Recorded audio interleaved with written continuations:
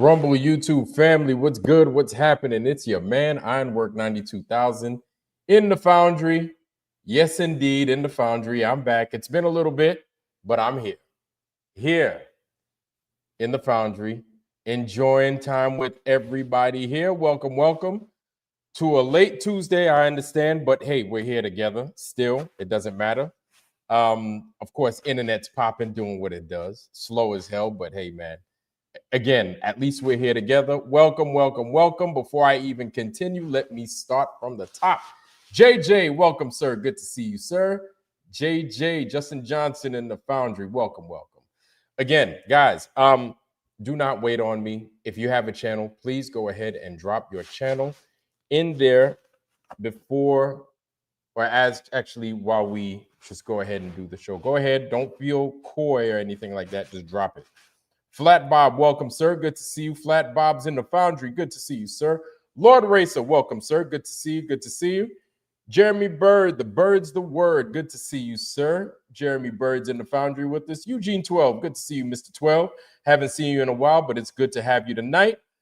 Plain and Simple Truth, good to see you, sir. Welcome, welcome. Always a pleasure. Good to see you, sir. Good to see you. Ida Hill, always, always a pleasure to see you, girl.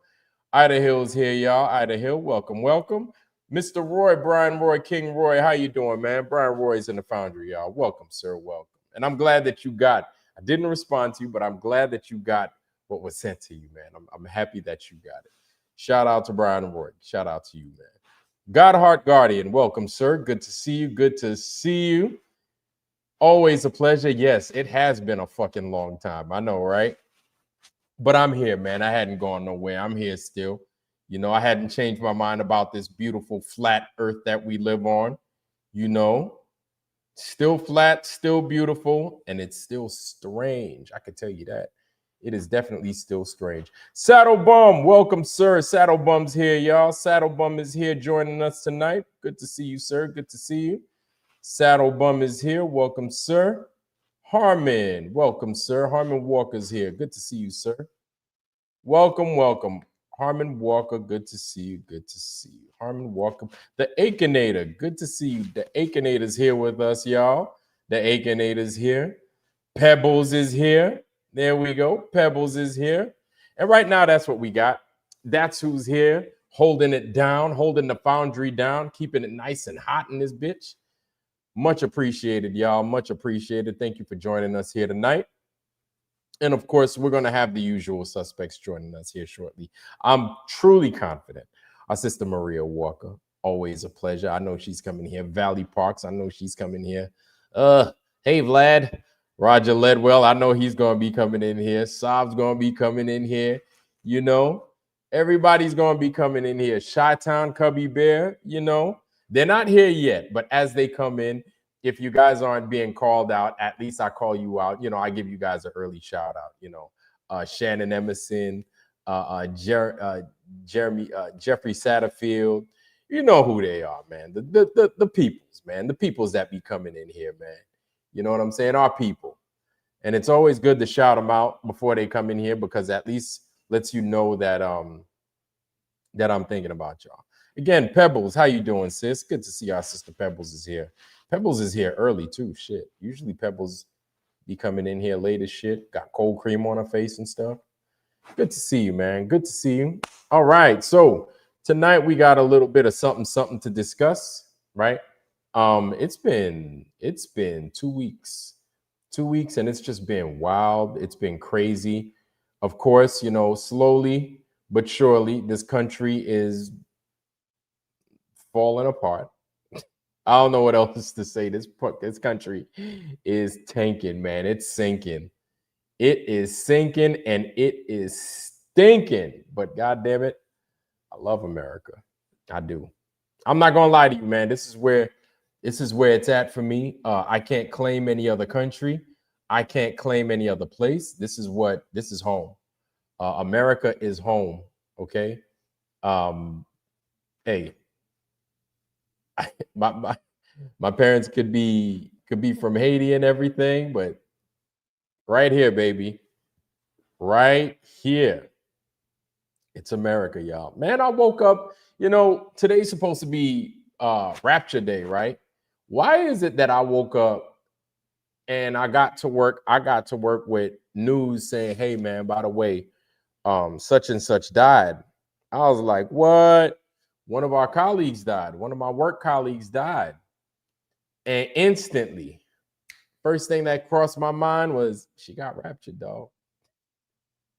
She got raptured. God's like, yeah, I'm not taking your meat suit, man. I'm taking that spirit that dwells within. I'm taking that damn suit that dwells within. I am not taking all of that down right now. I am not taking that dang body. I'm taking that spirit. Yeah, man. So it's crazy because every once in a while you got people talking shit, saying, "Oh, this is going to happen, that's going to happen." Look, man, the scriptures, if you want to truly believe the Bible, it says you don't know the hour or the day, right? Whether that's for the Most High to be coming down or whether it's for those things to be occurring. You don't know. We don't know. Hell, we don't know who we are. We don't know where we are. You know, we don't know who we are. We don't know where we are. So just that alone being said, like we got to understand that this place is strange and it is what it is, man. We keep it moving. So there's that. Um, of course, you see today's title. There's a lot of deception going on, y'all. There is a lot. Like it's here. It's here. It ain't going nowhere, and it is here to stay. It is not changing. The deception is going to get heavier and heavier.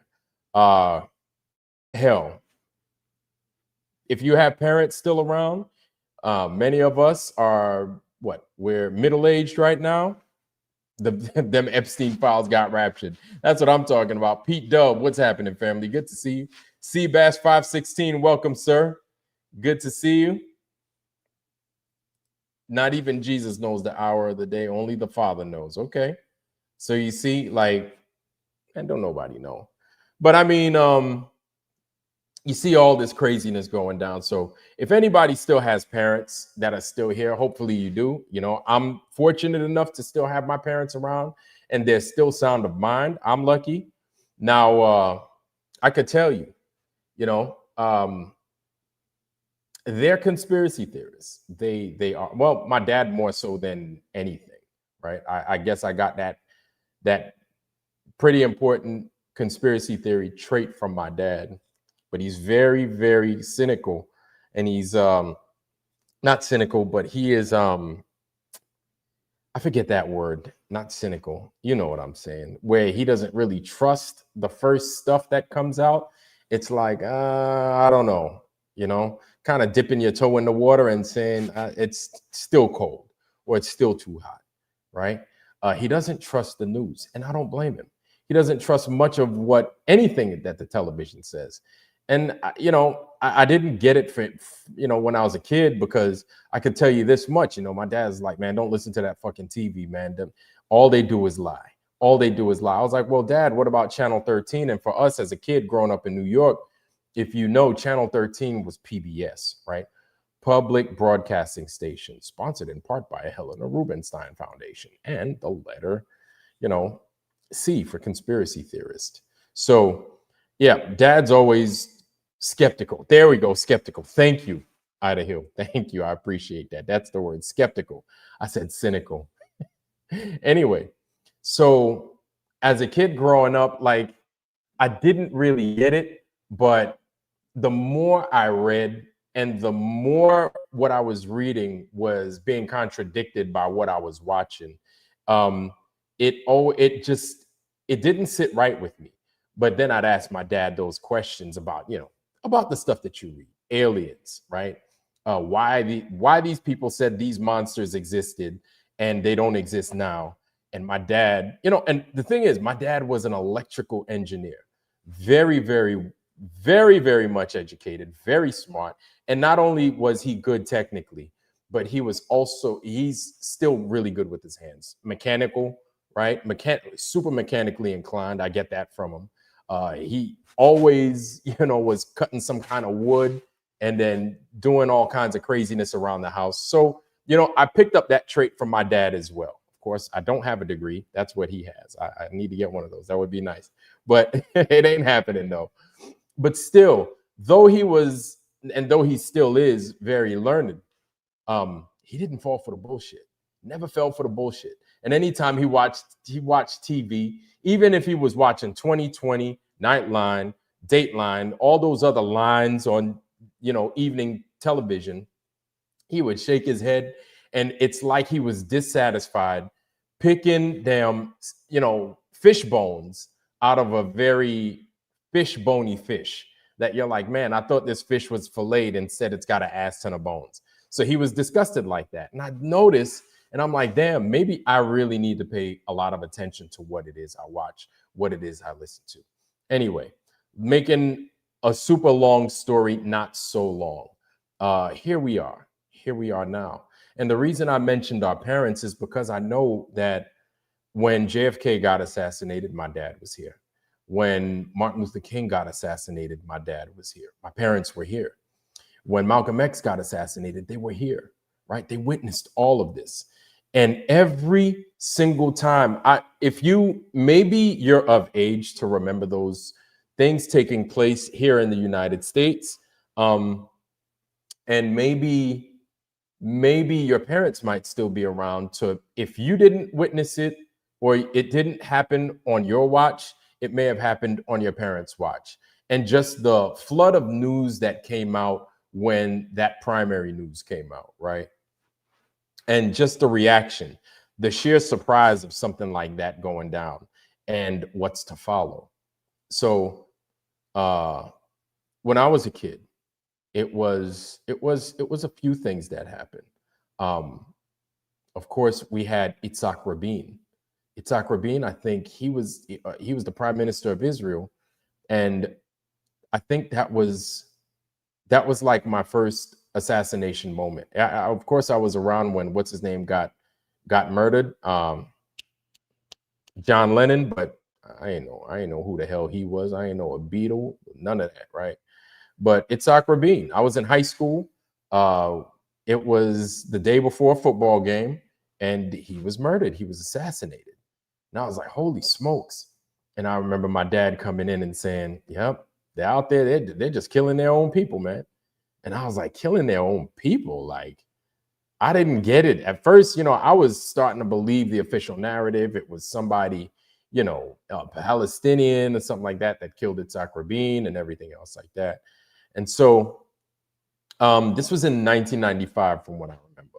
And so I was starting to get a better hold of the news. And so, I would quiz my dad and ask him like, Dad, well, why would you say that? You got Palestinians. They obviously don't like the man and this and that. And then he's starting to school me hardcore, right? About how peace negotiations, deals and everything between Israel and Palestine, at the time, the prime minister of Israel, Rabin, and I think the leader of the PLO and everything like that, which was Yasser Arafat, right? And knowing all that, and knowing that they were starting to wheel and deal as far as peace in that region of the world. And I was like, wow, well, why would they? It doesn't make sense to why they would get rid of them. And then, of course, after that, you had like few years, 6 years later, 7 years later, it was the damn 9/11 goes on. Actually, before that, you had 9/11 in 93. That happened. 92, 93, 9/11 happened, right? And then it happened to where, you had the towers come down, the three towers, you had the Pentagon get blown up.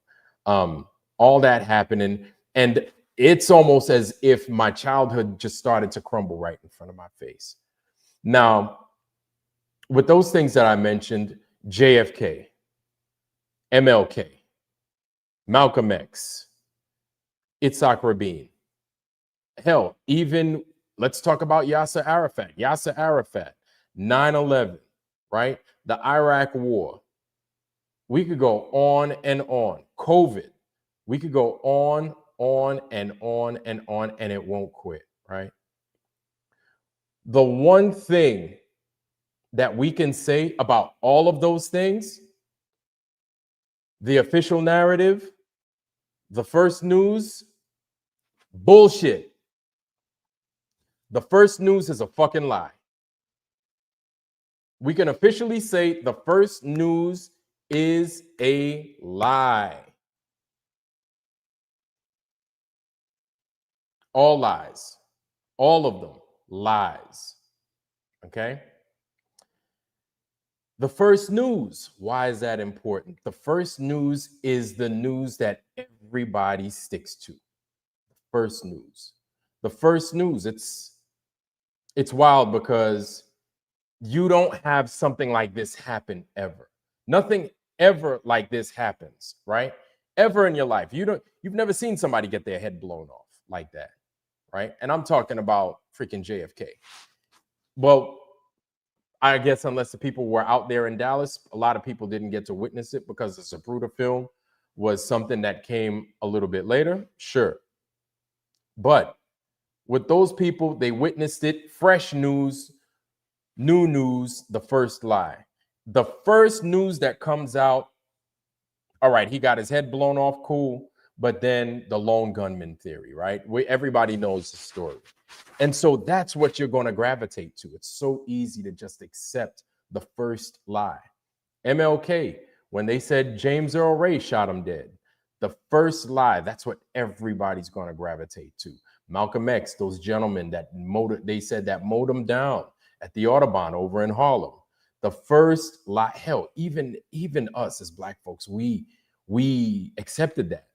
But then at the same time, we were like, damn, but it doesn't make any sense because the government really had a bone to pick with him, right? Hell, Fred Hampton, that story and how he was killed by the government. The first news is usually the first lie, the biggest lie, the most important lie.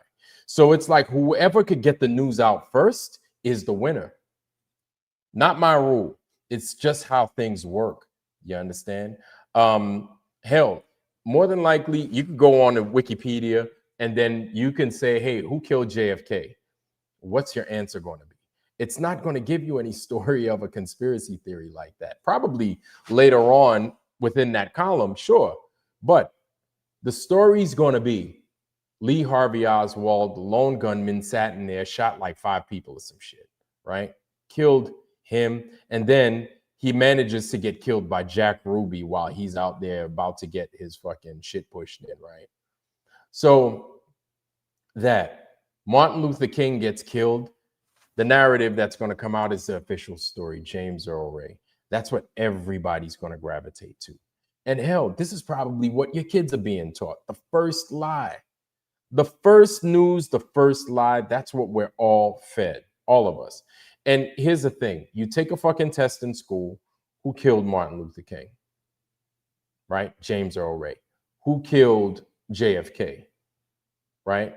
What's his name? Lee Harvey Oswald. There's no other answer. It was a conspiracy. It was these guys. It was Israel. None of that shit exists.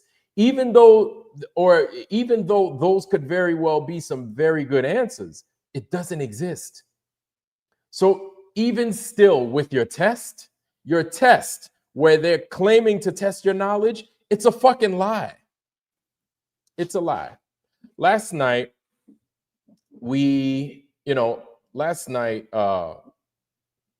shout out to Roger Ledwell. I don't know if you're on Roger right now. Roger's probably on Sal's channel. Hey, Sal. Yeah, I was on last night and those Glovers came on and they were kind of giving me a hard time, So Roger came on. Roger was on, so I fuck with Roger, Every once in a while, I'll come in and I'll just toy around, right?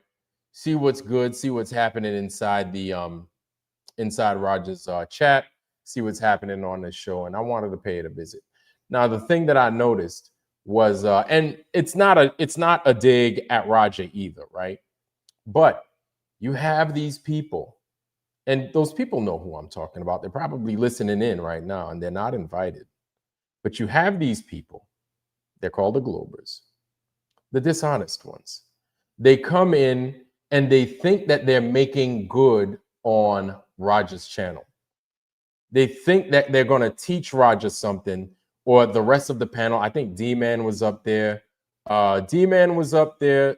Mr. Super Sidewinders was up there. Scott Level playing. I forget his name. But I think Scott Level comes on here from time to time, right? But these guys, they come in. Valley Parks, I was talking bad about you. How you doing, sis? Welcome, welcome. Maria Walker, I was talking bad about you too. How you doing, sis? Welcome, welcome. Pete Dub, I said, what's up to you? Linnea Cannon, how you doing, my sister? How you doing? Linnea Cannon's in the Foundry. Good to see you. Good to see you. All right, all right. Yeah. What else we got in here? Linnea Cannon, Seabass 516. I said, what's up to you? Yeah. Yep. Skeptic 936. Uh-huh. Yep. Yes, yes, yes. And you guys are here. You guys are here, and you guys, it's always a pleasure. Lock S Smart. Good to see you. Welcome, sir. So you guys are here, but we're sitting there listening to these guys, and it's the same thing, right? Listen, we got the first lie already. We got it, okay? We've already been affected by it. We've been affected by it, but now we have come to find our way out of it, okay? Are we fully out of it? No, not at all. There's a lot of deceit. Eugene 12, you hit the nail right on the head. There is a lot of deceit going on. There's a lot of deceit. There are a lot of lies being pushed out there, right? And so, I mean, we could go all day, talk about NASA. We could talk about the government. We know that, listen, we know that these guys are liars. It's not us that's the problem, okay? It's not us. And I hate to have to say it's the globe people that's the problem, but I'd say that it's just the vast majority of us, because we make up the people. The vast majority of us have a serious fucking truth problem. We just do. America doesn't have an education problem. It is I've said this before, and I'm going to keep saying it. We have a truth-telling problem. We just do. We just do. Even the small shit, we just accept it. It's a problem. It's a serious problem. It's a serious problem. And what I feel is that,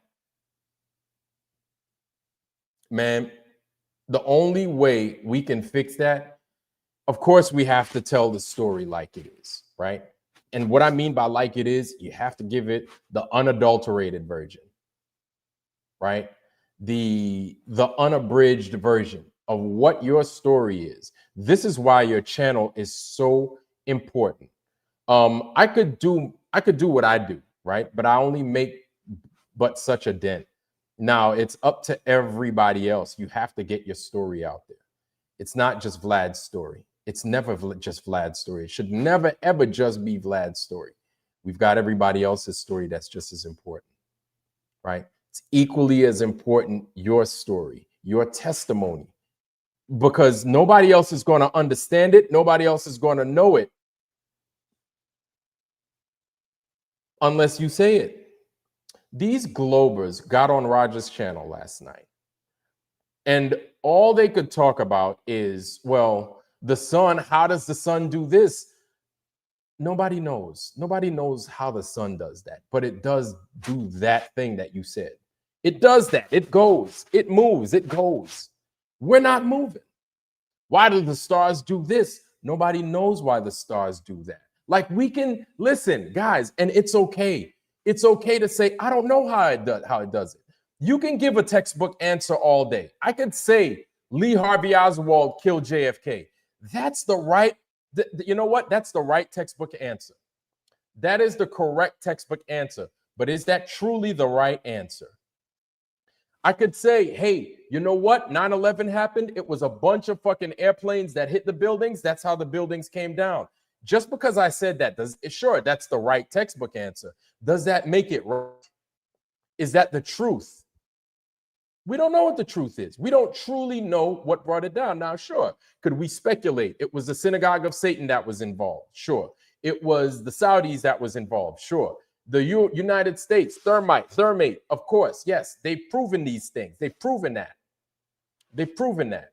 Sure, we can say that.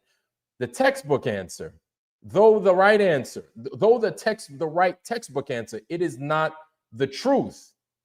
You understand? It is not the truth. So, flat earthers out there, if they ask you those questions, how does this happen? It's okay to not fucking know. You're not wrong if you say, I don't know, because you're giving a true answer. You're giving a correct answer because you don't know. Unless you're here and you're God and you created this level earth and the heavens above and the waters beneath and above, then you don't know.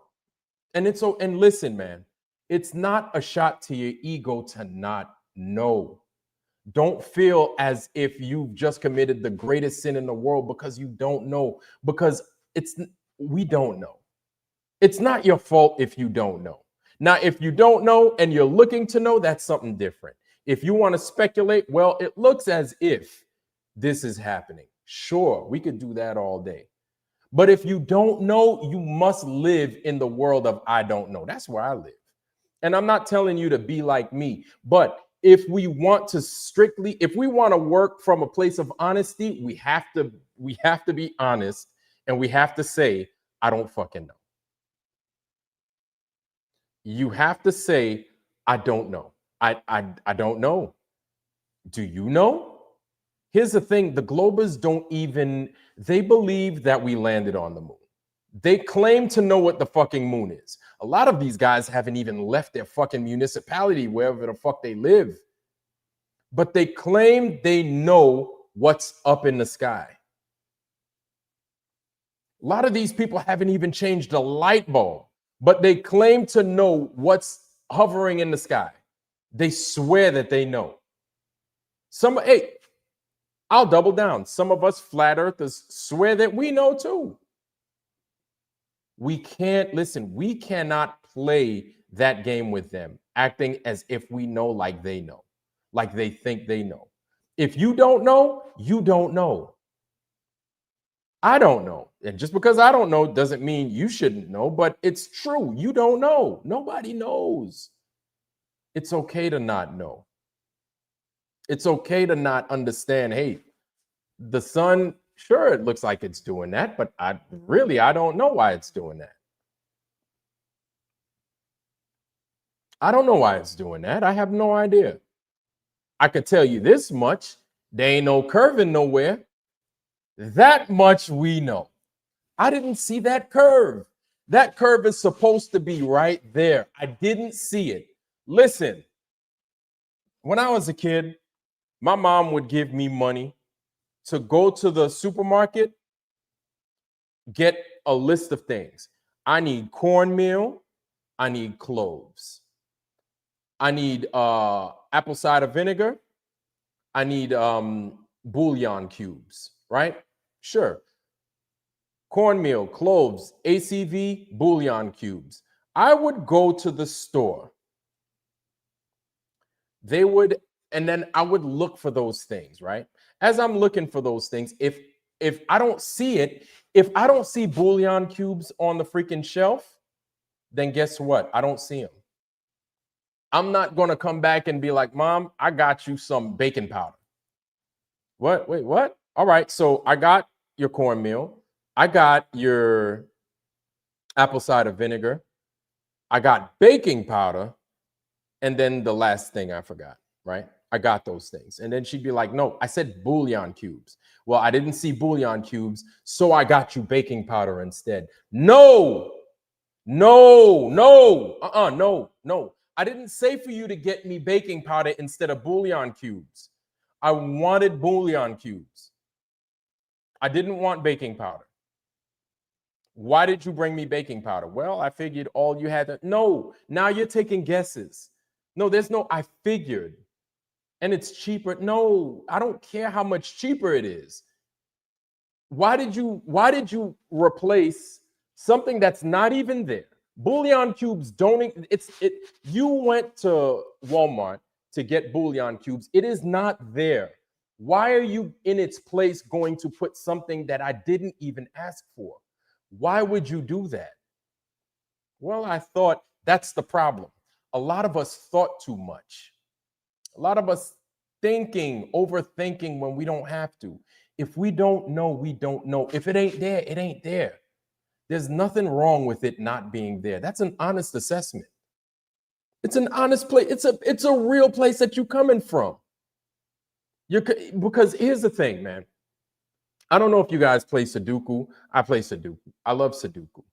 If you start playing Sudoku, there are numbers that you're given. It's on a 3x3 grid, right? 9 grids all together, and then 9 within 9. And the thing is that you can't guess in Sudoku. There's some people that guess in Sudoku and they still win the puzzle, but you didn't really win the puzzle, because Sudoku requires that you don't guess the numbers within the block.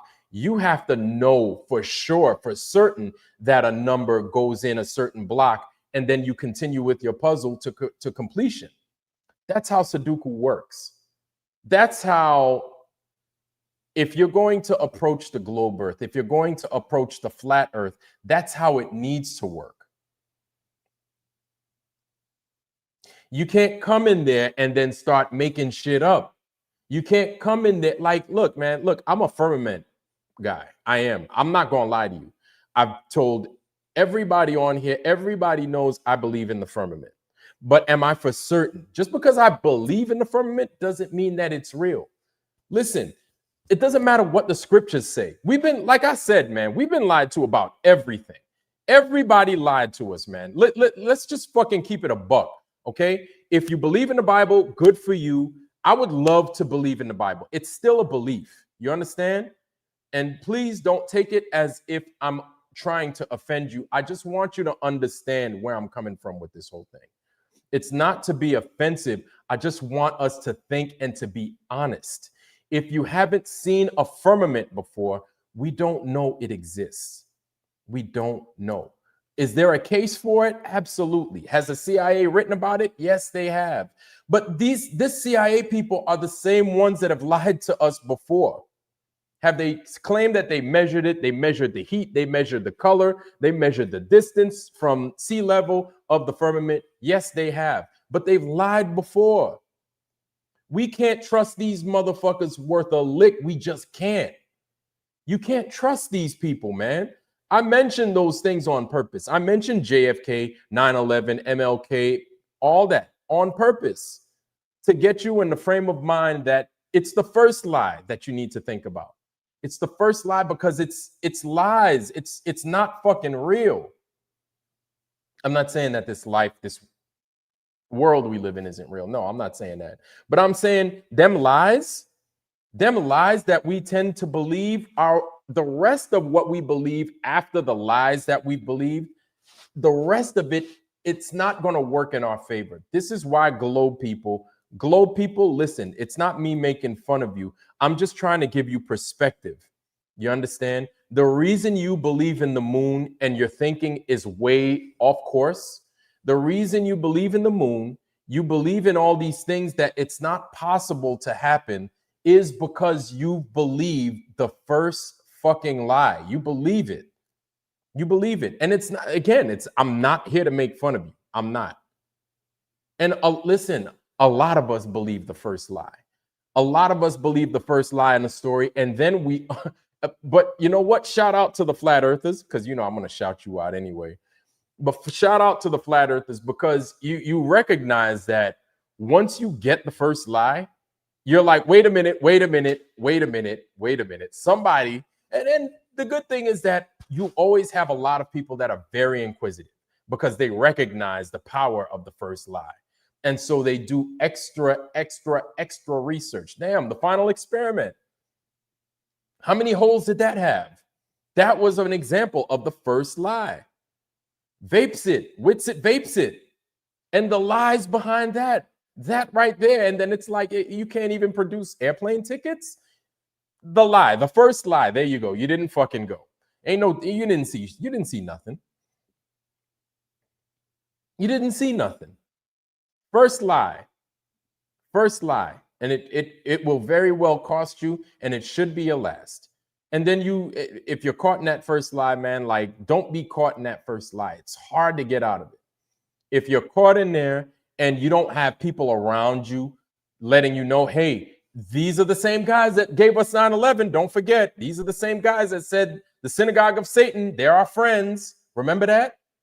Every once in a while, it's good to have people out there, the skeptics, the real ones, that are going to keep us on our P's and Q's and let us know, hey, the liars are abound. Don't fall for it. Harmon's real good for that. Harmon's real good for that. Shout out to Harmon. And I'm not saying the rest of you aren't, but you know, Harmon's very outspoken when it comes to that shit. Real good for it. Like, no, and here's the thing. We want to believe it. I understand. It's easy to believe. It's easy to just take it and just throw it in your bag and be like, all right, I'm going to take it to the checkout counter. This is what I want. And then it's like, no, that's not the right one. That's not what you want. Let it go. Like, put that back. Remember, you ever buy some shit that you're like, oh, this is the one that I want, because you're like, it's been on your mind all day. You see it. You're like, yep, this is the one I want. This is the one I want. This is the price I want to pay. This is the one I want. This is the price I want to pay. You go home, you realize, you're like, oh, fuck, this ain't the one I want. And then you look online, you look at another circular, right? Walmart has it at, $8.99. Target has it for $4. You're like, wait a minute. Oh, man, I could have spent a cheaper price. Plus, I got the wrong one. I'm all fucked up.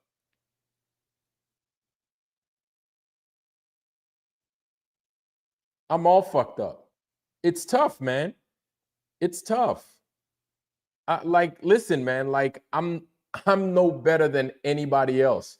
I'm not saying you're fucked up if you fall for the first lie. I've fallen for the first lie, right? I've fallen for the first lie for 9/11. I fell for it. After that, I was like, never the fuck again. Never again. Like, I was a big, staunch fucking against the war on terror, the war in Iraq. Big time. Right? I was like, what the fuck they got to do with anything? Oh man, like, it was bad. Like, it's like I was yelling in the wind and nobody could understand why. I wasn't for that. I wasn't for us going after Gaddafi. I wasn't for us going after goddamn Hugo Chavez and giving this guy cancer, ultimately killing this dude. People just didn't understand why. But now that we are where we are and we know what we know, it's still too late. A lot of us fell for the first lie. But after 9/11, I learned such a powerful lesson. I wish I would have learned it earlier, but everybody comes into their own when they do. And it's okay. It's okay.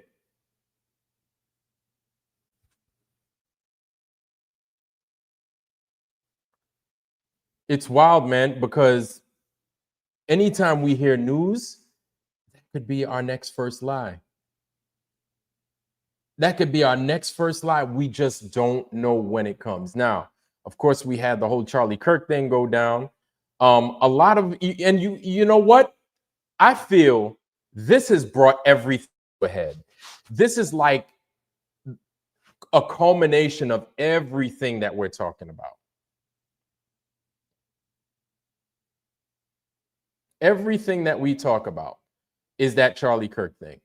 It's because they're using these first lies against us. Now they're using, not saying that they haven't already, right? Because the after effect of 9/11 was the Patriot Act. And you saw what we gave up because of that.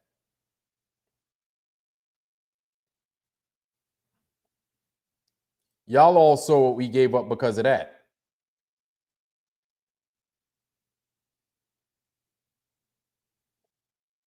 And so now here we are. Again, first lies, the first line of lies. But you want to know something? Shout out to y'all. We caught it in time. Whether you think Charlie Kirk is still alive, whether you think he was killed, but not in the way they said it was, or whether you think it was a hologram, something ain't right. Here's the thing. At the end of the day, it doesn't fucking matter because something's not right. They're lying again. How about that? That's all we need to know. Doesn't matter how the fuck they lied about it. The fact is that they're fucking lying again. Lies again. And so I'm saying all that, and I'm mentioning the first lie because I'm going to bring it back to what we talk about normally, the flat earth. So you mean to tell me that that's real? After all you've seen, here we are. September 24th, I think it's midnight, or it's almost midnight. September 23rd, 24th, right? Depending on where you're at. If you're in Europe, it's 24th. Happy Wednesday. Depending on where you're at, it is now. Look at where we are. And if whether you're a glober or you're a flat earther, look at where you are.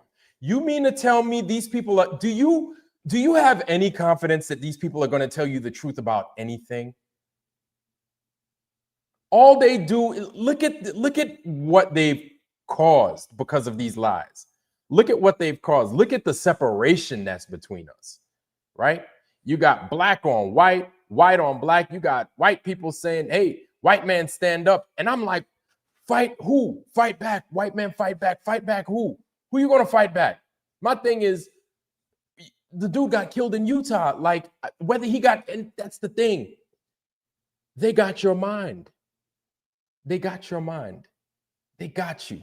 They got you right where they wanted you. These people are full of deceit and they lie time and time again. And it's to get your fucking mind. They pull that fucking wool over your eyes. And then they try to say, hey, you better not talk about this. You better not talk about that. Well, why the hell not? All you're doing is lying. Hell yeah, we're going to talk about it. My thing is, not only should we talk about it, they need to be punished. It's not just they get to lie about it and get away. No, they need to be punished. That's it. That's it. If I went to court and I lied about something and I got caught, that's perjury. I think that's perjury, right? That's lying to the court. Especially if you put your hand on the Bible and then you swear an oath. You know, in the military, if you go out there, right, and then you don't do your part and uphold the Constitution of the United States, right? That's treasonous. That's treason. You're lying. You're under oath. You're lying, right? By not performing your duties to the best of your ability. That's basically you're lying. So these guys have to do the same thing. They have to swear in and they have to do a duty to this country. If you believe, see, here's the thing.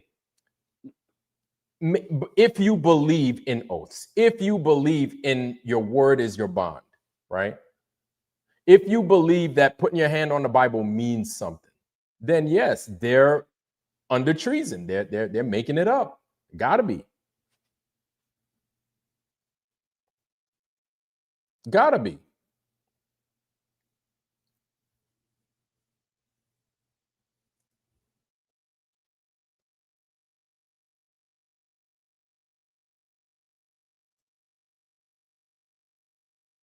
So it's that first lie again. And when we go back and we look at Roger's channel, we look at what's going on last night, they're sucking us in, y'all. Like, don't fall for their shit. There's a reason why these globe people, nobody wants to watch their shit. I'm not, listen, I only got like 20 people watching right now. That's fine, man. I'm fine with that. I don't need a whole audience. You guys are enough, right? But when we see these guys out here that are talking about the flat earth, right? Yes, you want people to learn it, but there is no more debate. There's no more debate. Listen, you can't teach somebody the flat earth and they get it the same way you can't teach a motherfucker that ain't got legs how to ride a fucking bike with legs. Or you can't teach a motherfucker how to ride a bike that hasn't experienced bike riding. You can't explain that to them unless they do it for themselves. Stop trying to debate these people, man. They're stuck with the first lie. All you could do, hand off the information. Here you go. Please go do it yourself. Go out there and do it your goddamn self. Do it your fucking self, man. Grow a fucking pair of nuts and do it yourself. It's not hard. I'm not that smart. I did it. I followed the fucking recipe book. I did it. I got the results I didn't fucking expect. Listen, there's a reason why I'm talking about this flat earth, right? To me, I feel that this is the ultimate truth. There's no, I just learned this word a few months ago, grifter, grifter. I guess it's when you pretend to be something and to get along with people that you ain't. Grifter. And I've been called a grifter. And I'm like, I didn't even know what that was, but I felt kind of, important. I was like, oh shit, they call them big channels grifters. I was like, I'm a grifter now. That's pretty cool. You know what I'm saying? But then I'm like, oh, well, I'm not a grifter. Like, nobody wants to be ridiculed for being a flat earther. Nobody wants to be called an idiot for being a flat earther. Nobody wants to get their feelings hurt. But at the same time, we don't mind getting our feelings hurt if what we're doing is delivering the truth. If it's the truth that make you ridicule us, then we're just going to keep giving you the truth until you look for yourself. You have to look for yourself, though. You have to look for yourself, though.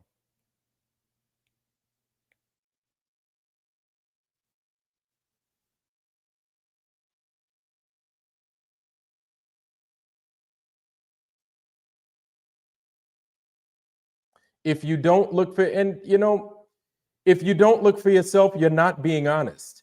And when we say you globers aren't honest, there it is. The proof is in the pudding. You do our work for us. Do you know that? Do you know that there are people that watch this and they're like, well, who the fuck is saying all that? I was like, those are globers. Why?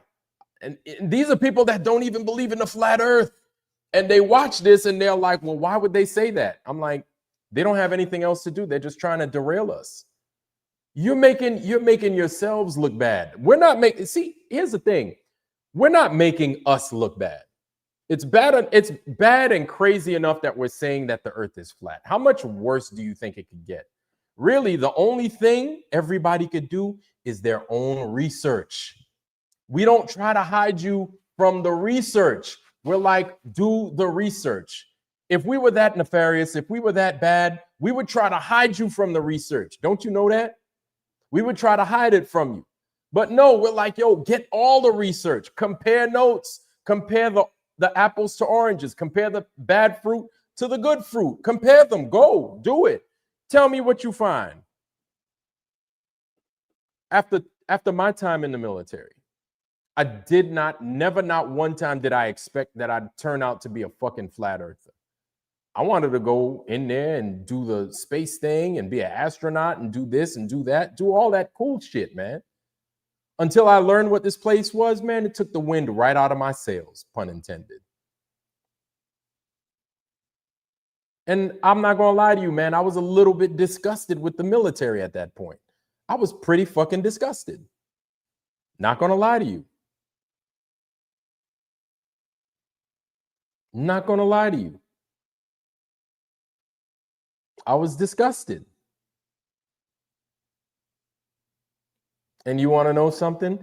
There are a lot of people in there that they'll never get that experience. They'll never get the experience that I got. And I was fortunate, right? It turns out that I was a flat earther the whole time. Because if I would have seen a curve somewhere that didn't belong, would have fucked everything up. But that wasn't the case. It was never the case. It was never the case. But unfortunately, people won't. A lot of you guys might not ever see a submarine in real life. A lot of you guys might not ever have been on an airplane before, right? A lot of you guys might not understand these freaking calculations and base them in real life and see how these things work. A lot of you guys won't. The vast majority of you guys won't. It just is what it is. And it's not me talking shit. It just is what it is, right? So you're going to have to take yourself out there, out in the field, and you're going to have to do a lot of these experiments yourself. There is no more, oh, I saw the sun do this and my friend had his it doesn't, listen, you see that chandelier up there? That chandelier is all kinds of fucking shapes. It's all kinds of fucking brightnesses. You see this shit underneath my feet?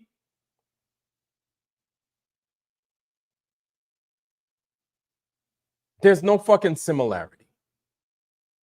There's no similarity between this chandelier and the floor underneath my feet.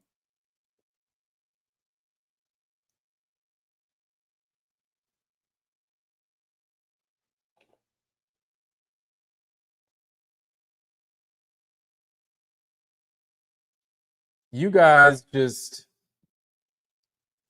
whether you're a glober, whether you're a flat earther, I don't know if it really matters, but it's just important to recognize, man, we don't know everything. We don't know. So what I would recommend, globe people, is that you just do the small stuff, man. Just go out there, run your own experiments. Run the experiments that we've run. You've got a guy named Taboo Conspiracy, and I'm sure you guys make fun of everybody. You make fun of all of us, and you guys it's so weak. You're so weak in your dishonesty that we do these tests. All you need to do is replicate. That's it. That's it. All you need to do is run the same test we did, get different results. That's all you need to do. Prove us wrong. You won't do it. You can't do it. You can't do it. That's how weak and dishonest that you are. You're fucking McToon, goddamn Simon Dan, the Dave, prostitute Dave, all of them. All of y'all are mad disingenuous.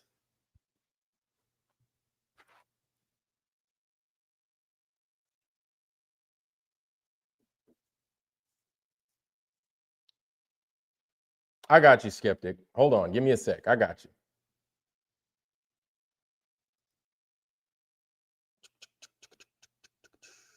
Skeptic, you're good.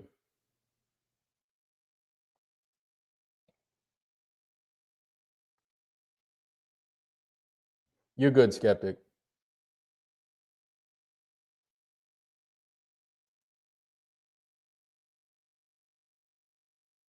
So give me 1 second, family. 1 second. One on one, I wanna play that game tonight.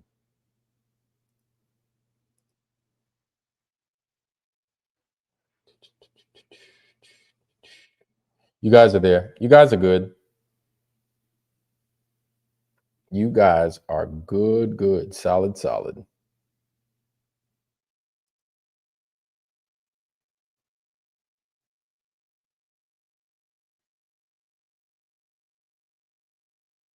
You guys are good.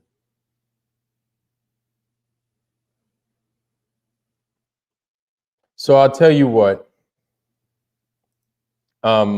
We're in a wild place. Like again, I'm not going to tell you how you should conduct business, whether you should conduct business. Tell you it's not fair to you. This is your channel. The good news is that you're pushing the flat earth.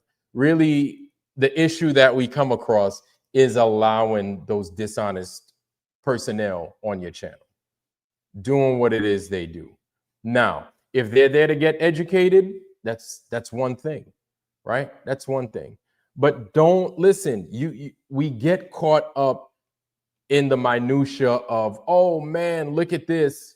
Man, look, I don't know why the sun does that. Maybe I need to. It doesn't matter. It doesn't matter why the sun does that. It just doesn't fucking matter. It doesn't matter. You got to realize, man, these guys talking this shit to you, they don't understand how they fucking get power in their house. They don't understand how water comes into their house. They don't get it. Like, they don't understand those basic principles. Do you really expect them to understand what the hell the sky is doing?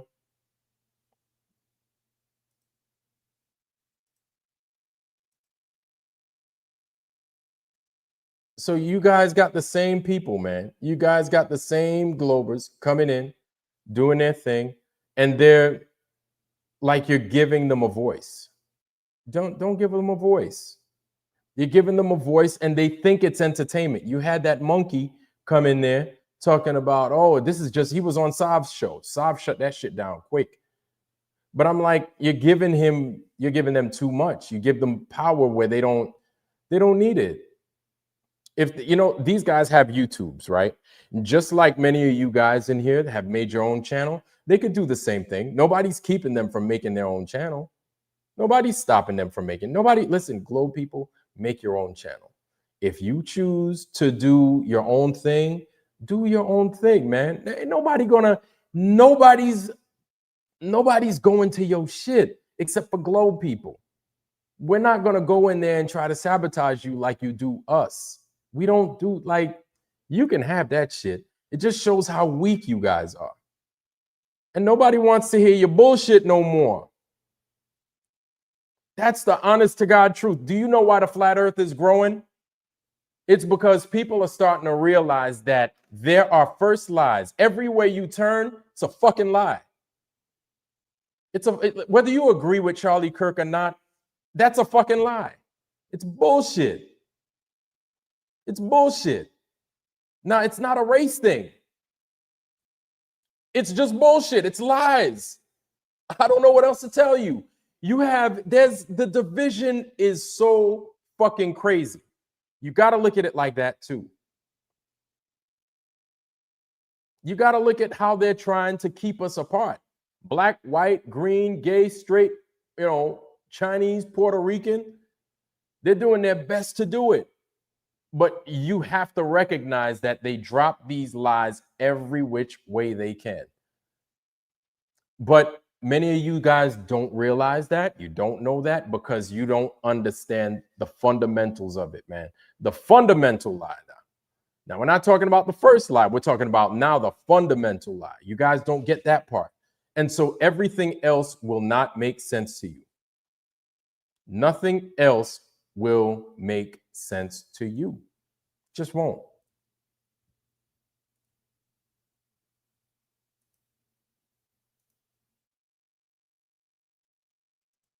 Just won't.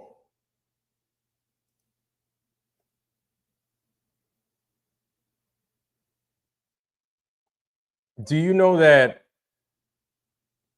these kids getting molested and raped, it's those same people. These kids fomenting this division, it's the same people. The molesters, the rapers, the people that harvest your organs, the ones that put shit in the goddamn water, that put shit in the air, that put shit in the soil, put shit in your animals, and poison everybody and trick everybody and get everybody sick. It's them. It's them. And if they're not directly doing it, they're supporting it. They're supporting it. You know how they support it? Oh, what you said is a lie. They don't do that. They don't poison the fucking water. Get an education. You don't have a degree like I do. I know because they wrote a fucking paper and it was peer reviewed. And they said on that peer reviewed paper, they didn't poison the water. That's how I know. Because they didn't fucking do it. They didn't poison the water. You're a liar. And you want to know something? Those people have the best English. They have the best vocabulary when they fucking lie. They have the best they have the most money. And they have the most bodies that are going to defend their bullshit. And then you know what's going to happen? They're going to gravitate to what looks better, what's got more of the funding, what's supported better. It's got that nice little music playing in the background. It doesn't look crummy like my shit looks all janky and stuff. I'm like, look, these guys, they're dishonest. Whether they look good or they look bad, they're fucking liars. It doesn't matter. It doesn't matter. But you want to know something? They know to dress it up. They dress up a pig and then they deliver it to you telling you that you're eating steak. They dress it up and they deliver it to you, tell you you eating something else, and then a lot of folks fall for it. And then you globers, you fall for it. And then you want to know something? When you start eating that poison, you become poison. You start thinking like those people. You start acting like those people. And really, all we're doing is we're putting the truth out there. You don't have to agree with us. You don't. And there's no, like, you're going to have dudes out there like Roger that's going to debate you. And Roger, we love you, bro, but you're wasting your time, family. These people are of the world. Listen, I'll tell you what's so damn strange. We don't know what this moon is, right? There's a lot of speculation, or some speculation, saying that this moon and this sun is not tangible, right? We can't touch it. We can only see it, and it has effects on us, but it's not something we could just put our hands on. That's fine. These people of this globe have found a way to make everything corporeal, like physical. They've given everything a physical property. It's almost a spiritual thing. If you think about it, everything to them must have some physical construct. Must. To where even the sun and the moon, something that we don't even know what it is, they've given something that they don't know what it is, a physical property. Oh, you can touch it. It's got a gravitational pull. It does this. It's this big. It's definite in size. You don't fucking know. Nobody fucking knows. Nobody does. Nobody does. So here you go. You have taken it upon yourself to tell us about something that even you don't know what the fucking true properties of it are. And you've given it physical dimensions. You don't even know what the fuck it is. The physical is so important to them.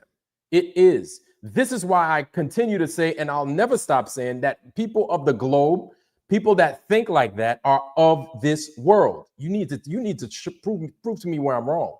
They are of this world. They are of the physical. Everything needs to be physical for them, for it to work. It needs to be something that you can put your hands on for it to work.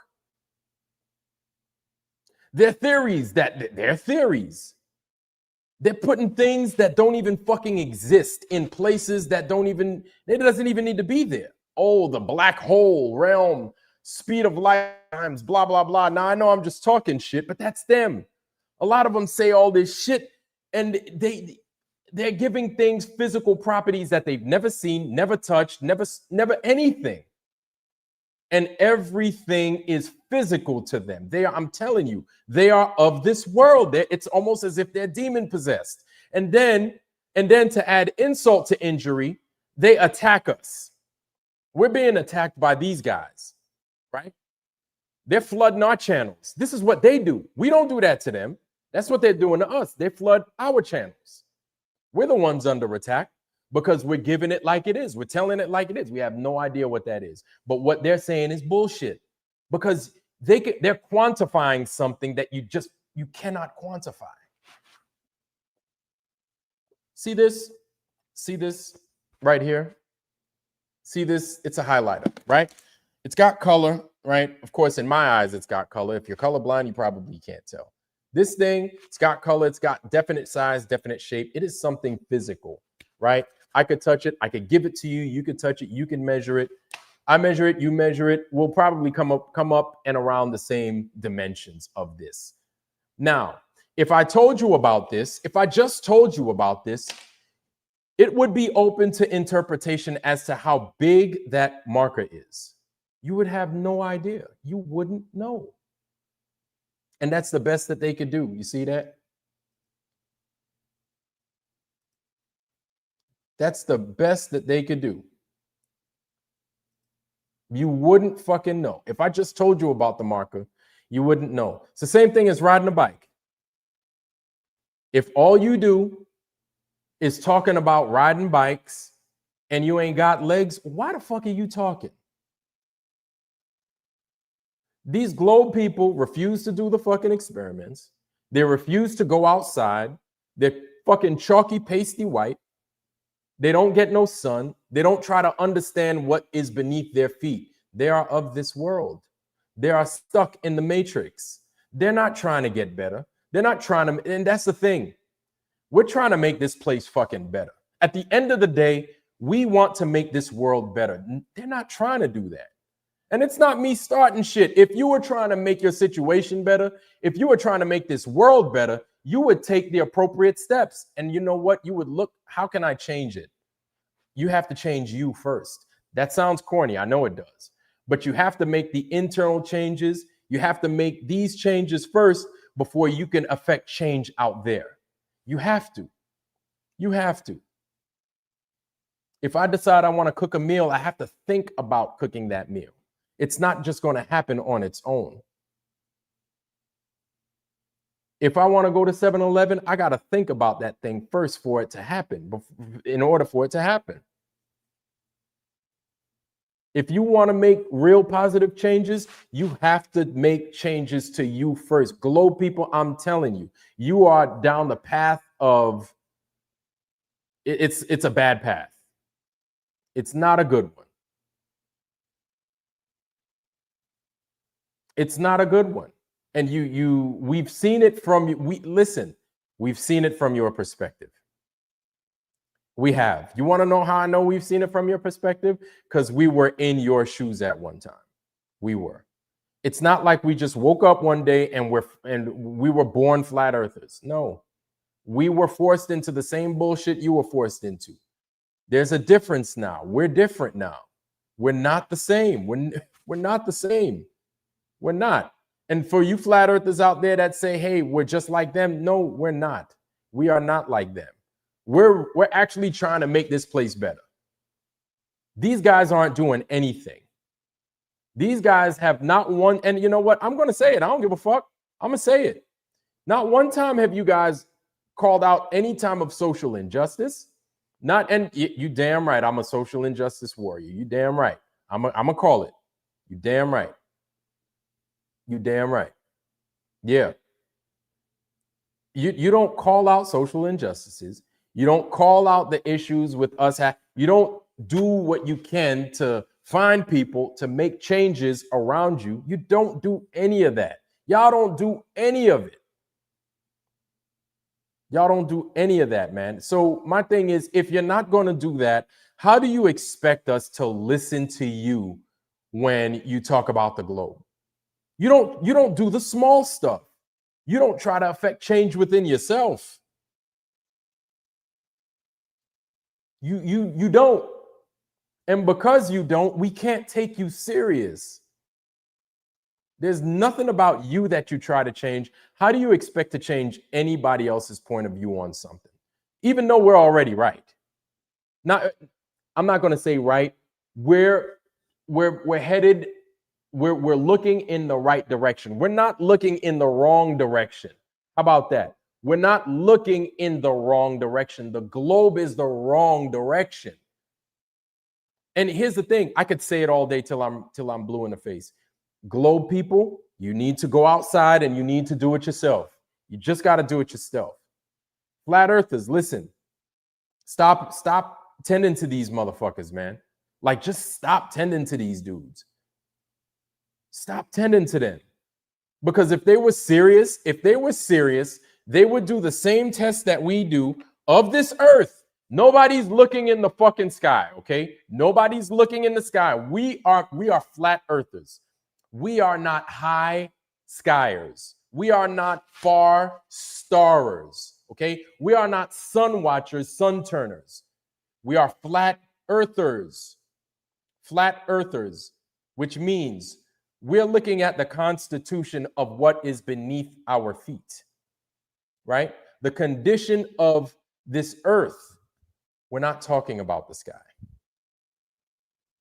You guys get caught up in the minutia of the sky. Walk away from this, get away from the sky for a little bit, okay? Get away from the sky, start involving yourself with the flat, level, plain earth. Or, you know what? Don't even try to look at it if it's flat or if it's curved. Do the same measurements that we've done. Do those same measurements.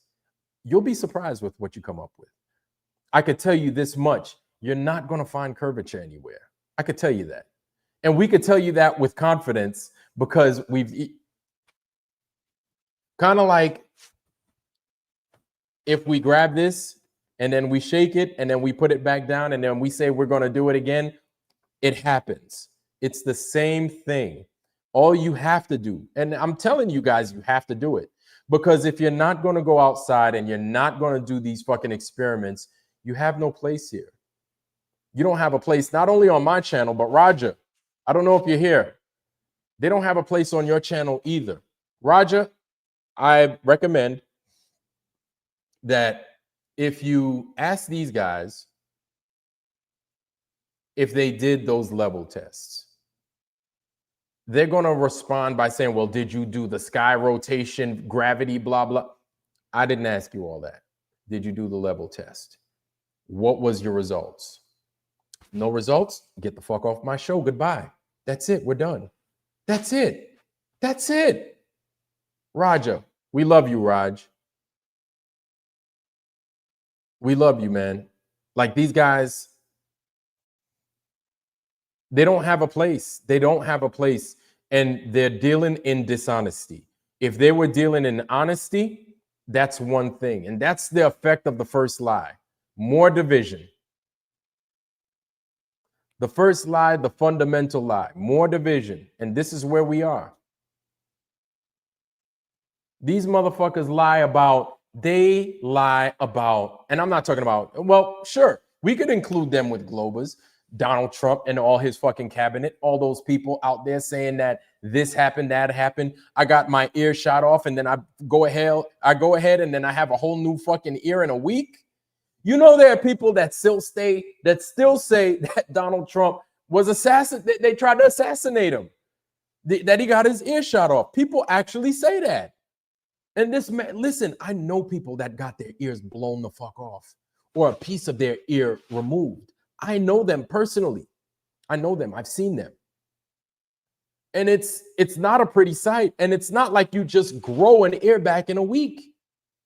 You got to go through all kinds. You got to go through rehab. You're all fucked up. And depending on what happened, whether your ear got blasted off, you're probably deaf and you're not going to be hearing the same out of that side of your head for the rest of your life. It will not be the same. So how does this man get his fucking ear shot off and then he grows it back within a week? More lies, man. More lies. Listen, these are the same people that bought you 9/11, that bought you the COVID shit. They brought you goddamn the Iraq war. They brought you the USS Liberty. They brought you the synagogue of Satan. They tricked you into believing that the synagogue of Satan is your fucking friend. And you want to know something? A lot of us believed it. We believed it. We fell for it. A lot of us did. A lot of us are guilty of it. We're on this side because we're on this side. We know better now. We know better now. It wasn't always like that for all of us. The Levant affair. Perfect. Yes.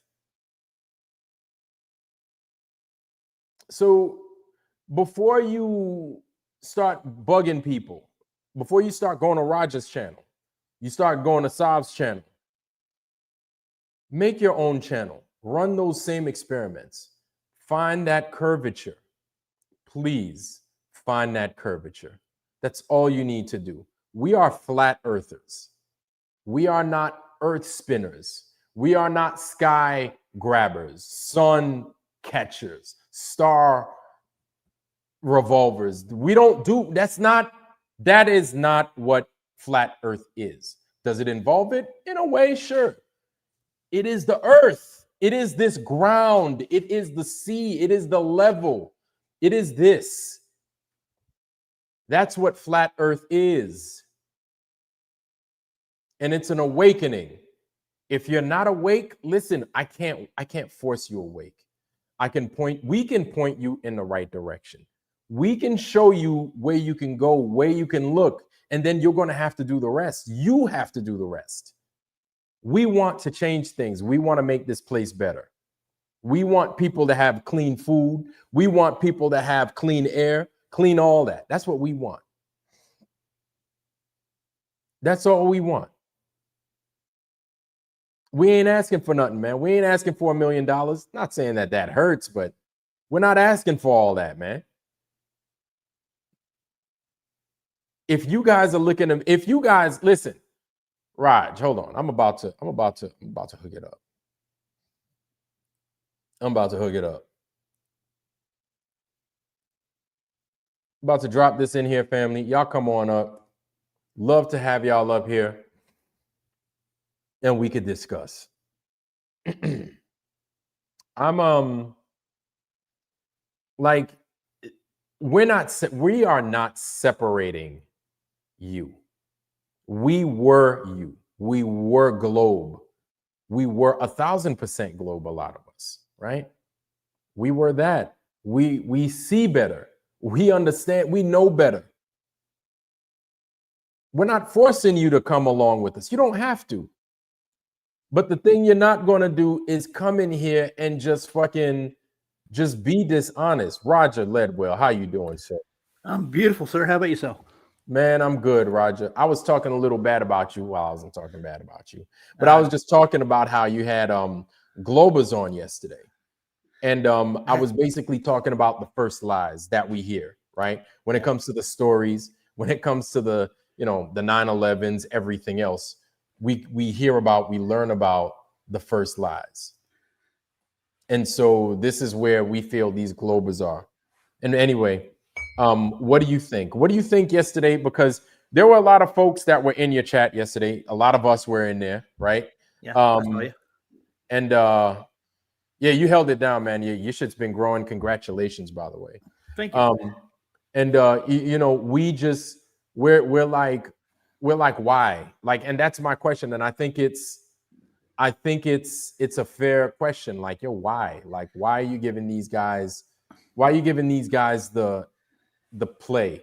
Why are you giving them room to talk? Like, yeah, let us know. Fill me in. Okay. The last couple of shows that I've had, I let Monkey Cat Pat come in, and he insisted he wanted to come in. He wanted to talk to JJ. He had an offer for him.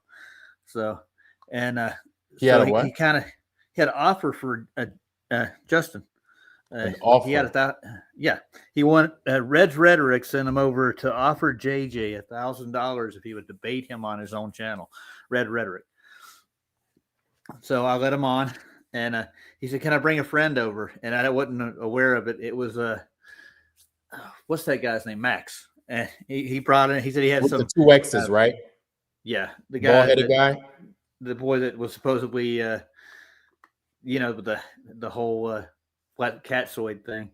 what? I'm sorry, what? He the guy who basically hijacked the face page and changed the. Oh, right. Yeah. He wanted to apologize for that, and then I didn't realize it this time. Monkey Cat Pat came on, and he said, "I wanted to bring a friend on again." He wanted to bring him on again. We didn't let him do that, and then I see Spin just hopped on and started like, "I got to help my friend," and we held him to task. That wasn't planned or anything, so I had no idea that was going to happen.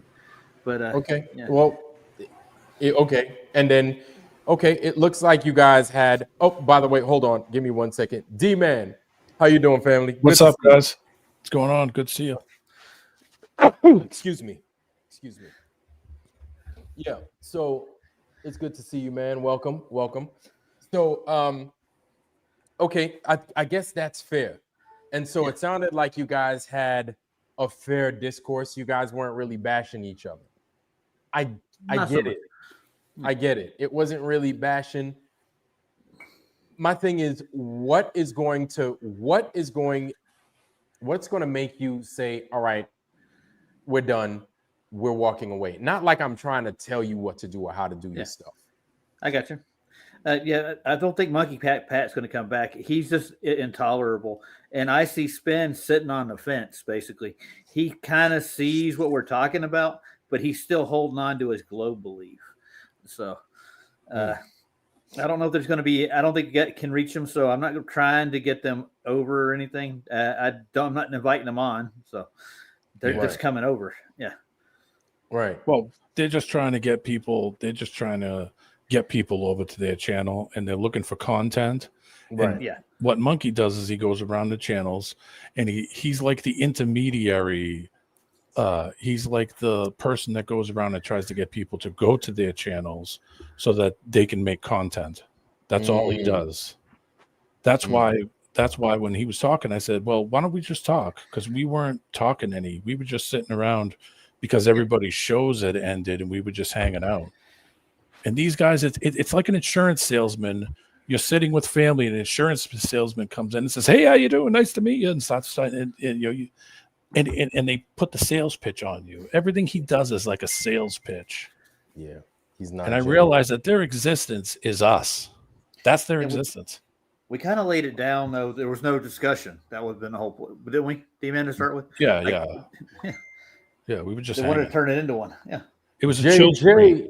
JJ, Yo, what's our brother good, JJ's fellas? in the foundry. Good to see you, Hey, JJ. family. Hey, how's it going, guys?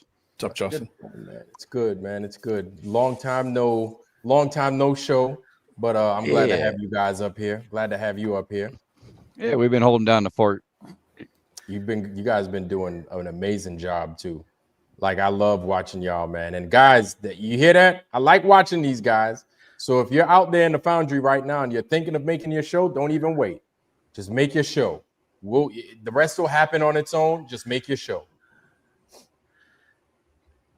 Yeah, so to add in on the $1,000 offer or whatever, I'm definitely gonna decline it. But I'm sure that'll come. Just like you did. You get called a coward, and every name in the book. Intimidation. They intimidate. Oh, yeah. I think we stick to our guns, and eventually they'll just get bored of it. As long as we ascertain them, like you said, they need us, and as long as we're not there and react to them, then they will dissipate, and we'll be left with people that intellectually want to have honest conversations. Yeah. Well, like I got out of IC Spin, I got 3 concessions out of them. They don't want to talk about proofs when it comes down to it. They just want to talk about what their so-called proofs.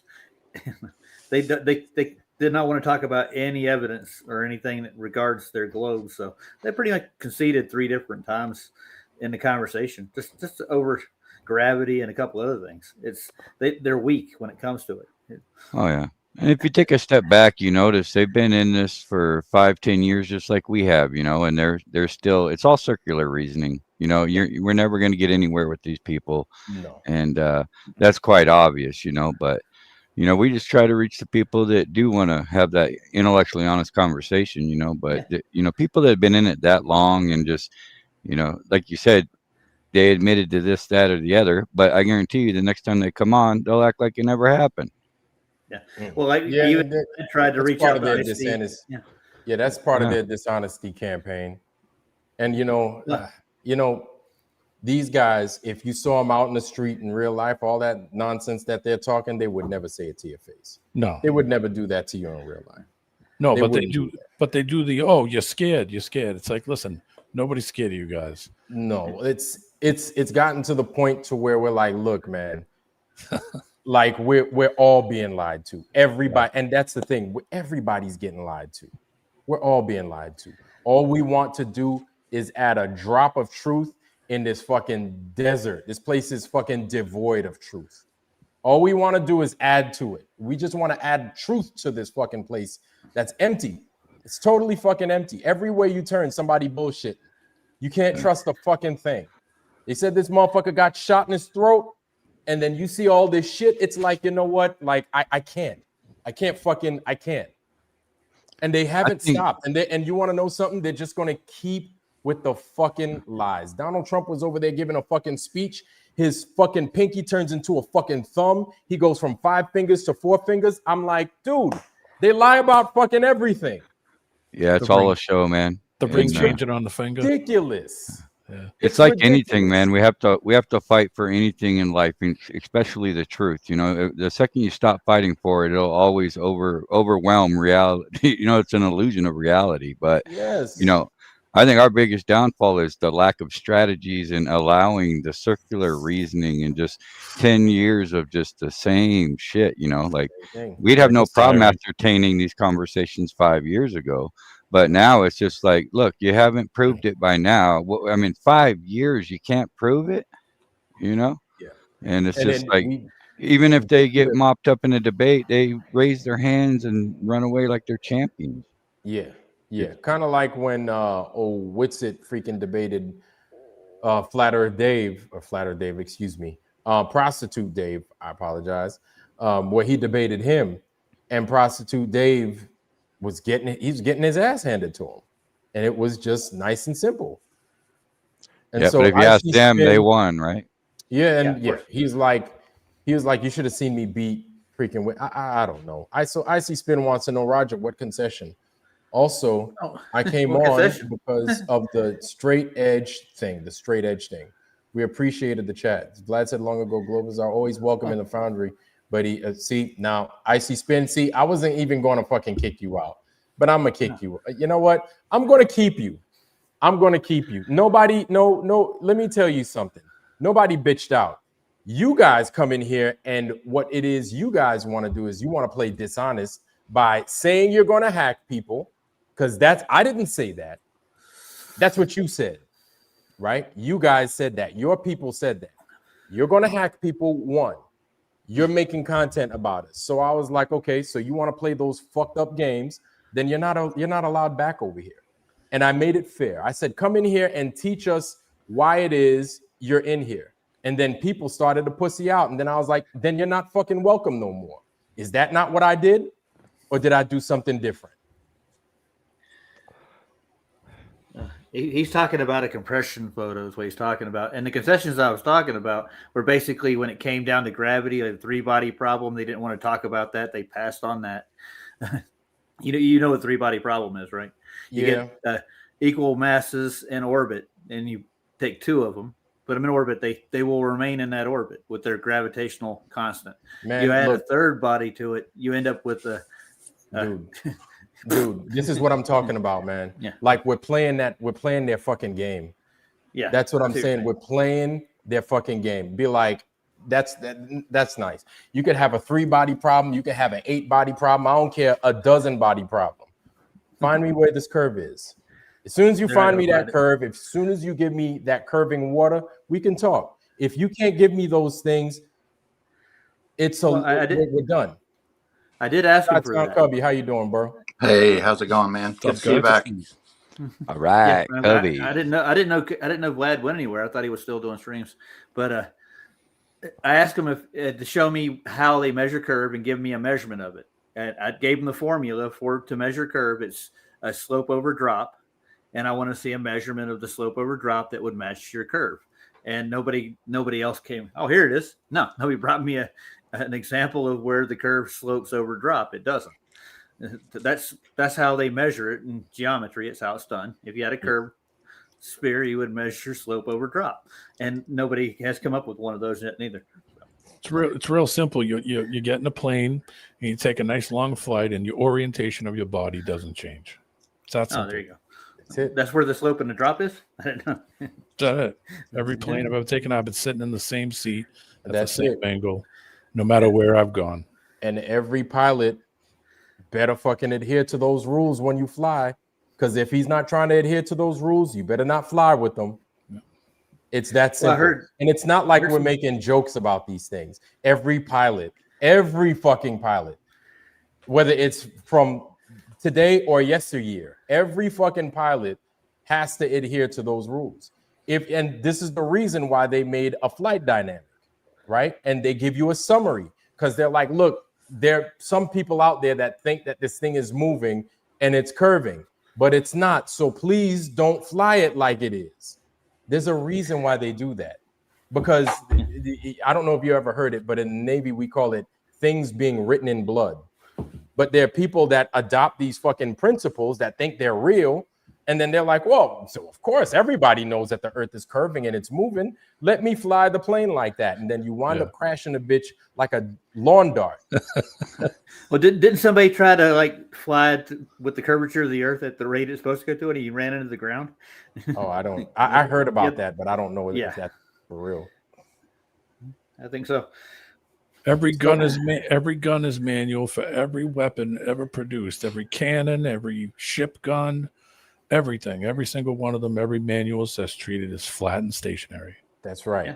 It is. You point Every one and of them. you shoot.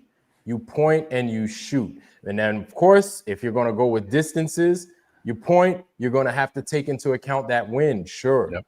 But you're going to Windage. point. You're going to shoot. Yeah, windage. Elevation, but that's about it. Yeah. Yeah, Yeah, and you- elevation. Yes. You're bringing it up and you're adjusting for left or right, which is, wind conditions and such. Yep. I know these new ships, they have auto leveling to keep the barrel at a level no matter what the ship is doing. It's automatically does it. Oh yeah. I mean, like I said, every artillery piece, anybody can go online and read an artillery piece manual. It Yep. tells you right in it every time. And you want to know, like I've mentioned before, that a lot of our battles were fought around the equator in the Pacific. That's where the most movement's going down at. You understand? Supposedly that's where it's supposed to be moving the most. That's where it's supposed to be turning the most. Well, The the Earth. water's supposed to be deeper in the equator. That was the other thing too. Yeah. It's supposed Yeah, it bulges out. to Yeah. bulges out. Yeah. Yeah. Yeah. So all kinds of No, stuff it's supposed to be happening, and ain't nothing like that happening, man. Ain't nothing like that happening. So we're not going to give them the flat earth lesson no more. Like if you guys want to learn about the flat earth, you're more than welcome to learn about the flat earth. But it's just crazy because we're giving these guys longevity when we host them. You understand? When we give them an opportunity to, unless they're going to explain to us, hey, this is why we're, at least here on this channel, this is why we're fucking with you. This is why we come in here and we spy on you. And I'd be like, well, that's fucked up, but you do know A, B, and C. And now I feel it would be a teaching lesson. And I think that would be fair, but we can't play fair with these guys. It's now become a cruel thing. It's now become, it's blow for blow. Like, I'm going to keep telling it like it is, whether they like it or not. Yep. There is no friend making over here. That's it. Like, they burnt that bridge. Yep. Yeah. These are the remnants of the TFE, right? This is the best they got to Yeah. offer. This is what's left. It is. And it's pretty And sad. They're just looking for their viral moment, right? Yep. They just want to Yeah. try and make it and on YouTube or wherever, TikTok, Discord, whatever the hell it is. But anyway, It's not they genuine. don't have any good intentions behind anything they do. It's just to come up and clip one of you guys or me or whoever and, Yeah. make little shit for their show. But yeah. Yeah, They they've all couldn't admitted answer- that. They couldn't answer why the sun does what it does in that video, Chasing the Sun, the one that Terry Arkin made. They couldn't Mhm. answer that at all. And We the asked video them that. play- No, they- Yeah, I'm like sorry, I said earlier. Go ahead, D-Man. I was just going to say the video was playing right in front of them. They were looking right at the sun. So I simply just asked, well, what is the sun doing? What are you seeing it do? It's not going up and down. It's at the same height. Okay, so you're looking at the sun as it's going by you. Well, what's it doing in your vision? And then you know what they do? You know what they do? They're like, well, have you heard about the Jackson Mercator fucking gravity experiment? You haven't heard about that one, did you? Yeah. It's like, dude, what the fuck does that have to do with what I'm showing you here? Yeah. It has nothing to do with that. Oh, well, you didn't tell me about what the rover is doing on Mars, did you? See, the reason you don't know is because, and it's like, no, nobody's talking about that. It's Like, diversion. They nobody's talking divert. That's Right. all they do. If they So- truly thought we were stupid like they claim all the time, they wouldn't be here every single day of the week and paying us $1,000 to debate. Right. I don't know. It's pretty telling in my eyes. Yeah. Red's $1,000? rhetoric. Yeah, Red's rhetoric's got a bug up his ass since Flatsoid showed him up. So he's trying to take anybody out of the flat earth he can. He's been on a mission. Yeah. That was Like, just the other day, wasn't it? Yeah. Didn't he just Yeah, debate him the other day? it was the other day that I saw Flatsoid up there just Yeah, he did. slap him up a little bit.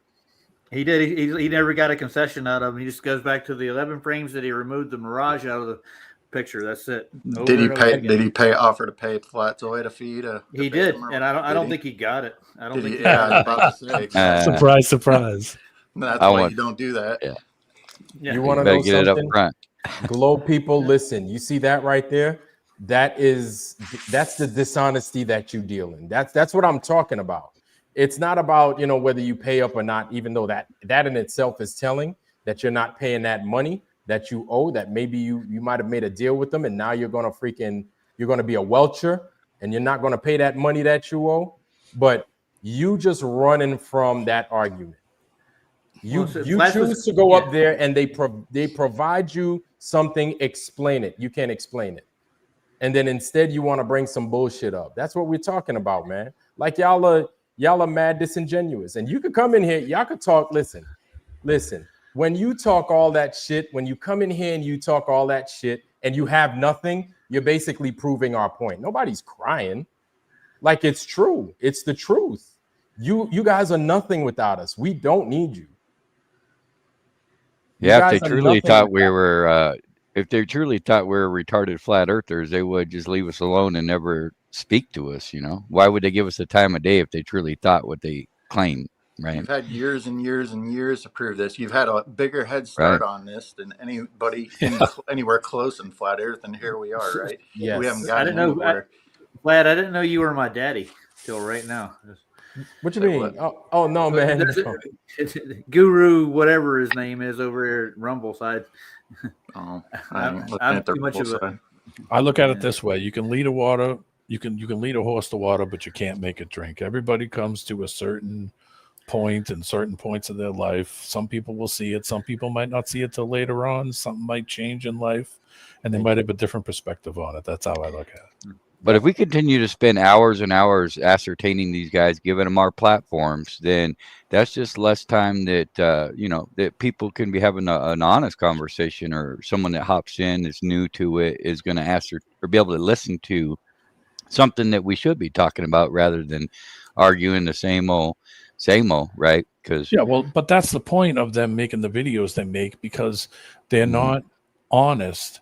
The way that they're done is more like a lol cow kind of, like, look at these kooks kind of way. But that's the kind of content they have to make to steer people in that direction. It's not like they're trying to point out, like, Roger knows every angle from everything they say, and by verse, he knows every angle of it. But they're not going to do that. So they do it in kind of a lol cow, like, look at these guys, laugh at them kind of, It's that kind of social way that they make the videos that way. They act like they're there to educate us every time, when the only way to become a flat earther is know their model as good, if not better than them. Yeah, you have to be a globe earther first. You don't come into flat Earth. You don't just get born a flat earther. You have to become a globe earther first. Yeah. They say nobody takes us serious, but it's like nobody. You go on the street and ask any one of these characters, nobody knows who the hell these people are. Nobody knows. Right? Nobody knows me. I'm not saying I'm anybody. I'm just saying, it's like, when you get down to reality, it's like you're not as big as you think you are in your own mind, buddy. Yeah. You want to know something? Nobody took fucking 9/11 serious either. And I'm sure when JFK happened, nobody took that shit serious either. But we see how people's perceptions starting to change. You want to know why? Because they recognize that lie. Yep. They recognize who's doing what or who we think is doing what, and they recognize the patterns in it. Yep. The credibility is lost. Exactly. All the credibility is lost. Do you understand, right? As of late, with this whole thing going down, whether you believe that Charlie Kirk got assassinated or did not get assassinated, right?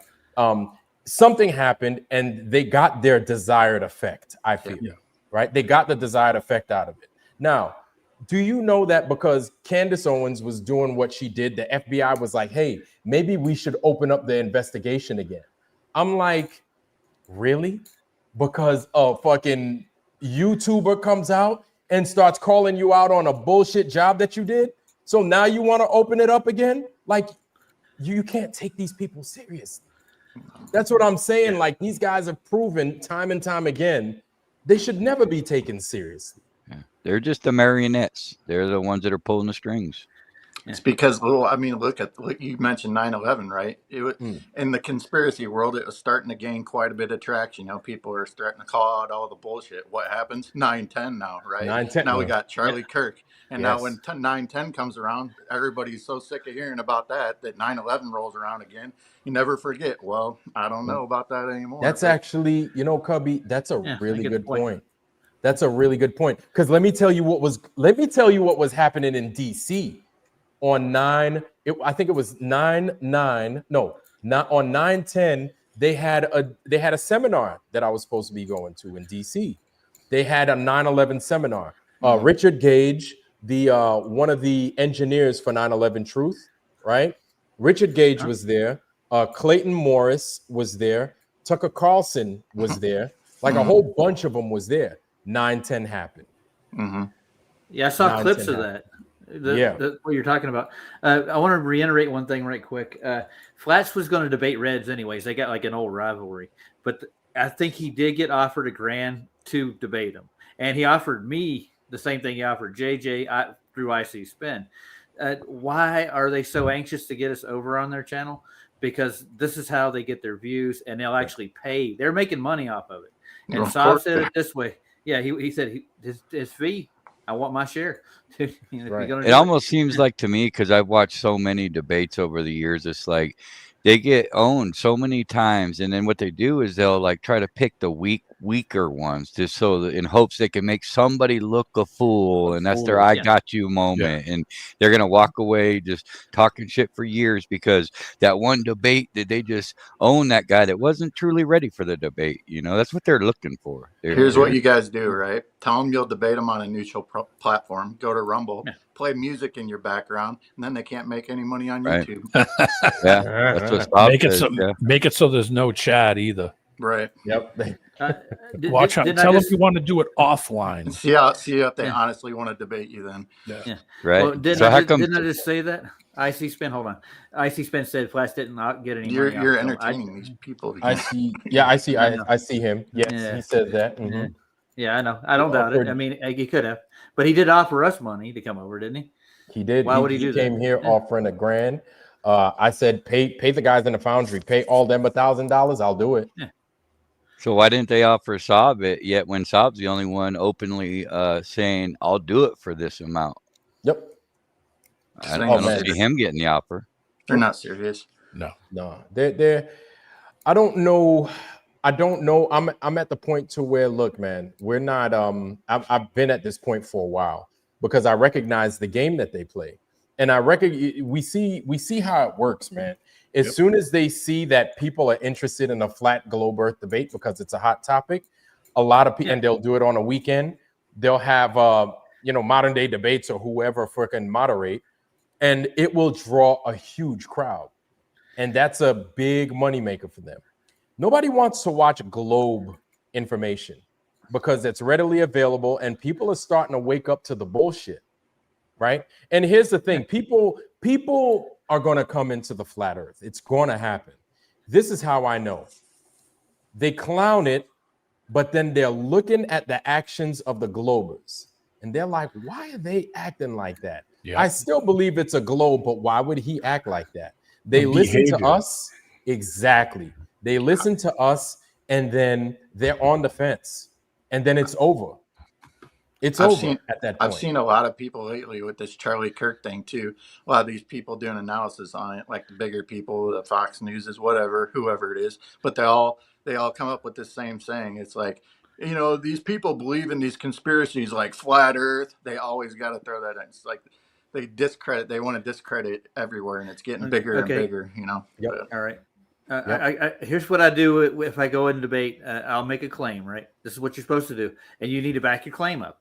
You need a citation, and you need evidence. So I actually will take like a black swan, and I'll actually give you the geometry that goes with the black swan, and I'll present it as a claim. You never get a rebuttal that's worth damn, not once.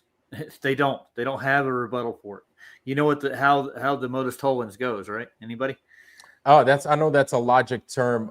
It's a format in a logic term. I forgot what modus tollens provides as the final at the end of your statement. But go ahead. Yeah. So basically, like if A then P, but if P then not A, kind of thing. Okay, your conditions. Yeah. So basically, like if the Earth were a sphere with a radius of 3969, the geometric curve would be no further than so many feet from the observer's height in feet. We actually got a measurement for it, and we provide a actual video that provides horizons well beyond that geometric curve. You understand? And they'll it's pretty simple. This is the way debates should work. You provide that evidence, and you need a rebuttal, and then they tell you all kinds of bull crap like, oh, it was refraction. They don't understand how refraction really works. Yeah.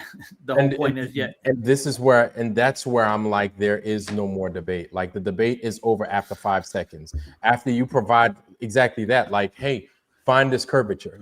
And me, I give it in clean English. Please get me that curvature that you keep talking about. If they can't do that, it's like, give me my $1,000. I'm going home. I'm not going to do all that because we know the circular arguments and how they work with these people.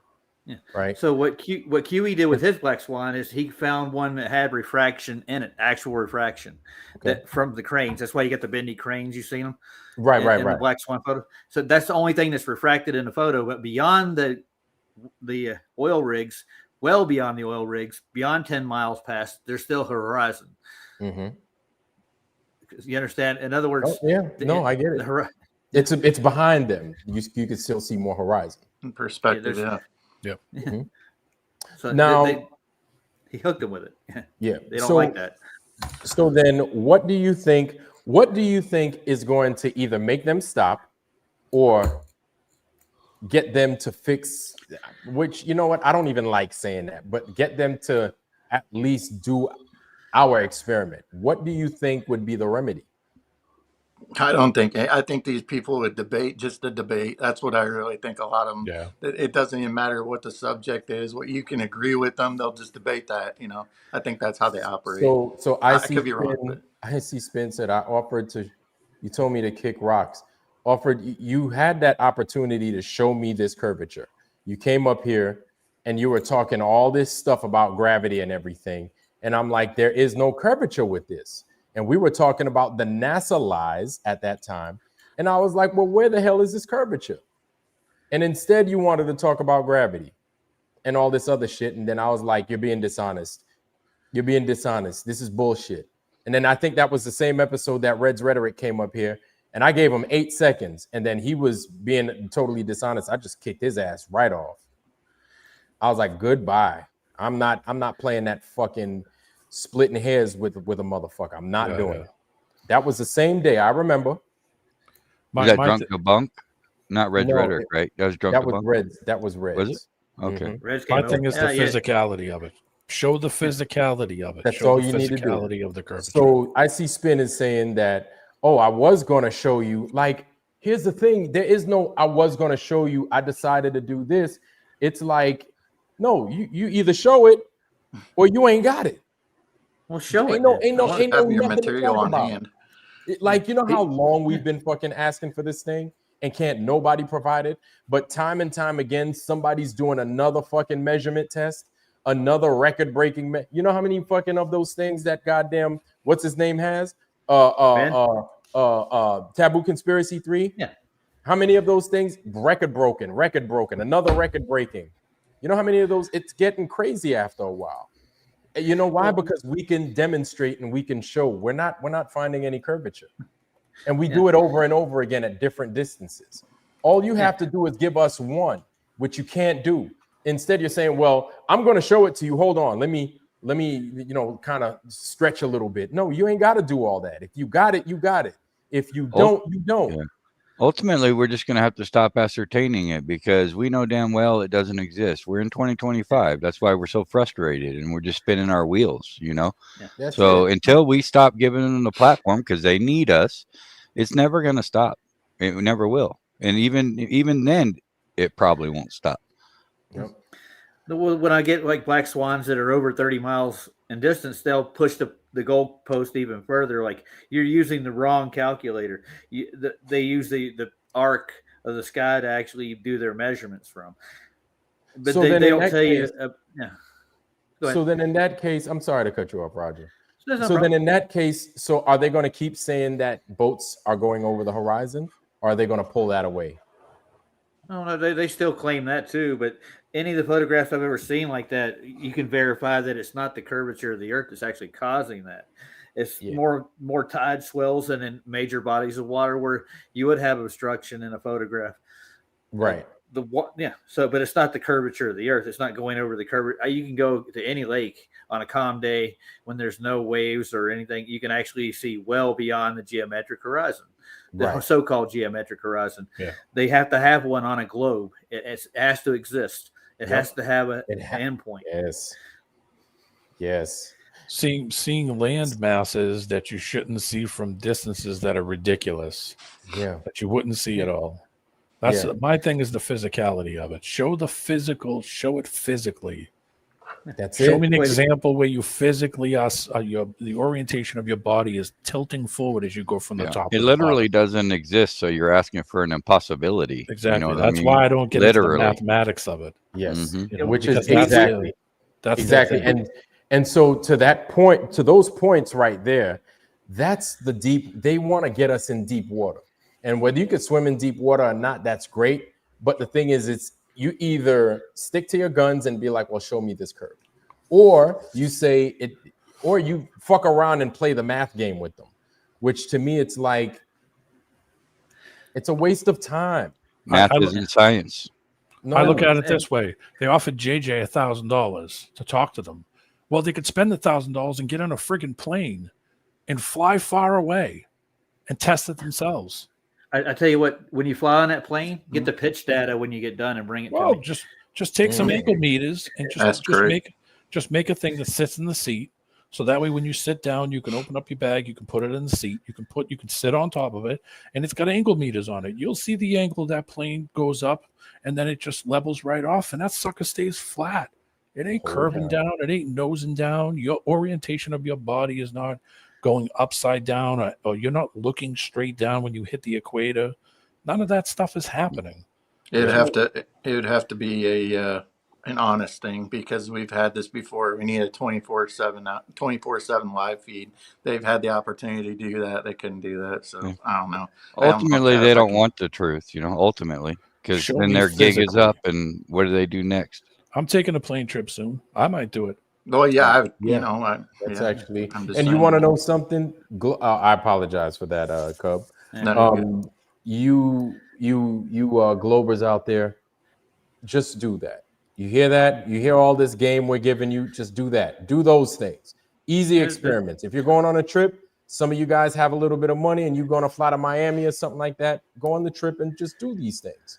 You know what I'm saying? Like, we know we're at the end. We're already at the party. We're at the party and the party's happening. You don't even know that there's a party going on. That's the problem. So we're trying to fucking point you in the right direction. We're giving you the directions on how to fucking do this stuff. If you continue down this path, this is where we will continue. We're wasting our time with one another. So like, honestly, like the reason I'm coming and I'm talking about this tonight is because this is how crazy this is how deep these lies have gotten. Do you understand? Like, it's fucking it's killing people. It's dividing the world. That's how bad these lies have gotten. And it's frustrating to me, because it's like we should be working together. We know that they're trying to pick us apart. We know that they're trying to separate us, but we need to be working together. Mm-hmm. You guys aren't making anything. We're giving you the keys to the kingdom on how you could fucking get the same success that we've gotten because of what we get to see. We're giving you the keys to the kingdom. You're saying, fuck you, you're a liar, you're wrong. More separation. These people will keep, those people that did that shit to fucking Charlie Kirk, or whether they did it or they didn't do it, whether they fooled you or they didn't fool you, guess what? They fooled you anyway, because they got the same result. They're the same ones that are telling you that this place is a ball curving and spinning and moving. They're the same ones. They're not going to change. They're the same ones that support the synagogue of Satan. They're the same ones that are telling you can't say A, B, or C. They're the same ones. Everywhere you turn, it's the same people, and you're the ones that are supporting them. Like, and I'm not making fun of you. I'm not trying to make you feel guilty. I'm just introducing you to the facts. This is the truth. We don't support them. We don't want, or if we do support them, a lot of times we do it unknowingly. We don't want to support them. We don't support that way of thinking. We don't support that way of living. We don't support it. We don't like it. You do. And if you do, then there are a bunch of other things that you support and that you like. And because we're bringing this to your attention, that means you do like it. So to me, that means you do support child porn. You do support fucking children getting raped. You do support organ harvesting. You do support fucking people poisoning your water. You do support people poisoning your air, poisoning the fucking food. You support all that. That's a good point, Vlad. Like, when do you ever see these people have streams literally on anything but their globe? They don't talk about nothing else. That's what that's all they do. That's all they got. That's it. 24/7. And you know, when you think about it, like when you think about how the enemy uses the same playbook for over and over, and that's why it gets easier to see, especially if someone with eyes to see and ability to discern, is that just like we have all these infiltrated fake flat earthers, they got all these people that are infiltrated on their side as well, and they, you know, they steer them down the wrong roads, just like our side, you know what I'm saying, to where they build people's trust, and it's a bandwagon, it's a peer pressure, it's all those things, you know. It's the same thing, it's the same playbooks, just on the opposite side. You know what I'm saying?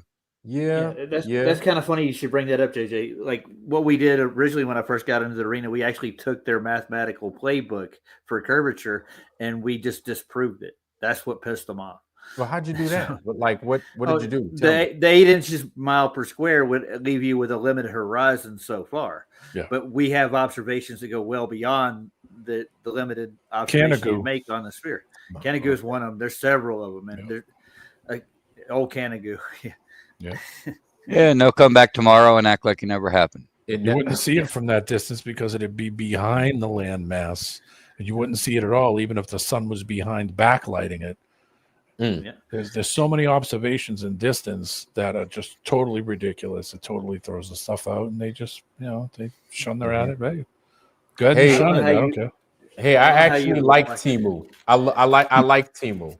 So you saying that I'm a Temu guy, you're actually not wrong. I actually like Temu. My desk is from Temu. So that's the best you could do. I'm a cult leader. There's no cult. There's no leader. We're all in this. We're yoked the same. Yeah.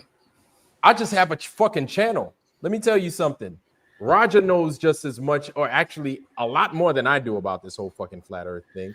Cubby does, JJ does, D-Man does, right? We all have channels, we all have our own thing going on, but we're all yoked the same. We all want the same things. That's it. Everybody can make their channels, and people are going to make their channels. Listen, you're going to be doing the same thing on other people's channels. Congratulations. Because if you're getting paid to do what it is you're doing, congratulations. It's quite a living, I'm sure, once these people make their channels. But it just goes to show how dishonest you guys are. Yeah. And that's the best you can do, is to make fun of us.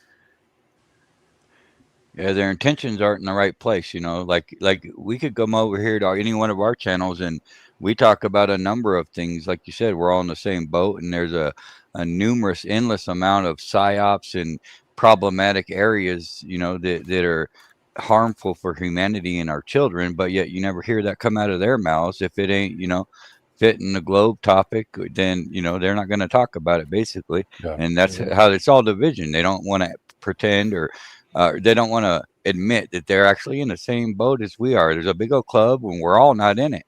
Exactly, Justin. And to that point, I mean, before it all came to this, look at most flat earth channels, right? You can go, they usually have an open panel. Anybody can come up, Glover, whatever, you know, but you go to a Glover channel, they've either got the people they want up there or nobody's allowed. It's just them talking about the globe, you know. That's what it is. You know, flat earthers are willing to have a conversation. It's not Glovers doing the opposite way around. So yeah, I'm not absorbing FE stuff 24 hours a day either. No. Yeah, I'm all over the place. So right. And I think that's where they're infiltrated trolls on that side. Like I said, that we have ours, they have theirs. These are the people that they like end up trusting over all the years, you know, because that's where they, you know, grasp onto. But it's like they shit, where was I going with that? They yeah, go ahead. Somebody else pick it up. I'll think of it. What I was thinking. Well, I don't even entertain their chats. Yeah, I Honestly, don't. the one time I went and did the stupid ass thing with Duffy, that was like a spur of the moment thing, and the only reason I did it was to promote Flat Earth channels. And I hate the guy. Yes, I said I hate Duffy. Uh-huh. But anyway, I don't care what anybody else's feelings. I remember now. It's like Go ahead. they always subscribe also to all the other nonsense like the moon landing or Kirk getting shot, or if you notice the same people that constantly are trolling us, you know, they're buying onto that bullshit too. So it's like, how do you even find common ground, you know? Yeah. But I think the source is like it's the people that they're trusting. That's why we don't trust anybody. You know, you don't want to go fool anybody, and just learn to think for yourself. You know, That's right. and it's not about hate or division or race or color. It's just about the truth, man. Ultimately, at the end of the day, that's all we're in search of. That's you it. know? And you And want we're to know not bad something? people. No. And you want to know something? I honestly feel that we were starting to get some kind. We were seeing like an enemy. They were starting to appear. You know what I'm saying? And I'm not saying that we need an enemy to just hone in on, but we were recognizing there was the common factor in much of our confusion. A lot of people were starting to pick up on it, and then this happens to where it's almost like we're starting from square one. But I feel a lot of people are they're hanging on to the fact that somebody is out there. We know who it is. I feel it's mostly the synagogue of Satan, right? Doing their best to confuse us. They're doing These their people best will to do confuse anything to us. disagree with Yes. us. You Oh, yeah. know, they'll argue that the sky is blue or green or whatever. Like whatever the opposite is, it's all reverse engineering and the duality, the yin and the yang, the good and the evil. It's just 100% divisive. They want an argument. They Mhm. don't want Yeah, an answer. exactly. That's all they want. Like They're I in said, it for they'll the debate argument. just for the sake of debating. Entertainment, Kind of like the monkey guy said when he was on Sobs. I don't come here for any education. I just come here for entertainment. Yeah. And I'm like, Yeah. dude, you're not tired? It's like 2 a.m. You're not sleepy? You don't have a job? You don't go to work? No. and That half is of them his are job. foot soldiers. It's Yeah, either a hand or a blow. I don't know which, but he's got That is his job. Right. That's it.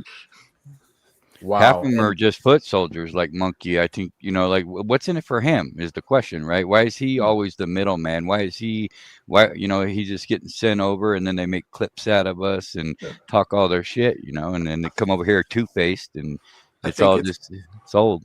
I think it's because he's unassuming. He's kind of, you know what I'm saying? Some of the other characters are a little more in your face, and kind of Monkey kind of pretends to be this like neutral guy, you know, Yeah. to get in the door. And then once he's in the door, he kind of negotiates for their cause or whatever. He's Maybe the I'm wrong, Pat, intermediary. but I don't think so. He's the Yeah. intermediary. I called him Yeah. the emissary for Red. Yeah. And they think they're slick. I've got No, an offer. I've got an offer for you. You can't refuse. refuse. Yeah, right. Well, the No, first he's- time I went on McToon's channel, this is like probably a year ago almost. He actually kind of interviewed me off to the side and was only trimming out what parts he wanted to go on his show while we were going live. It was weird. And he berated me for like a half hour, and Craig did the same thing. I went on their panels. Yeah. Okay. Like, I was a dumb hillbilly, basically, what they were saying to his audience. They were playing clips, making fun of me live in the process while they're trimming out while I'm having a conversation with McToon. And what went out over the air was something completely different than what the conversation was actually where it was going. He just trimmed out little bits that he wanted to put out, and he presented that in his live. It was weird. Of course, man. I think it's awesome. Okay. Yeah, no. Go ahead, I was Chi-Town. just going to say, I think it's also that they're trying to gain favor with some of their favorite little heroes on the favorite YouTube channels, like the McToons, or who it's like, oh, maybe if I do this for them, then they'll get my channel promoted. You know, they want that viral hit is what they're looking for. And it's almost like a guaranteed paycheck, right? Yeah. You maybe not cuss too much. Talk about the globe, talk about the latest thing. So the 3-eye atlas, these people, jeez, you know, they do all these holograms. You see, so you saw that 3-eye atlas, right? They do all that 3-eye atlas. They're like, oh, it's flying backwards. Now it's flying towards the sun. We've never seen a comet like this. And then you know what? You know what the latest thing they said today about the 3-eye atlas? They're like, it's a planet seed. I said, I'm sorry. It's what? They said it's a planet seed. So when planets start to turn and make themselves, that's like the beginnings of a planet. I'm like, you fucking gotta be kidding me. These fucking people with their bullshit. I'd like to that's see that what it happen.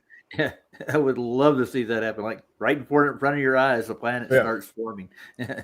Yep. Do you think the implementation now that's being kind of pushed on AI is kind of timely too, because of how things people are kind of picking up on how things are kind of not right, and now all of a sudden AI is popping up, and you can't tell the difference now from what's live, real.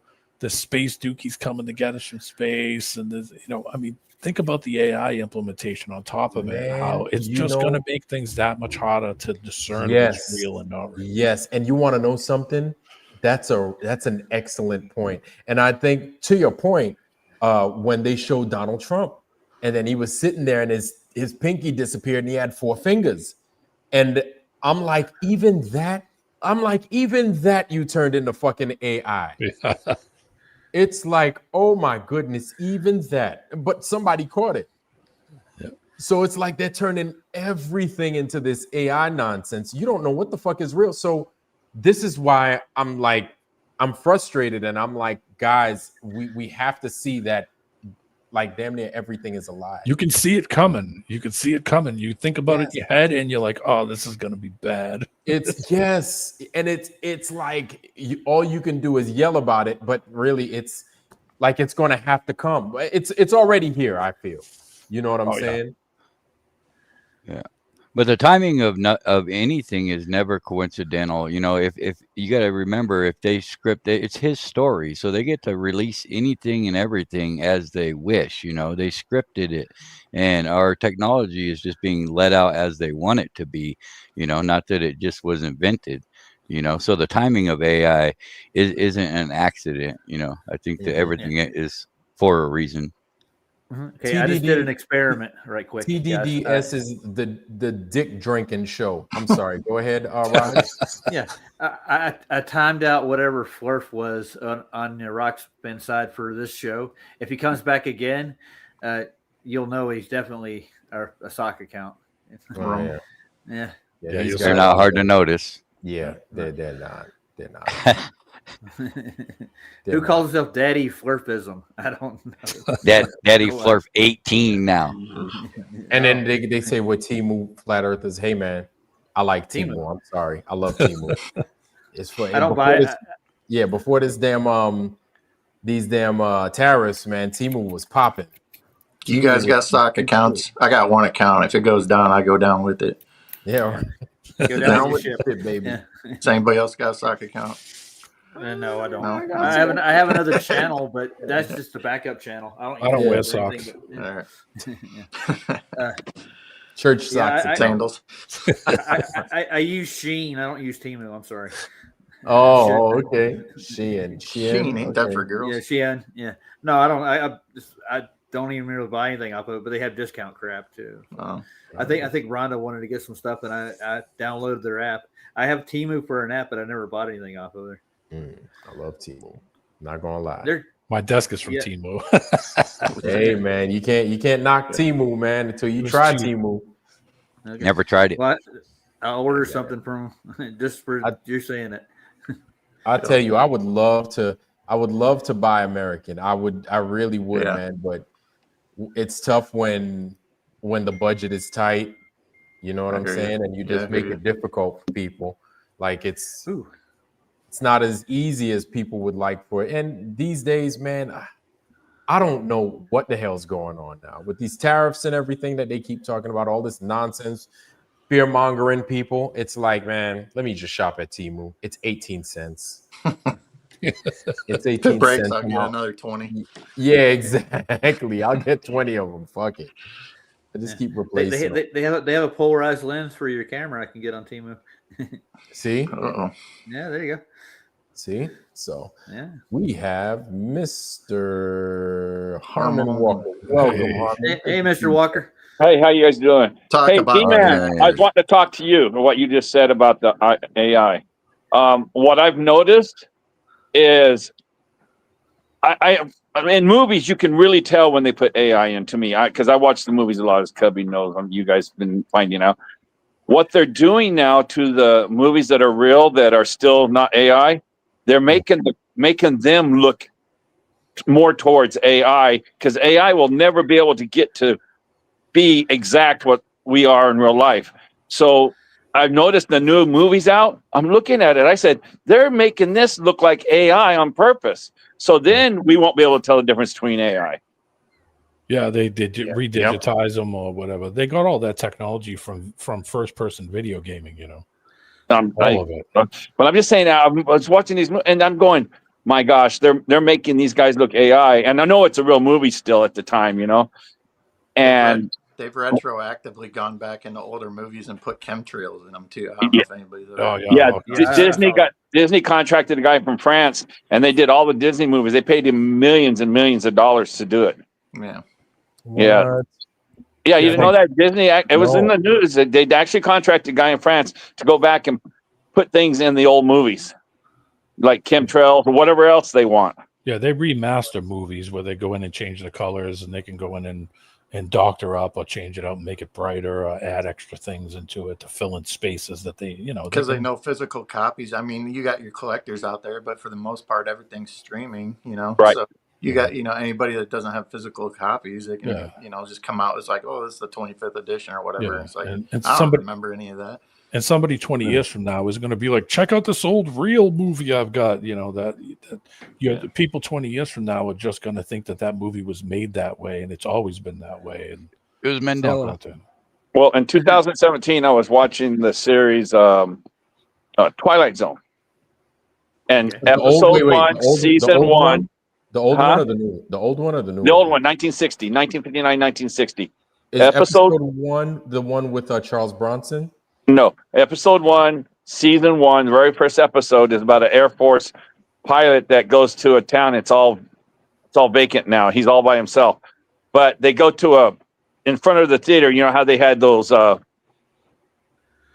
billboards that stood up on 4 legs and it spread out, you know, and they got they have posters on them, you know, and they have the poster of the Air Force, and in the background they had.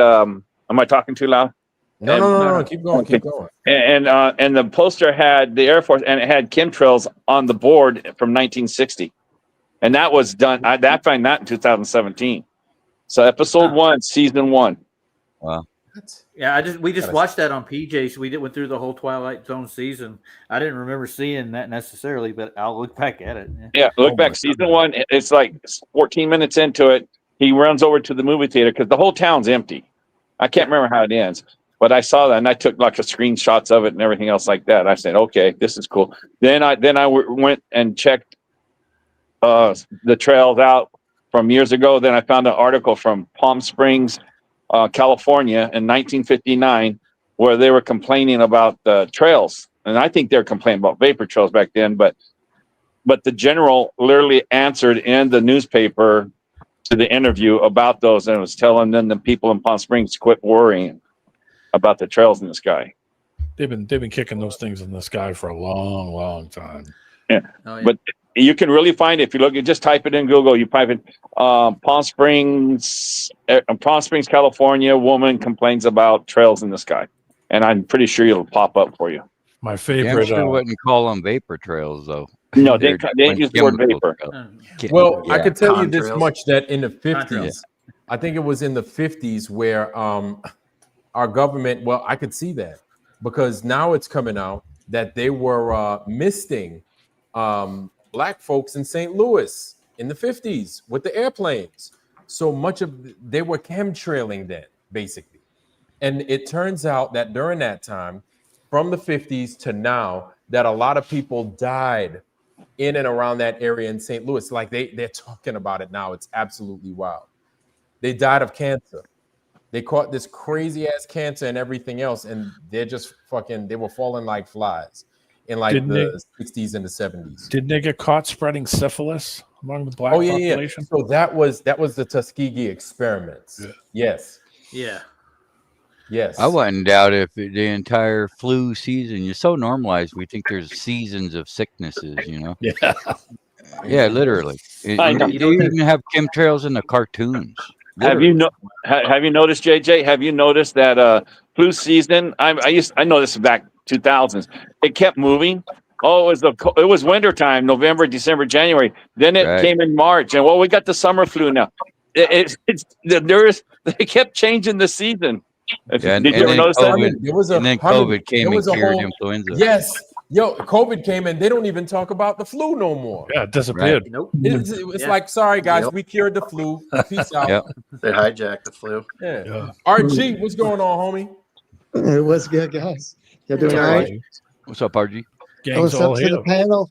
I hadn't been on in a while, man. I'm just trying to get my bearings back. Yeah, with with podcasts and all that. But yeah, man, glad to be here. Glad to be here. Hey, you know what? Since we're speaking of the shot, I think what's going on, bro, they're going to get rid of COVID and replace the COVID shot with the graphene and shit and make it the regular flu shot. Graphene. That's what I think. Yeah, nanoparticles. Graphene. Yeah, Well, it's just like a lattice structure, like yeah. Well, it's very light actually. You can't see it with the human eye, but when you look under a strong microscope, it's just nanoparticles, basically. And it's a lattice structure. I don't know if y'all know much about Buckminster Fuller and his dome. Yeah. His dome that he created. Right. Well, that's some hexagons. I was going to say, anytime I think of lattice structure, I'm thinking of like Epcot Center or something. Yeah, that's a Bucky. that's a Bucky ball. That's what that's called. Right. That's a Buckminster Fuller structure. It's one of the strongest structures you can actually make. Right. So these are the programmable matter that the 5G and 6G towers are fucking with frequency, and that's why a bunch of people fell over DIE, whatever DEA. You mean the guys that always turn and look up and then seize out that I keep seeing all over the world? It's crazy, man. It's crazy. Yeah. They call it the D spiral, right? That's what they call it, the D spiral. Can we say DEATH? I don't know. Can we? Death. Let's call it the death spiral. Yeah. Oh yeah. I seen it happen with some Japanese guy, a Chinese guy in an airport and he just did a turn and looked up and then locked up and fell down and seized out and gonzo. Yeah, the channels I watch, I've probably seen it easy 200 times, 200 different people. Oh yeah. YouTube's free speech now. You don't have to worry about it. Oh yeah, right. Purchase necessary. They didn't bring back. They've only brought back certain channels, the ones that were politically banned. Did you notice that? No, it's politically banned. Yeah, of course. But they're not going to bring back any one flat Earth channel. They will not do that. They won't They won't do it. You know what I feel? I feel that once you take the speech, the gun is next. It's like that's what they've been aiming for years. They're doing their best. Because once they regulate that, which I feel honestly, I think they did a good job regulating the fuck out of guns. I don't know if it's true or not, but California just banned Glocks. Glocks, yeah. Oh, I didn't even know they were legal in California. Well, I'll tell you what's a more dangerous weapon? Guns, you mean? Like in general? Kids. Sorry, RJ. They're one in every 12 boys now in California are born with autism. And every 1 in 36 in the whole country or the whole world almost. No. That might have been just U.S. statistics. But yeah, 1 in 36 for a second? Boys. Yeah, go ahead. Yeah, Heron wants to hop in right quick. I think she's asking for a StreamYard link. Heron. In the chat, Jeff Gass said, "I'll try to talk softer." Okay. Jeff Gass said, "I'll try to talk softer because I do talk too loud." And this Rogers told me pretty before. good tonight, though. You're doing pretty good tonight, Harvey. Roger, move further to the other side of the room. Yeah, we need. Okay, I will. If you need to, if you need to Glock up, man. Like my thing is, I wouldn't trust these motherfuckers. Like they say, oh, you can have that, you can't have this. I'd be like, yeah, okay. All right. So Yes. is Glock a pistol? Is that a pistol? Yeah, Yeah, brand. Yeah. It's What a part brand. of Yeah. shall not infringe upon do they not get? Like, are we They don't supposed to believe understand we that. have rights? Why Here's would the- they ban the pistol? I don't understand. Oh, It can't be because detected because it's all yeah. plastic. It's the maker. Oh, is that what it is? I've Well, seen one no, of those. they Yeah. have metal in them. They have metal. Heron Wow. Song, how you doing, sis? Good to see our sister Heron What's Song. up? What's up, Aaron? Here. What's up, everyone? How are you? Heron Song, we muted can't She's your hear own- trolling. you. I Get think rid you're of her. muted. Yeah. Jeff Kitson told me because I talked too loud that his wife's asleep. Don't wake her up. The wife. Heron Song, Hopefully it we ain't can't hear somebody you. just. You're muted up. Is that the real Harry? Am I good? These people. Oh, there Oh, we go. there you are. There you go. Yeah, Yeah, I got you're you. good now. Yeah. Yeah. I unmuted. Okay, go ahead. Oh, okay. First of all, I just wanted to make sure I was real. Are you real? It's questionable. But I just wanted to chime in on the subject of illness and seasonal flu. Mhm. And I advocate at this point strictly to eliminate fear, because the thought of being sprayed by sickness is horrifying. But and I'm sure it's out there. Like, I'm sure there's ways they're making us sick. But for anyone who hasn't, like, I stumbled onto terrain theory, which was. Terrain. Yeah. Are you familiar with that? I am.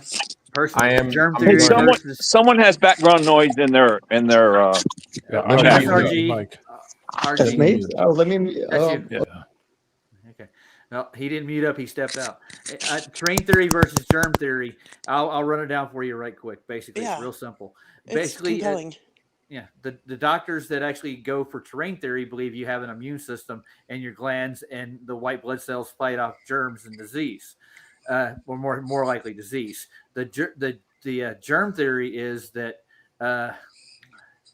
germs are living bacteria and they will attack your body, and they have to put antibiotics into your system to fight them off.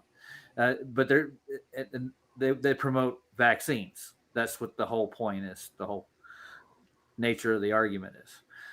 One doctor believes that we need to fight the germ off, but the terrain theory is that your body isn't able to fight off disease, will correct itself, will heal itself. That's the difference. And one's pharmaceutically based, especially the germ theory versus the terrain theory. They don't have They don't have a fear vaccine yet. No, they don't. I'm sorry. Aren't viruses all patent? Yeah, Well, of see, course. that's the meaning point. meaning they're man-made. Yep. Like, even the COVID vaccine, there's no, like, much like Earth, there's no, like, physical picture of the vaccine under a microscope. So, Well, you mean the germ, right? pardon me. Yeah, sorry. Thanks, Rod. Isolation. That's Yeah. all right. Do you know what I mean? So, No like, isolation. but the behavior of it, so it's one thing to be told, like, these are words, right? But I want to figure out why it seems like I'm, quote, catching a cold, which I bloody well seem to be doing right now. And I think it does make sense on some level. Like, if you're around, like, for example, working in a school such as myself, there's a lot of stuff floating around, like impurities, like unwashed hands from using the bathroom, and rotten lunches that have fermented and been handled and then spread out over desks. Like, I get that on a regular basis through touch or our surroundings, that we are coming into contact with things that inevitably end up in us, I guess, in a way. Like, we're storing it up until there's like a capacity reached, and like akin to when we had like chicken pox as kids, and then our parents would fire us all into the same, you're going to so and so's house, right? Just to catch to quote catch the chicken pox, right? It's like when you're catching a cold, it's actually doing you a service, right? Like, when the sun rises and the birds start to sing at that time of day, they effectively wake up the plant life to receive the sun's rays. It's like a symbiosis, right? So never we thought about are, quote, I guess, catching colds, but it's not because we're touching a germ or someone sneezed on us. It's because over time, over the course of the year, we're coming into contact with things that, you know, don't serve us and end up in us. We've all eaten at Taco Bell, right? You guys get it. Mhm. So I just thought, you know what? I don't want everyone to think like just because you're catching a cold that you've got some, you know, sky spray. Like, and for what it's worth, it's super interesting to look into, like terrain theory, just as a nerdy hobby. So And I don't catch. I don't. do You know, you know I'll what be they honest did? with you. I haven't. It's been a long time since I've been sick, like a long Me time. too. And I'm like, well, you know, I look and I'm like, man, I see people getting sick. I'm like, I haven't been sick in a while. I did sneeze. I did sneeze a little bit. And then, you know, but I cut my nose hairs. I'm not going to lie. So what happens is when that happens, it kind of goes up. When I breathe in, it messes with me and it triggers me. So other than that, like I don't get sick, I guess. But I guess seasonally, some people do get sick, you know, or they do get under the weather. It's What's fall. Wait, Get what apple is that? flavored. What is that, Cubby? It's fall. Just get apple flavored. Fogs? No. what is Ivermectin. it? You know, yeah. It's Cubby, ivermectin. what is that? Bullets? Ivermectin. Oh, for real? Yeah. Yeah. Holy moly. Mhm. Okay. Anyway, Heron, Yeah. what it is no catch cold. You're detoxing. Once you got up all that stuff building your Yeah.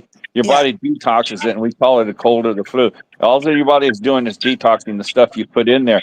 But It's if a you go to the, purge. okay, whatever you want to call it. Anyway, and like Maria Walker is saying, Dr. Tom Cowan and Dr. Sam Bailey. That's who you're going after. But terrain theory is true. And back in 2020, when Kaufman was on there making a speech, I called in and talked to him. I said, hey, the germ theory, the unseen microscopic world that we can't see even with the electronic microscope, is the same story as the outer space story. It's just the inner space and the outer space stories are the exact same story. You can't see it, so they make it up and tell you what they want you to believe. It's the same as outer space. That's what I said in Exactly. 2020. Oh yeah, they write the You know, script, baby. to your point, Heron, when you were saying about the birds chirping, you know, to open up the plants to give them that signal, and that wavelength they're putting on is also, and I'll try to merge the two, what I'm talking about. So germ theory and all that, right? They just ripped it off from nature. There is a such thing as germination when there are flowers that release pollen and they fly over, and there's spores that land on other plants that are open, or you know what I mean? Like, and then they're pollinated, so on and so forth. Well, they just took that from nature and forced it on us. You know what I mean? That's They really forced it No, on us. they interesting. didn't. That wasn't Yeah. even close. Try to land your plane a little better that way. You missed the whole runway, RG. Oh Lord, what's going Well, explain it, Harmon. Well, it had What nothing to do with germination where they got the germs from. You can No, go back to germ Louis theory. Pasteur and them. They go, oh, yeah, germination. There's a plant for germinating. Oh No, Lord. Where did you the get that small story from? spores from nature. Yeah, right. Tell it to somebody else. I'll give you a good example of fantasy and sickness. You ever seen Osmosis Jones, the movie? No, So no. there's Is it no that with pollen. Chris Hold on, Rock? hold on. There's no pollen is released and other I'm plant not saying they got that from. That's germination. where they got germ theory from, silly. No, Yeah, pollen. germination. Yeah. So I know there are people that get triggered because of, you know, the dust. You know, I'm sure it gets crazy in Georgia like it does here. But Allergy you know, season. when the Yeah, it pollen, gets crazy. The whole windshields will be covered, the cars will be covered, and just a yellow, thick, like Yeah, it crap. happens here too. Yeah. Certain Yeah. parts of the year. Yeah. So yeah, It I don't happens get every spring. pollen issues, but my version of pollen is when I cut my nose hairs and I start breathing that shit in, and it's like, oh my I god, used to do the same thing, right? yeah. That's funny. That's funny. Yeah, man. But Mhm. nature, they rip everything off from nature, basically. I was talking to the chat about. I've been coming up with an idea about certain bioluminescent and sololuminescent plant life, algae, stuff like that, and merging it with electricity and plasma, and having a renewable source of energy for like motors. I'm trying to come up with a plasma motor for wheelchairs, basically. And That would be awesome. maybe I can scale it up in some way and figure that out. Hmm. But flywheels, nature, they used to use fly mills at the mills to grind their grains and stuff. Right. And they used their foot to press on it. And they had the big stones like balanced perfect. Well, if you Right. spin those guys up to about 20,000 RPM and release it, you're going to get quite a bunch of energy. So, yeah, that's what I'm thinking about. They used to use engines called hit and miss engines. Hit and miss engines. Yeah. And basically what it would do is it had two giant flywheels on it. You can look them up on YouTube. Old And trains basically, too, huh? it would fire off like a standard, combustion engine. Right. As it would get to a certain speed, it would fire only on certain cycles as the piston moved back and forth, and it would use inertia. So those flywheels would spin up, and then they could make it so it takes less fuel, so they don't have to have it spark because it's holding its RPM. Then when it would get to a certain RPM where it would drop down enough, then it would fire off one time, and that would bring it right back up again. Back up. Called Oh my hit and God. misses. Yeah. And then that's if you could get the basically right oscillation, it'd probably keep it running for a long time. yeah On its own. Yeah, on its own. Oh, like Yeah, he so said, like that's D-Man saying, it's in the sawmills, they used to have them back in the day. all the every Yeah. industrial, this whole country was What? built on hit and miss engines. Yeah, and it would just run until you turned it off. Yep. And what they put in your car are these metal bearings and ball bearings. You need magnetic bearings so they don't touch. There's no friction, right? Yeah. Right. So that kind of thing is pretty cool. Less friction, less horsepower used to push. Yeah, less energy you need. Interesting. Yeah, they've cheapened down a lot of stuff, man. They could make things a lot easier. They had a Cadillac back in, I think it was the 90s, that actually would be, you could run it as a 12-cylinder or a 6-cylinder. You had a switch. Yeah, you could actually, Seville. It was in the 70s they come out with that car. Oh, they also came out in the 20s, like he said, in the 70s, and they also came back out with it in the early 2000s. Yeah. They've had that so many times. It's shut down in town. It runs off 4 cylinders instead of 8. Chevrolet, a lot of Chevrolet That's cars Cadillac. now have it also, where it uses electric lifters, and it can actually deactivate the lifter. So as the rock around moves, it doesn't have to push. If it pushes down on it, it actually doesn't. It's not using it. Also, they can electrically close the valves and close the cylinders off or open the valves up, and then the fuel injector doesn't spit fuel into it. So basically, it turns it into a 4-cylinder. And then if you stomp on the gas, it'll say, "Hey, he wants more power," and it can electrically reactivate those lifters. The fuel injectors can come back on. Now it's a 6. Now you floor it. What? Now it's an 8. Now it'll pull all, and now it'll run it at its full. And then if you take your foot back off of it again, it'll go right back to 4. What? Save you a lot of gas, man. Yeah. Well, it's like what you call it. Just said Roger said, but they started that in the 20s with Cadillac. There was a like a choke handle.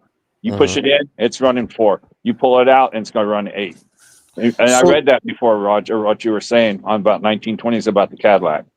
So then my question is this: if you're not going to use those other cylinders, does that mean they seize up because they don't get much action?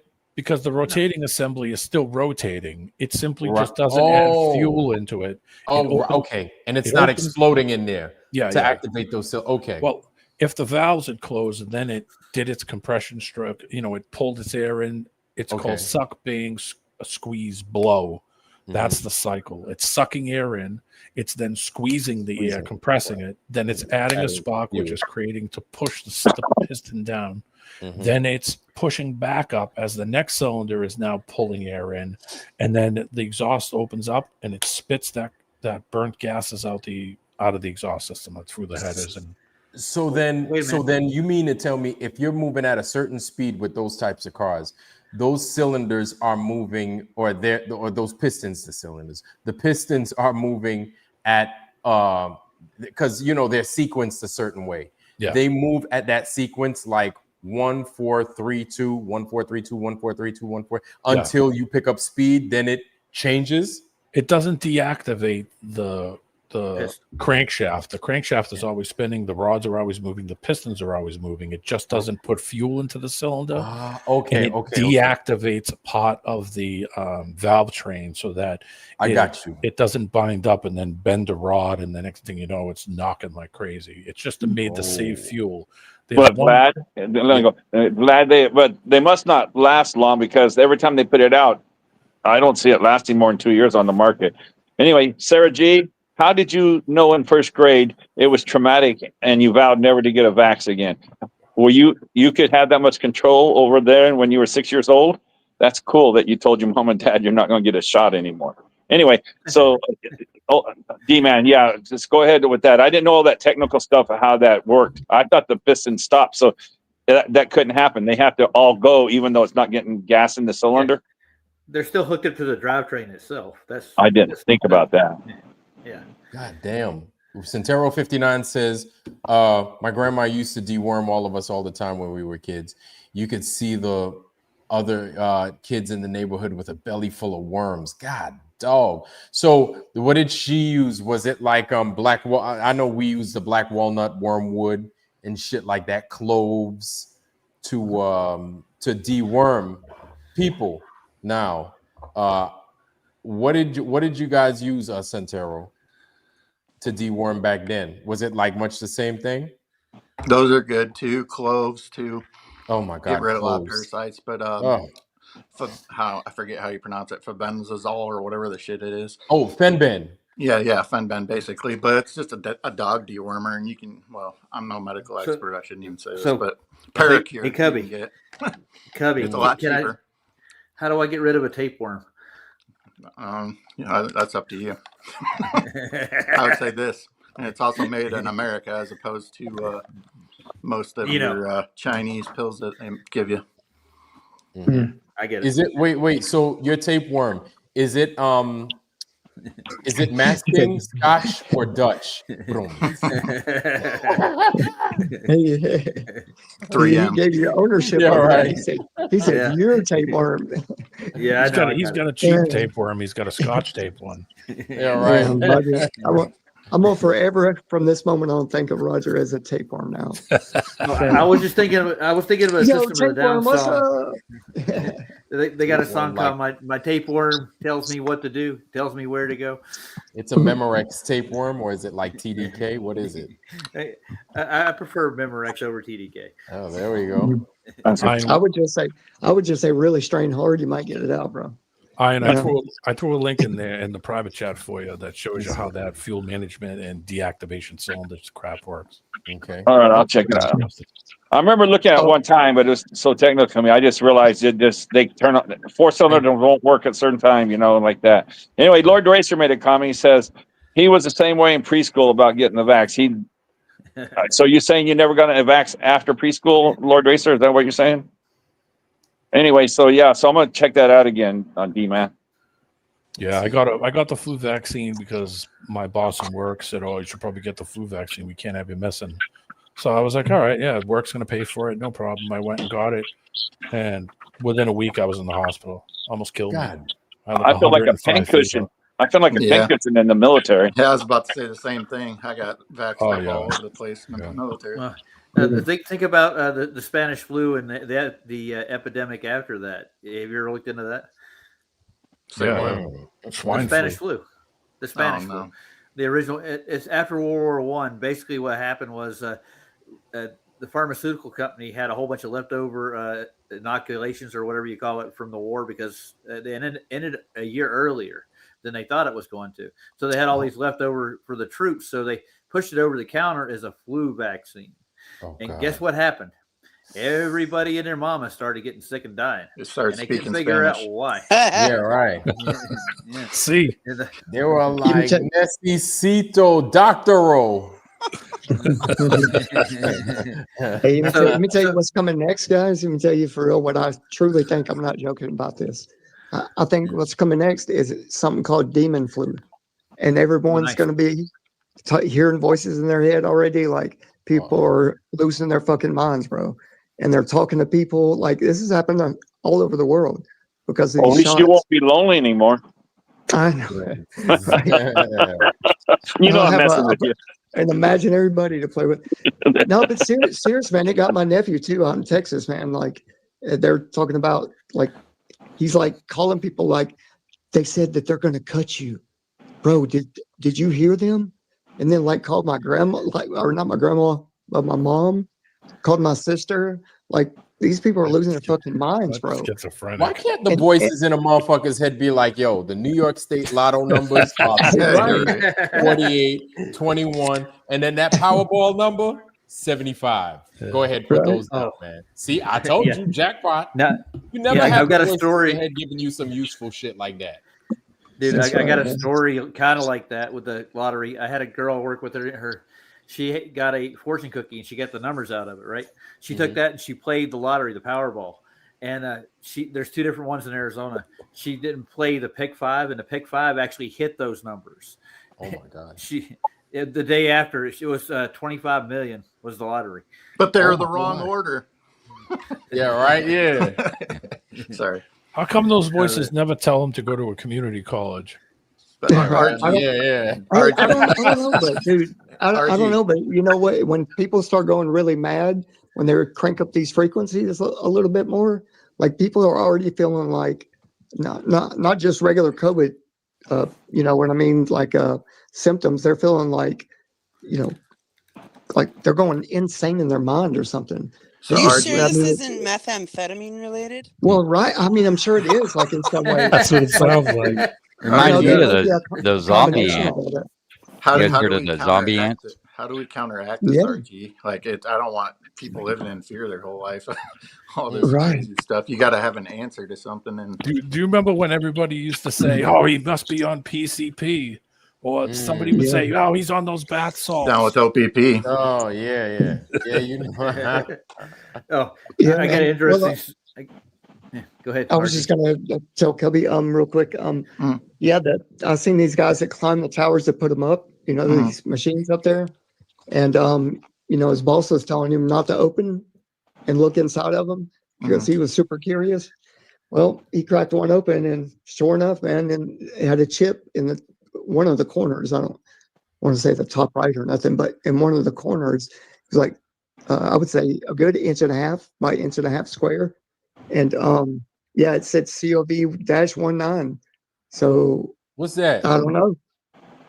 Oh, it's these towers that they put up, and the boxes they put up, the equipment.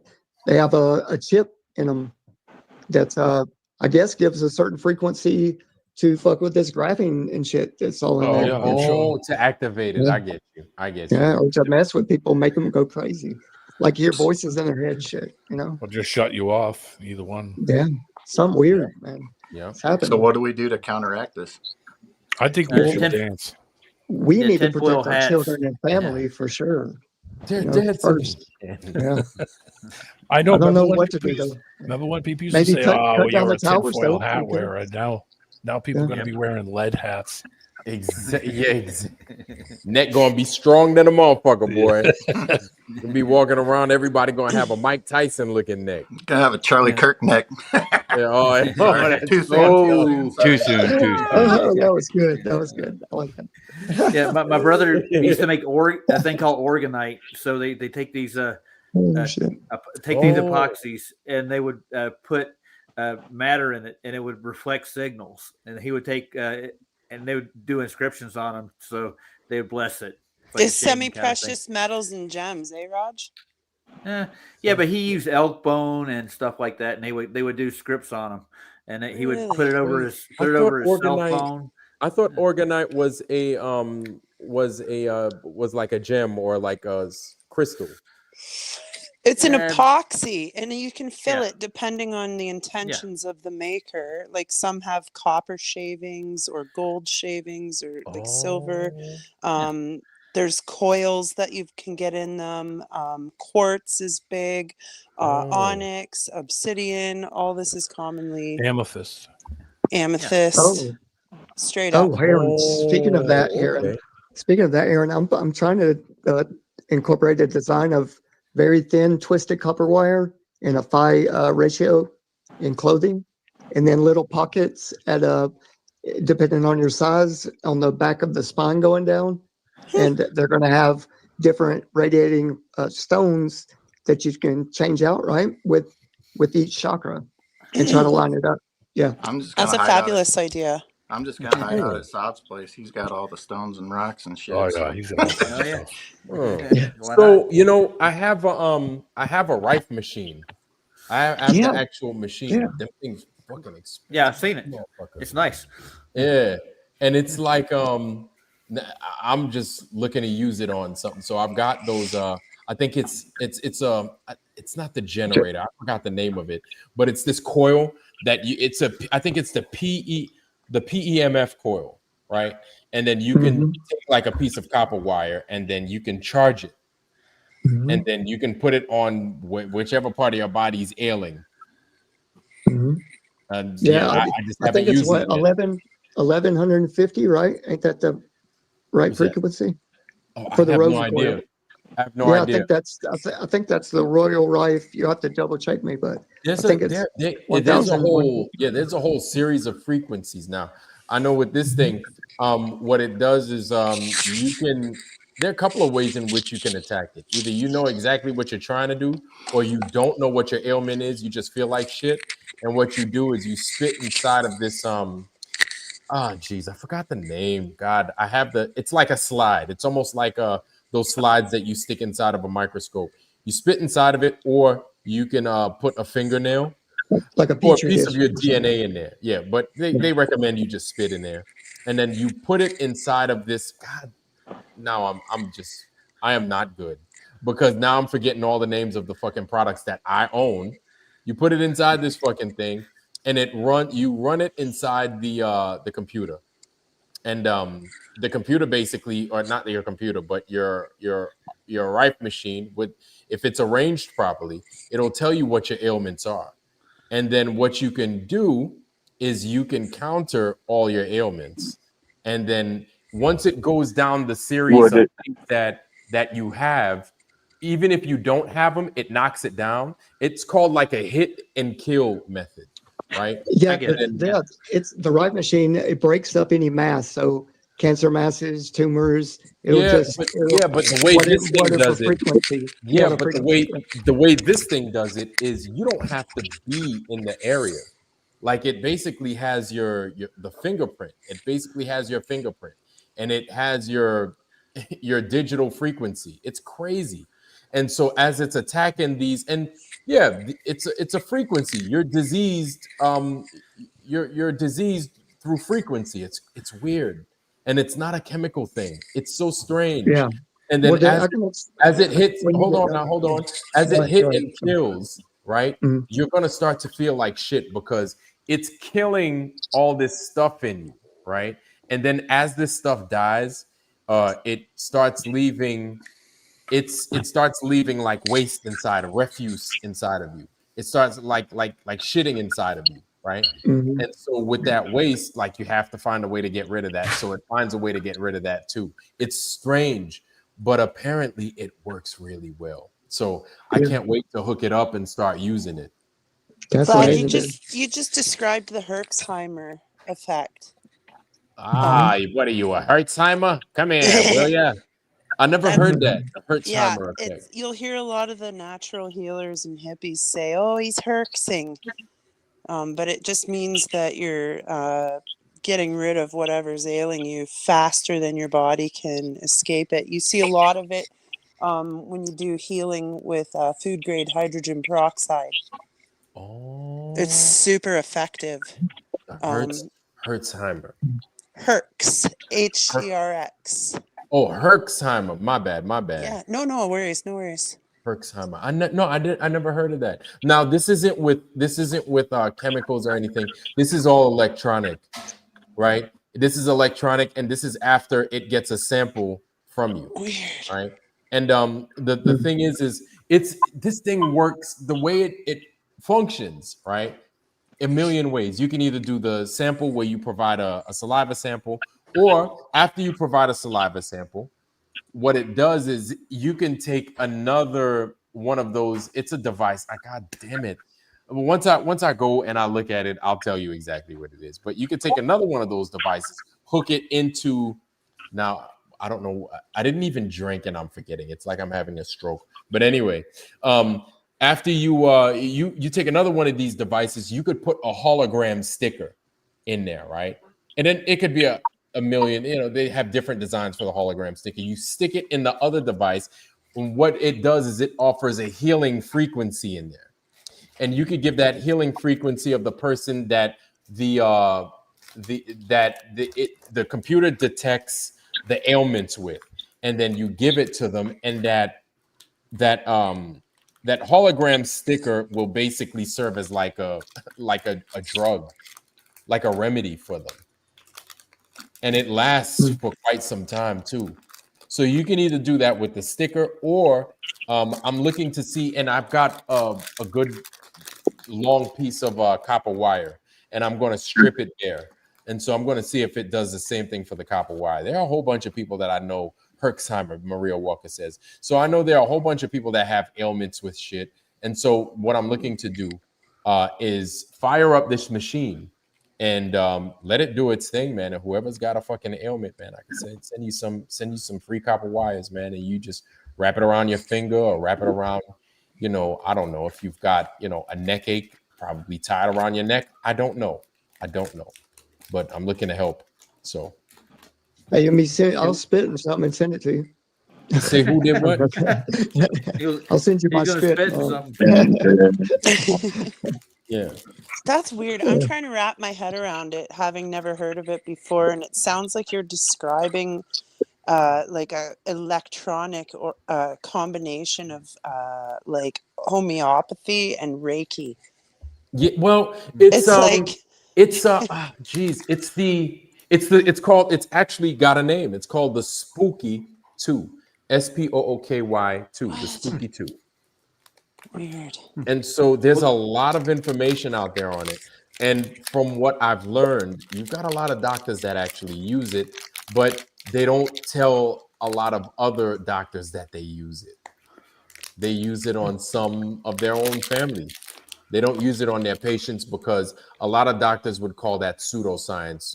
They want to sell to you drugs and pills and all this other nonsense and kind of kill you fast, make you fucking feel like you're doing something. And what a crying shame. Yes. And they're man, I've got a bunch of stuff with it, and I'm going to keep it a buck with you. Like, I haven't run it yet. I haven't used it because I'm still figuring it out. Right. And even though I'm a proponent of fuck that, make it work, just use it. Right. I'm still reading on it. And apparently I haven't read enough. I can barely remember the damn parts of it. You know what I'm saying? But it comes with a photonics. God, I'm sorry, y'all. Man, it's a photonics. Yeah, it's what like a photonics. It's no, that's what it looks like. No. Listen, I'm joking. It's sorry. it's a huge light bulb, and it's got these two rods attached to it. It's a huge light bulb. You stick it inside the Spooky 2 generator. You run it, and what it does is it gets your body's frequency, right? Mm-hmm. Once you start running it, and then it starts giving off this, it looks like a fucking Eye of the Storm laser light. It starts giving off this fucking laser light, and you put it next to the person's body that you're treating, and it starts attacking whatever that ailment is. It's a photo. I swear it is. It is something out of Doctor Who. I think it's and the reason a lot of people is the study of it. But yeah, the reason a lot of people ain't using it, man, is because it's so expensive, and because a lot of people think it's like hoodoo voodoo medicine. I threw a link in the private chat for the Spooky 2. I went and searched it out. Huh. Okay. I'm nerding out hard too. Consider relax. This. Its name is Spooky, first of all. Yes, yes, that's it. Yeah, that's it. I'm sorry. Okay, but listen, it's the system's core is its free software, which runs on Windows. Yeah, I know. I don't know, man. I don't know. My trusty trust is broken with it when it comes to tinkering in my body. Like, I don't know. Yeah, I feel you, man. I feel you. Now I don't the want to be people that quantumly entangled with Windows. Bill Gates and is going to come out at you. That's what's going to let happen. me go ahead and let me show you guys. Yeah, and this is part of the system that my buddy's wife, she came on a few times. Holly Cave, she came on, and when I did the part of, I do it from time to time. It's called Your Health is Your Wealth. And I'm going to go ahead and I'm going to share this with y'all. And thank you for that, D-Man. No problem. They have these biofeedback scales now too. That they have the bar that you hold in your hand and you stand on it, and it does like a body scan, like a BMI scan. Weird. I forget what they're called. Well, can I add something to this? When I worked in the cleaning industry, I did it for 12 years. They came up with this electrolysis system that they actually could take pure water and they would electrify it. Pretty much, they didn't add anything to it. It would run it through a system, and it would this water system. The water, we just took the water from this Lotus system. We could clean like it was chemically, like a chemical cleaner. It would work just as good. Yeah, they had no additives. They have those tubes now that you can put in your filtration systems in your house, where it has a UV tube with light inside of it, and as the water passes through it. Oh, I was going to say that. Yeah, they got those kills as well. parasites and stuff, huh? Yeah. Well, Real quick, I got to roll, water guys. too. So you got to get out of here. Yeah, good night. I'll be listening. Have a good one, Cubby. Yeah, All right, good to see you, man. peace out, brother. Thanks for coming, Good man. night. Take care, Cubby. And so that's it, man. That's it. And so this is one of those things, the Spooky 2 right here. It's expensive. And I could see why people would bulk, man. They look at that price, they're like, what the fuck am I going to do with this? This shit is mad money, you know? But I mean, like, it's effective apparently, and a lot of people are using it and they swear by it. And you know what? I got it.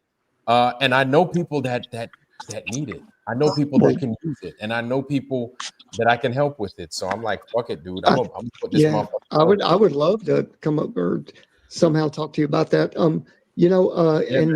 And why people stand by it so much is because originally, the CIA and FBI seen that Royal Raymond Rife was curing cancer, stage 4, and the tumors and everything. And they tried to take his business out of the United States medically wise, right? Yeah. And so what they did, they took him to they took him to court. One second, they took him to court, and by then he had already cured like close to 400 people, like within weeks. And then what they did, they took him to court and he beat them because he brought every single one of them. He kept medical documents and like notes and the whole process for all of them, and then came and testified for him. Now that's crazy. Then they took his original machine off the market. Now this one's a different version of the original, but this may still work some, you know. So that's wild, because I don't know if you guys could see it. Hold on, my bad. I know it's real small. I'm gonna go ahead and I'm gonna blow that up if you guys don't mind. So that's wild. You probably had to buy it in Europe, right, or somewhere. What, this? Overseas? Yeah. No. You could buy it online. Yeah, and I think it comes from Australia. So if Right. you look at this is what I'm talking about right here. It's not the generator. This is the generator right here. Hold on. That's what generates the frequencies that you push out. Right here is the generator right here. This is your generator, right? And it generates the frequencies and everything else, but you have to hook it into your computer. And this is the Generator Pro, right? Now, the way it works, and this is your Spooky Central, where you could hook everything up. And this is like your central node, right? Where everything is like a synthesizer. And you tweak it. Yeah. So really what you can do is you can use it remotely. And that's what I had mentioned earlier. Let me scroll down to that. And then it's just while you're finding that, look, that tube right there you just showed, his original machine had two of them, and you would hold one in each hand, and you had to have you're talking about this right here? This right here? Yeah, the little slender tube. Yeah, there was two of them. The light, but you had to be grounded at the same time with your feet bare on the ground. Now, this right here is what I was talking about earlier, where you can use it remote. You don't have to be in the area. Shit, you could be You could be, I could be here in freaking VA, and then you could be in Hawaii, right? Or you could be in China. It don't matter. As soon as you give me that spit sample, right? This thing right here, it opens up, and then you put one of these things. It's almost like a little fucking slide, right? And it sandwiches your saliva sample or your nail sample, whichever. And then it runs, while it runs in here, and it's hooked up in here. And this is hooked up to your generator. That thing that I showed you that's right here.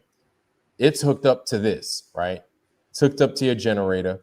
And your generator basically recognizes the ailment that you have. Then what you do is actually, it can recognize the ailment in here, but it recognizes the ailment and it gives you a solution to your ailment in the Generator Pro. So you can hook up the saliva sample in here, and you can also you can hook up your solution. Hold on, where is it? Again, in here, you could put that, like I mentioned,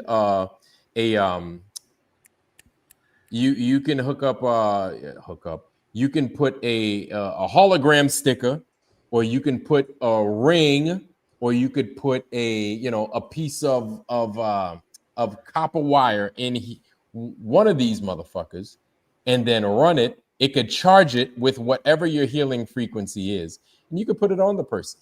Or if the person's not around, you just freaking do the whole hit kill thing, and then you could heal them from afar. It's some of the strangest stuff I've ever seen. Now, with this right here, it's like a TENS unit. You could take a glass of water. You could put these TENS pads on there, right? On the outside of the glass of water, hook these TENS pads into, where is it at? Into the generator. Where's the generator at? Right here.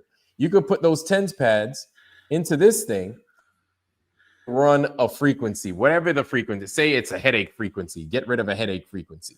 And then you could hook it up, charge up your water, and then give the person a glass of water, and then they will effectively, ultimately get rid of that fucking headache. I've used the TENS unit before. Some and I know how they work. The strangest things I've ever seen, just strange as hell. Now, this is based off of the testimony that the people are talking about. Me, I have not used it. So I couldn't tell you because I haven't used it, but I have it.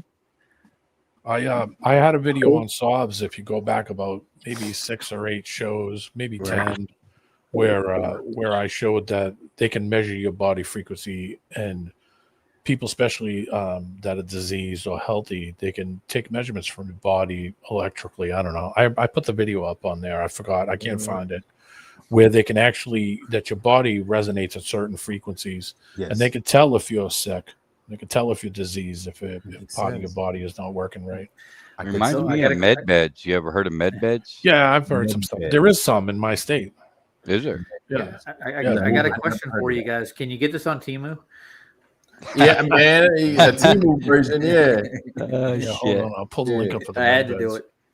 I looked it up a while ago because my a friend of mine, his roommate was sick, and I mentioned it to him. I said, they have one of those med bed things. He said, oh, that's crap. I said, well, they got them in Massachusetts. They got them not too far from here. Yep. He was like, bullshit. That stuff doesn't exist. So I went and found it. And yeah, they have a center that you go to. And everything in the, they have a special bed. They have all these, what do you call it, things that they want. I'll pull the link up and you can read it. It's interesting. Mm-hmm. Yeah, man. Like this thing it's crazy. They give you a machine to where it gives you a magnetic stirrer also. And you can make colloidal silver. They give you the silver. They give you silver bars with it too to make your own colloidal silver. Yeah, dude. I learned how to do that too. That's badass. Yeah. Like homemade. Yes. That's your own homemade colloidal silver. Yes. And then you can measure with a little drop of pipette how many parts per millions is in your silver colloid solution thing. Strange. Very, very strange. We set up. We set up one at home, just plain and simple, like pretty easy. Like just get a big mason jar, like like a gallon and a half or 2 gallon. She may have used a 2 gallon. Yes. Okay. So you just take a piece of cardboard, right? Cut a big ass circle, poke 2 little holes in it, stick your things in there, right? And then just Mhm. plug it straight into the wall and leave it for like 2 hours, 3 hours, and take it out, and there you go. Yep, ready to go. I would suggest pouring it after that through a vortex shaped copper tube into the glass, and that natural vortex motion will amp it up a little bit too. So, I never. yep, Wow, yep. this stuff just gets stranger and stranger, man. The more It's this shit is nice though, so right? damn Like all strange. these cures, but we're gonna get them out Sunday, bro. We just gotta keep at it, you know. Just keep at it, one day at a time, right? Yeah. This stuff it's I'm strange. glad you want to help people, though. That's nice, bro. That's Yeah, very nice. man, and like I know that it can help me if, and I not even I know, I feel that it can, but I just have to fire it up. You know what I'm saying? I have to put this stuff to work. So Yeah, I mean, But I know that I was your like, frequencies around your body can affect you in different ways. I did a thing years ago about music, how music can affect you. And I remember reading the study, pre the video era, about this guy who took a bunch of plants. He separated all the plants. He gave them all the same amount of food. They were all, of course the seed's going to change, but same pot, same size, same container, same top, same light source, everything. And what he did was he played music for all the plants. And on one plant he played this classical music, beautiful strings music. and all that. Yeah. Strings and horns and, no singing, just music. Right. And then they took one that was heavy metal. They made one plant just listen to heavy metal whenever they was in the cycle that it's that the light was on. Then they did one that was just like old school, like classic rock. Then they did one that had rap music, whatever it is. All the Guess which ones died? The ones the with rap the heavy music, the and metal, and the rock music all died. Yeah. The only one that lived was the one that listened to the classic music. It actually grew so big that it was pushing the top open. It was getting to the point where he said, I had to stop it because the other plants were rotting and getting bugs. And this one just wouldn't stop growing. So I sent the guy an email that did the thing. And I asked him, what was the record that you played? And he laughed. He sent me a thing with a laughing face because I was probably the only person that asked him. And he told me what the thing was, and I went and looked it up. And it's just music from the 60s. And I was like, it's just nice, not classical, but like nice music, with strings and horns. Something strings, supermarket music. The kind of music Muzak. I heard, Muzak that you walk around like Staples or something listening to. But I heard there was a group, I forgot the name, Crosby, Stills and Nash, right? Okay. That they said their music did that. They said their music had that effect on people. I was like, them? I was like, specifically them? So I'm thinking like Crosby, Stills and Nash, they're that, I'm not going to say hippie, or I don't want to be, you know what I'm saying? But they're from the 60s and stuff. Yeah. Them. So I would imagine it would be people like them. Cat Williams. You know what I'm saying? It's that type of music that they play them acoustic guitars and stuff like that. Yeah, he said that he had basically decided to pick music that didn't have a lot of voice stuff to it because he wanted to just the frequencies from the music itself to see the difference in it. But the guy had told him, I guess, that he was insane, that this was not going to work. This was no, it's really not insane at all. It's not at all. And Vlad, you were saying you really didn't understand it yet before in our conversation about you didn't understand it quite fully yet, right? I can give you a very easy experiment to do if you want to, but it's up to you. If you want to buy one of them cheap laser pointers, your cat plays with or something, and if you cut a 2-liter Coke bottle or something, but it's plastic, cut it in half, and the end that twists off, you cap it back off, but put a hole in it where you can stick that laser in there. You tape the laser, you tape the laser pointer button down where it stays on, and you attach it to a stick or something like that where you're not really holding the plastic thing. You're holding a stick out in front of you, and you yell in it like a bullhorn. In the end that's open toward the laser, it would turn out all of the lights, right? And there's something called standing waves, okay? And at certain tones, they're like phi based, like a 1/2 wave, 2/3, 3/5, or 6 over whatever. But there's certain points in vocal or pitch or whatever that opera singers do that it's like instruments, like he was saying, instruments. What's frequency? And on the wall, if you hit the right frequency with your voice, it'll show you a perfect geometric, symmetric, and turning. It's a wave, so it turns perfectly but symmetrically as it moves. That's called a standing wave, and that's more harmonious, right? I gotta see how you do this experiment, because that I would love to show you. Yeah, absolutely. Sounds really interesting.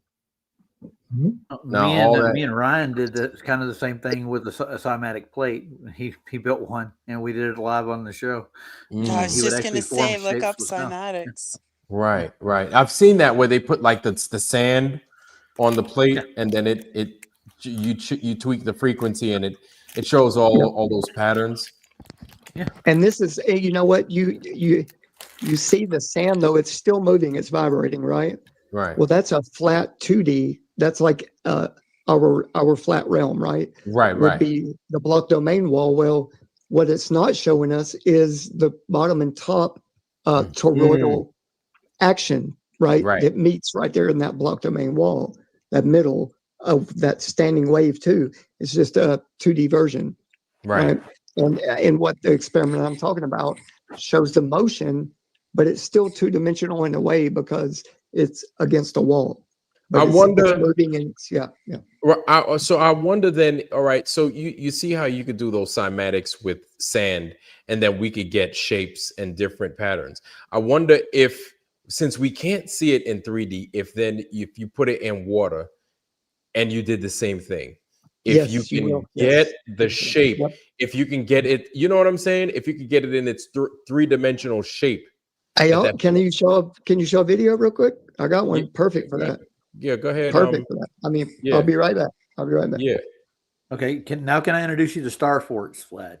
And now star forts form the world we live in by their shapes, the cymatic resonance and they're always near water. Yes, and that is the crazy thing, is them star forts are always near moving water. Yep. Yeah, they're near moving water. I know. I went to I'm not even going to include Liberty Island, but I went to my first star fort out in that I knew was a star fort, or they said it was Fort Barrancas out in Florida, out there in Pensacola, Fort Barrancas. And that's like a star fort. It's right there, right outside of the base out in Pensacola, Florida, the air base. I've never been to one personally, but I've seen a lot of them. Autodidactic did a whole series. Like he got Google Earth and he started searching everywhere for star forts. He'd find them in the weirdest places, dude. Like in the middle of South Carolina. They blurred them out now. You know that? Yeah, they blurred them out. You can't just see them like you did before. They just blurred them out. When I went to go see the Urbano Monte map over at Stanford University, I saw that all of Paris was a star fort. All of Paris. And apparently all of Vienna as well is a star fort. There you go. I dropped it in the back chat here and in the main chat. But this is amazing, bro. Maria also dropped you a link, Vlad. It's science versus music or something. It's pretty there interesting. You go. All right, we're gonna jump to the one real quick. The one that RG presented. Hold on. Let me see. You said you dropped it in the back chat too, RG? Oh, there it is. Yep. Okay, let me see. I'll jump on that. Sound forming geometric. All right, let's play that real quick. That's crazy. Hold on, y'all. We're gonna go ahead. We're gonna play sound forming geometric. Hold on to that one, Maria. I want to play that too after this, though. Boom. Can y'all see it? Yep. Okay. Let me go ahead. Make it big. Boom.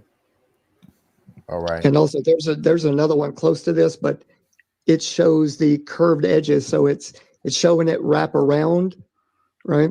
In this other one, but this is nice too. Yeah. It's crazy. When you look at the center, it looks like the concentric circles are moving. Looks like they're moving when you look directly at the center. Yeah. Almost. Yeah, All right. that's an optical effect, isn't it? Yeah. Yeah. Let's go ahead and play it. Rupus nigra. Yeah, right. Wow. Looks like an eyeball. Okay. Quick question. Is this in water? What is it? Okay, patterns this in is- water. Mhm. Wait, what are we looking at? We're looking at the top-down view of a pan? Like what is it exactly? Yeah, so it's like a tray, I guess you would say, with raised edges. So the Okay. fluid's contained inside of the raised edges. I think like that ice outside wall, just might man. be a visual. Yeah, Mm. yeah. Just like the Yeah. space we're in right now. Mhm. Okay. All right. The higher the frequency, the more complex the pattern. Mhm. Yeah, the more beautiful it gets. Let's go ahead. Let's play it.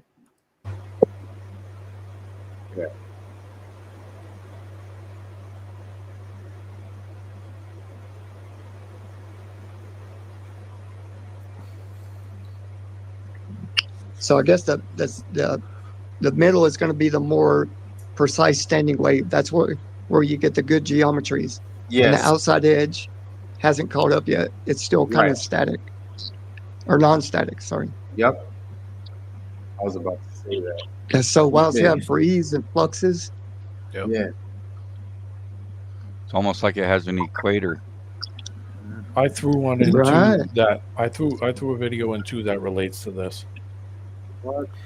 You know what it reminds me of? You ever look at CERN? This is like look at what CERN's built oh like. yeah, from the Yeah. side, yeah. Yeah. Yeah, that's a good point. Yeah. They might be Almost doing reminds something me of wild with like frequency. the stars, right? Like how the Yeah. stars Yes. rotate backwards and all that shit. That's my video. Mm. That's so wild. So it seems all to they're me doing that is they're tweaking playing. the frequencies, right? Yeah. Right. Yeah, and you see the little, the middle of where them little pokey parts stick out. There's 1, 2, 3, 4, 5, 6 of them. They're also coordinated. It seems. Those are using- like symmetrical as well. So maybe that Using plays a- a part. But yeah, go Using ahead. a oscilloscope or a frequency generator. Right. But That's what they used to test on to see if there was a dome down in Antarctica back in the 50s. They used an oscilloscope to actually bounce frequencies off of it, and they were Right. getting readings back. Yeah. so, That some of them- outside edge is weird. so are looking, they raising the frequency or are they dropping it? Because I hear the tone changing. It's Yeah. probably Trying it's to- that they're raising it more than likely. If it's starting to get like from like a woo to like wee, Yeah. then that's yeah. Sounds like a higher. And that's where the yeah, it's beautiful though. And the rotation comes with it. So, our jet streams, our telluric currents, our solar winds, all that. Yeah. That's Look at this thing. so there's energy coming from the bottom as well, right? Yeah. And That thing looks like a Metroid. look at that. That's so cool. It's wild. It's almost like what stars do as well. Yeah. It all seems to be connected. Like Yeah. Well, our So- bodies are doing the same thing, yeah. Yeah. responding Everything's to frequency. frequencies all around us. So I mean, our bodies are doing similar things also. So quick Well, we're in that question. suit, Are our they little bitty- adding light to this or there's no light added? It seems like they are. Yeah, it looks like it. Okay. But I don't know. The light isn't consistent in one area. It spreads Right. out. It comes back. So maybe it's just I don't know. Maybe there's prods in the on the bottom or something sticking up. I didn't get Could to it- see the setup of it. But Could yeah. it be different colored particulate matter? Good question. Well, in frequency, the colors would mean that there are certain frequencies. If you take frequency by color yeah. band, then It all the disappeared. colors go ahead. would We've gone be over different that, haven't we? frequencies oscillating. Especially with Mikey's observations, we went over that too. Yeah. That would explain a lot with the stars. Yeah, it would. And it could be that they've got a very complicated setup. Like it's not just those standard 2 rings. It could be things sticking out from the bottom, like I say, like toothpicks or something, but not toothpicks, like metal prongs that they have hooked up to different frequencies and mix them. You know what I mean? Mm-hmm. But just symmetrically. Have you ever By the heard? way, nobody's talking in your Rumble side at all. Just had to say it. Go ahead, Steven. Have you ever heard? Have you ever heard the saying, "Seeing you're so mad you're seeing red"? Yeah. Well, it's because when you're angry, you resonate at certain frequencies. Yes. So the And your color blood pressure red, shoots up. yes, your blood pressure goes up, but the color red is It's when you're low. pissed, when you're angry. That's a low on the color spectrum. Red is like low. Yes. Root chakra. Yeah. It's your It's base. a heavier frequency. Yeah, it's base. Wow. Yeah. Things that people don't think of. Yeah. If you're seeing blue, because blue is like a super high frequency, is significantly higher. Blue pertains to your throat, your voice. Yeah. Indigo is your third eye, and then magenta would be your crown. Would that be the chakras? Yes. Chakra colors? Your crown should be purple, from what they say. Yeah. Well, it would be the blending of the blue and the red, right? Yeah. Right. Okay. Yeah. So I got a question for you, Heron. You ever heard of the Indigo Children? Yeah, I've heard of them. Yeah, by don't tell me the name of the band, Roger. There's a couple of The them. Indigo Children. What? Tell me the name of the band, You're talking Roger. about that's Pucifer. That's Yes. Yes. Yeah, I've heard of Indigo Children, but I don't know exactly what they are. They were, I think they were part of the Vedic races. They actually almost had a purple hue for skin color. What? They considered those Indigo Children. Yeah. Well, I know if you take too much colloidal silver, some people get their skin turns like Smurf blue. Yes. Purplish. Yes, that's a real thing. I think there was a family up in West Virginia that happened to. Yeah, the guy with the glasses, the older guy. Yeah, he was on a TV show. I saw him on a TV show. I forget what talk show it was, but he was purple. He looked like a Smurf. Yes. Yep. He's on the Mopo show, dude. Oh, really? No, I'm just kidding. I don't know. Oh, man, he was on one of those daytime shows that I remember seeing years ago, a long time like ago. Sally Jesse or some shit. Yeah, one of those old school ones. Geraldo. Yeah. We found an Indigo man in the hills of Tennessee. I threw one in there too that's real similar to this, but it shows the similarities between what that frequency is doing to the water, but it applies it to what we see in the sky. Oh, I see it. Okay. The water above the firmament. Yeah, it's a great video. Let me see. Okay. Shows you that it's much more complex than we can imagine and think about right. what we really see. Have you guys seen those videos floating around? It's of like known crop circles, but then there's like an animation that they'll put over top that shows like the sacred geometry on a 2D level, but then they'll animate it into the like 3D movement of that shape. That's totally what that water reminds me of. Yeah. But I agree. I mean, when you think of the argument, even like just the dichotomy of this world, like we're always arguing about this and that, and like I know we're not, like I have to ascertain at this point we're not on a ball floating into space like they tell us, but also like to determine outright, like I don't know, I honestly think that we're a representation of these vibrations, and we probably behave closer to that cymatic 3D vibration than anything, but no globes. No. Do not confuse me with that. It's late. I do not want to go down as globe slipping, but I agree. I don't know. I got think a song it goes for you, deeper Aaron. than just flat. Maybe I don't know. You want to know something? I think it's I'm sorry, Roger. No, Sorry. I agree. It's flat in what we see, but there is an upward component. And I'm not saying rising, or don't get me wrong. but there's a horizon, but you have an up and you have a down with it. Like it works together. What's your eyeball?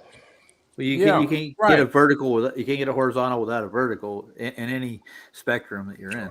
Yeah. So optically, what you see and what is ahead of you is completely different than what you optically see. That's the trick. Right. You know, it's funny. It's funny. I was saying something similar to that earlier in the chat about.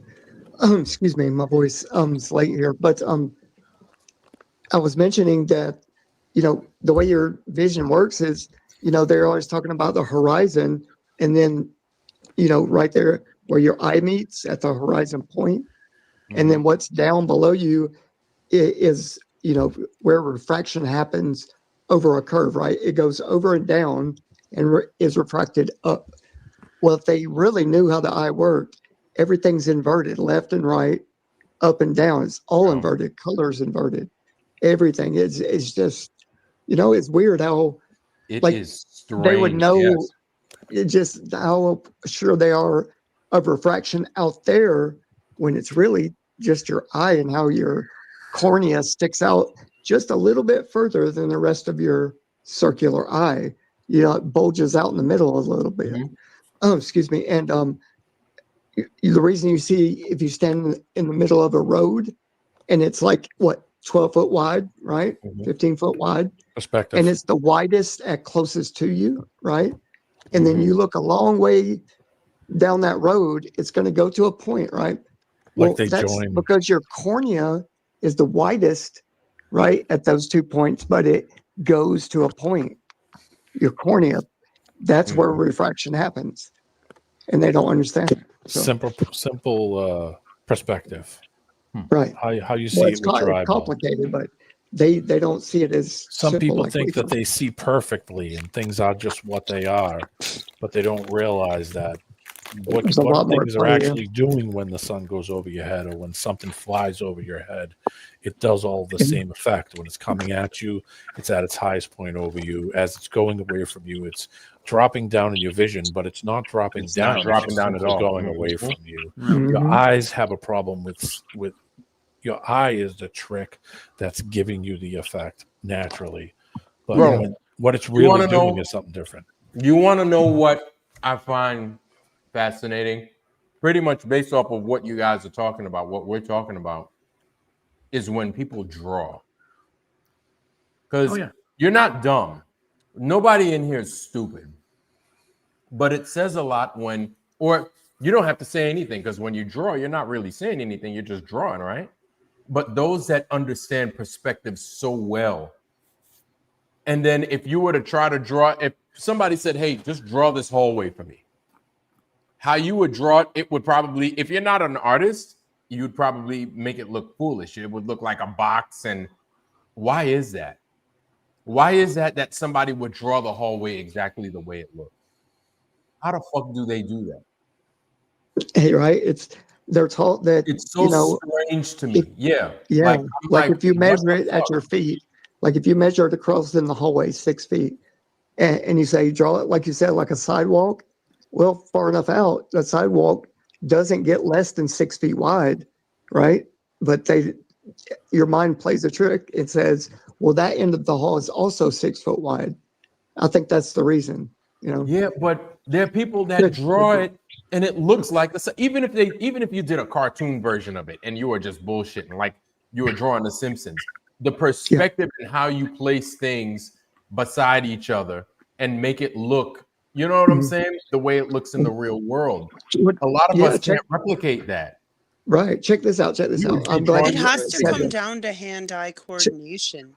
Like your relative perspective of something as you interpret it. And if you can diligently copy that with the muscles in your hand, then you'll draw it more accurately than just someone, you know, like my mom playing Pictionary. Yeah, right. Check this out. If you really wanted to be true to your perspective of drawing, every single picture, if you wanted it to look nice and look true to form, you would first start with drawing to each corner down to the bottom corners an X. And that center point is where you begin everything. Well, just draw a bunch of in art. boxes. Draw a big well, box in well, front draw of your you. X first, and that'll give you true perspective to where to start reference wise, right? Even if you just draw a box and then just put a dot in the center of the box and take the lines from every corner of the box and just intersect them to the center of the dot. That's perspective. Yes, And sir. that's how you get your horizons when they do portraits. I painted many of them, and You know, take that straight line horizon to that X. Yeah, dude, I had and this is no lie. I'm not trying to say I'm a weird person that has like visions, but you're like, weird. Every time I'd lay down to go to sleep at night, when I close my eyes to relax, I would figure an X, right? And then a perfectly horizontal line between that, and then up and down vertical, perfectly straight up and down below that. So there's 8. It's 4 lines, but 8 points that meet in the middle. And I never knew why I did that. Every single night I would do that. And then when I started getting into flat Earth and realizing about perspective and what I'd learned about my eye as a youngster when I had my accident, when I shot a nail through my eye, well, bro, ouch, like 8 points. I kept wondering why the British flag, everything, bro. It's Union like Jack. an egg. It seems like if y'all look hard enough, and also perspective. That's true to form. Yeah. Where I grew up, we had a rail yard that was kind of semi-abandoned. There was points where you could climb through the fence and walk along these abandoned old rail tracks that they didn't use anymore. And there's a couple big stretches where the lines are really long.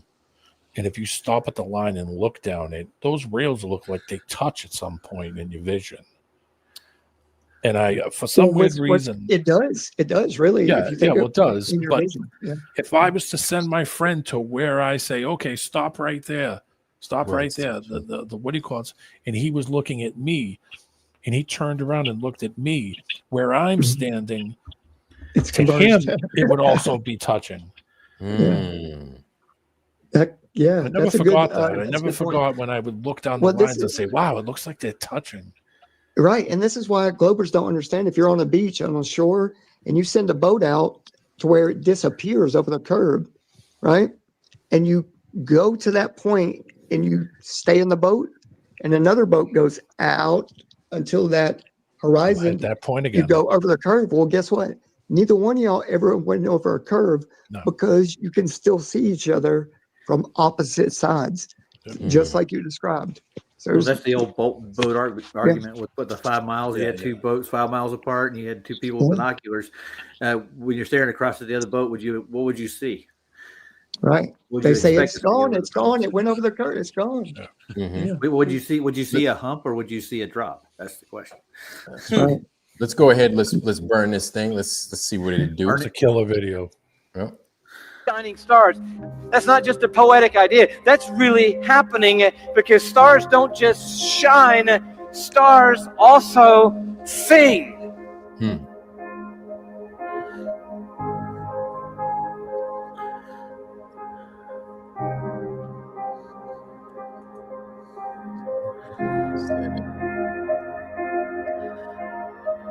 I do declare.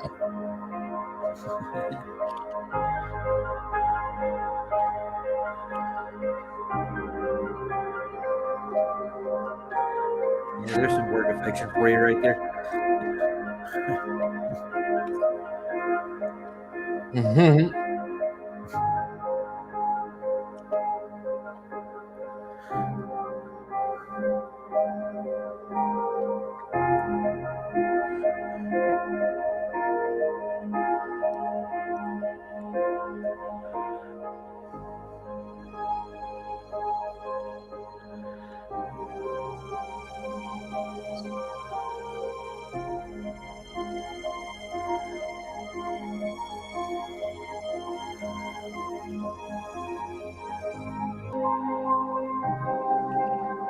Now, what I think is wild is the one that Mikey has, the Sirius that Mikey has.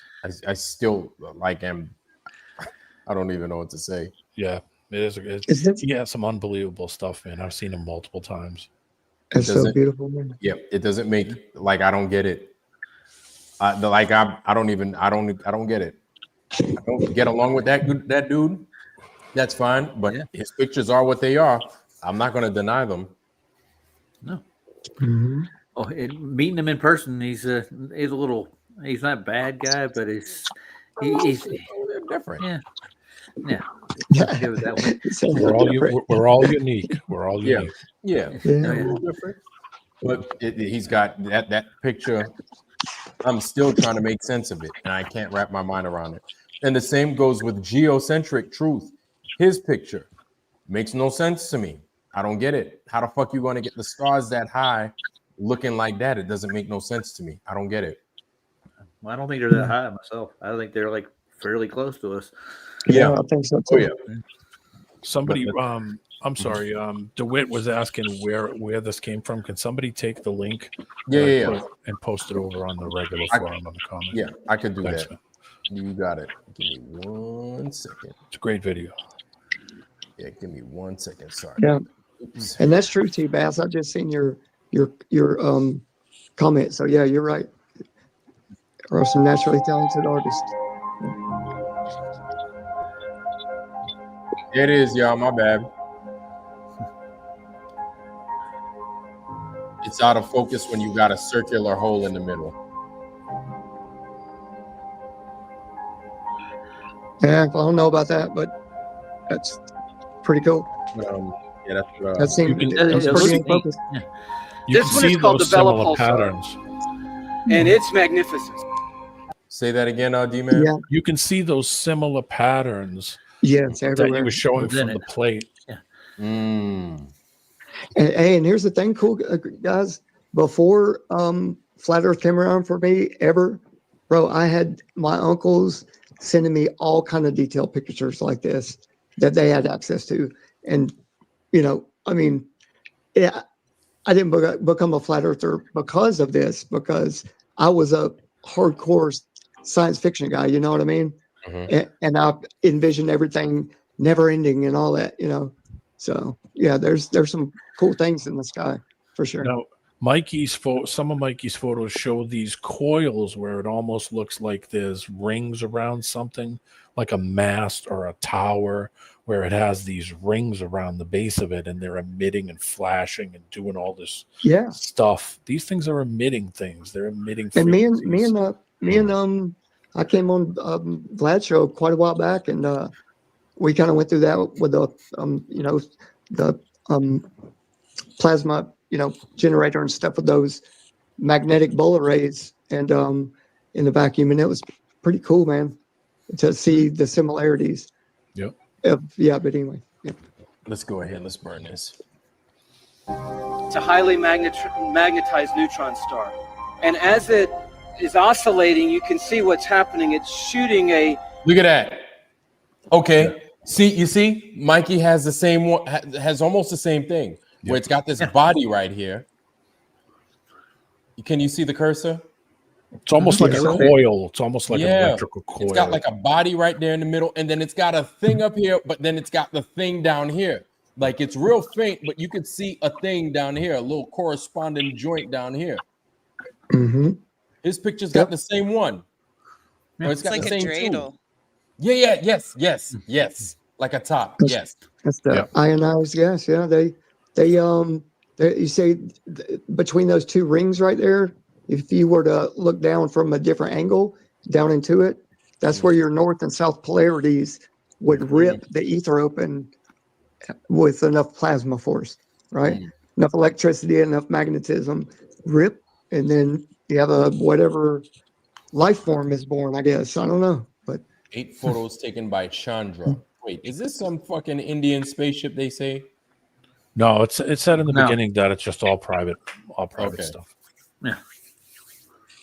Radio frequency out of itself. When they aimed the radio telescopes at the Vela pulsing a magnetized neutron star, and as it is oscillating, you can see what's happening. It's shooting a radio frequency out of itself. You see that? When they aimed the radio telescopes, and it's magnificent. Look at this right here. It's a highly magnetized magnetized time neutron it, star. and it's right on time. And as it is oscillating, you can see It's what's right. happening. It's shooting a radio frequency You see that? out of itself. Yeah. When You see how it's the same Yes. shape? Oh my God. Yes. It's almost like smoke if you put the cigarette in the ashtray and smoke's coming off of it. Yes, That's true. but Yeah. it's not a weird, random pattern. It's the You same know, over and over. what people get confused about radio telescopes and way they listen to stars, people think they send out a signal and then it bounces back to you. No, these things are close and are emitting strong radio frequencies, strong sound. Yeah. We just can't hear with our ear, but if we have a big ear, like a listening device, a Receiver. big ear, there you go. Then that's the way they're listening. The sound comes to us. People got to get it right. Yeah. Yeah, that's why I don't think that they bounce radar off of stars when they say No. or a planet or whatever they call it. Nah. No, you can't. Let's go ahead. Let's see. they aimed the radio telescopes at the Vela pulsar, this is what they heard. And this is what this guy does 24/7, day and night, 365 days a year. The Vela pulsar sounds like right now. This is it. Listen to this.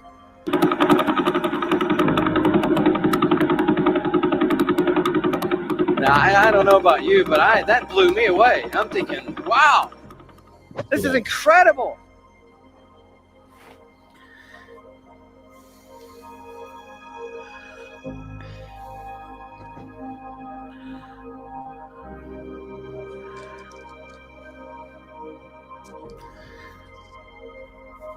Wow. The film we are about to see has no characters.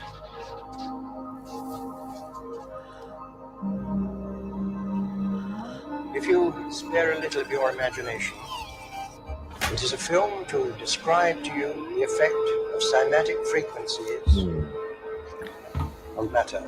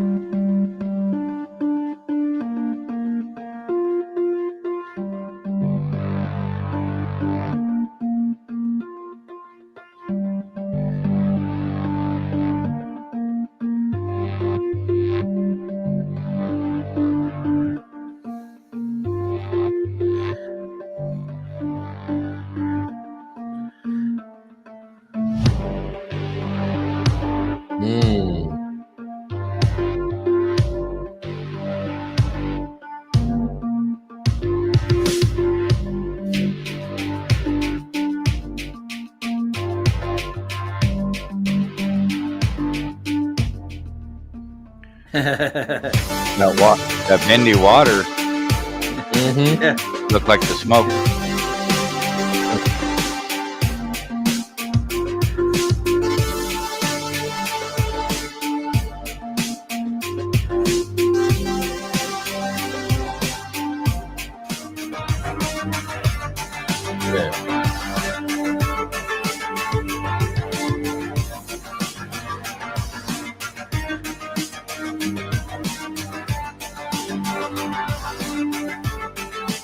Wow. It's singing. The stars are singing to him. I recently stumbled on 47 Tuc. It's a beautiful cluster of stars. Let's show you the picture of it here. There are 12 of these super giant blue stars in there, but the things that are of interest to us tonight are these millisecond pulsars. And right now tonight, while we're sitting in this room, the 16 recorded millisecond pulsars in 47 Tuc are making this sound right now.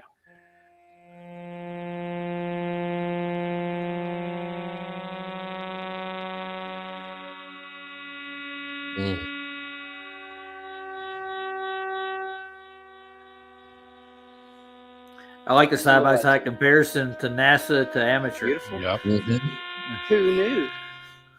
No, God has his own string section.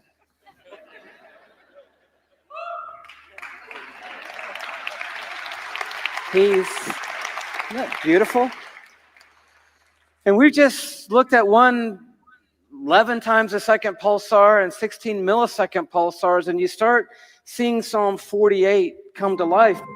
The first time I saw sonoluminescence was in a darkened room. I was transfixed to look at this spherical flask of fluid. And you'd look into the center, and in the center see a glowing blue-purple light, which could be seen with the unaided eye.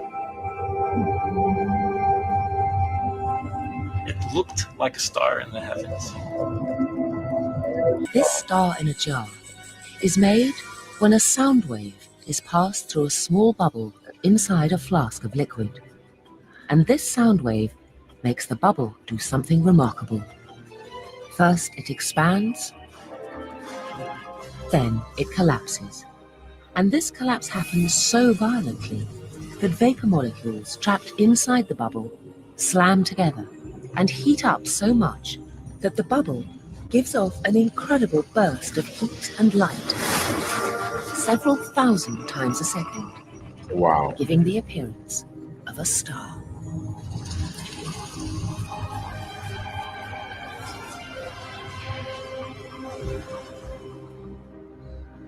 The stars could just be trapped bubbles in the liquids above. Could be. Very easily. But that shows you that the frequency they're emitting is, when you put it to a color, gives you a certain frequency range. It also makes me think of like a toroidal field, how there's always that block wall, and then it's got it always makes the round, the field is always toroidal and looks spherical. In the middle, right? Well, in the middle is where the block wall is, like on a toroidal field. It kind of reminds me of that, and it's like even that smoke that was coming out, it appeared like it was like coming out of a center point. Something, right? yes. Like, that like weird, a block, like it's a toroidal field. But that smoke would trip me out because it was coming out looking the same every time. It's not like it was randomized, It's all Did you notice frequency, like that water. The little flashes that were going on above the smoke, like at the top of it. Yeah. Yes. They were going in patterns, did the same pattern each time. Each time, the same exact one, exactly. Weird. It's resonance frequency. Resident Evil. It's far more complex than we can ever imagine. Oh, that looks weird, doesn't it? Check that out. That's Vega. Mikey has pictures of Vega too. Vega, yep. Canopus. Yes, submarine.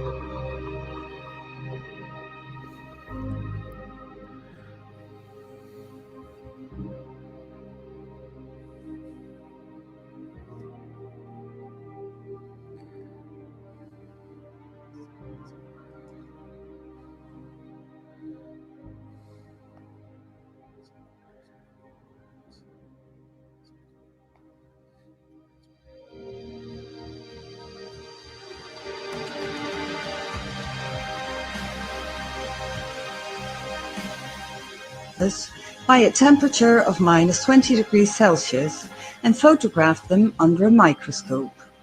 Beautiful structured ice crystals appeared, and they even appeared to be all different depending from which water they were taken.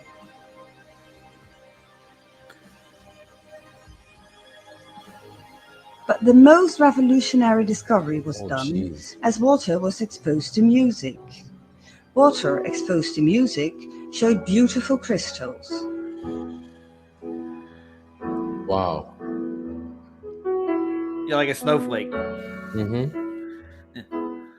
That same narrator did a funny thing happen on the way to the moon too. The same girl. That's the same lady. Yeah, it sounds like a voice.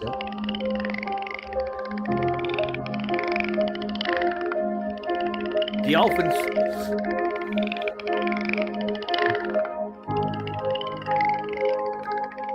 And you start seeing Psalm 48 come to life. But look down at verse 7. It says, praise the Lord from the earth, you great sea creatures in all deeps. The whale songs could sound like this right here. Take a listen.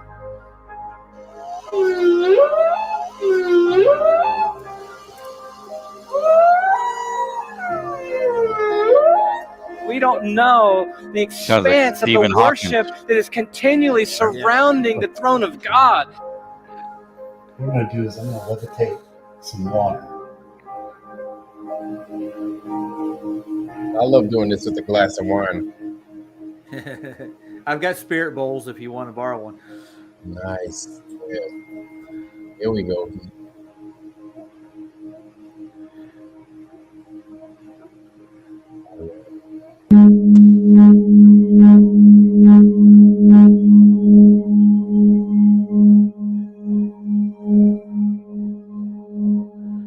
That vibration on those bowls is doing the similar thing that the plate is doing with the sand.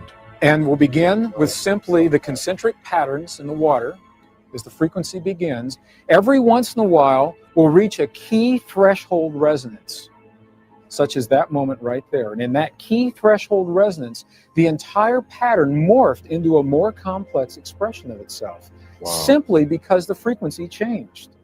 Now watch what happens. The frequency is still increasing. And watch what happens. As we reach another key threshold resonance, this entire pattern will morph into a beautifully and more complex pattern of itself. Again and again. Wow. Look at this pattern right here. Look what you're seeing right here. Look at the beautiful geometry here. Look at that.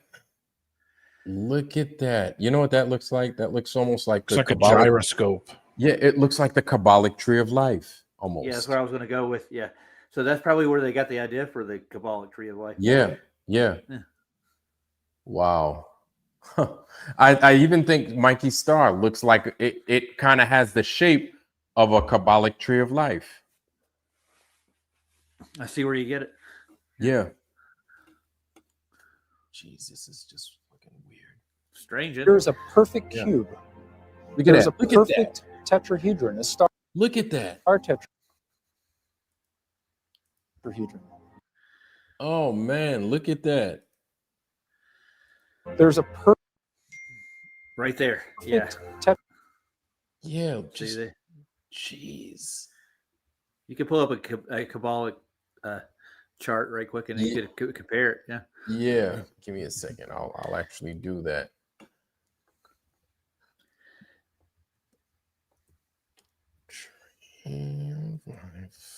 Those bowls, they could change the size of the bowl and it'll resonate at different frequencies. That's why when you swirl that around, it's resonating as you're moving that thing around. It resonates. That's why you get that same thing as that cymatic, that plate with sand, similar things. Same thing with sound to water. It's going to do the same thing. You can, whatever that frequency is. Well, the water is going to be different because of the medium, because it's a fluid, so it's going to change a little bit.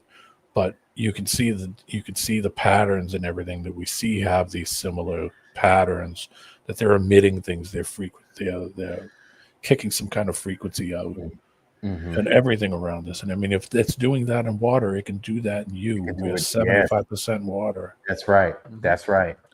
So frequencies around us has effects on our bodies too. That's why I brought up the music thing to the plants. The plants even are responsive to frequencies that are around it. Like he said, sharp frequencies, harsh frequencies. It kills them. Yep. Look at this. These are those Kabbalic tree of life. That's it.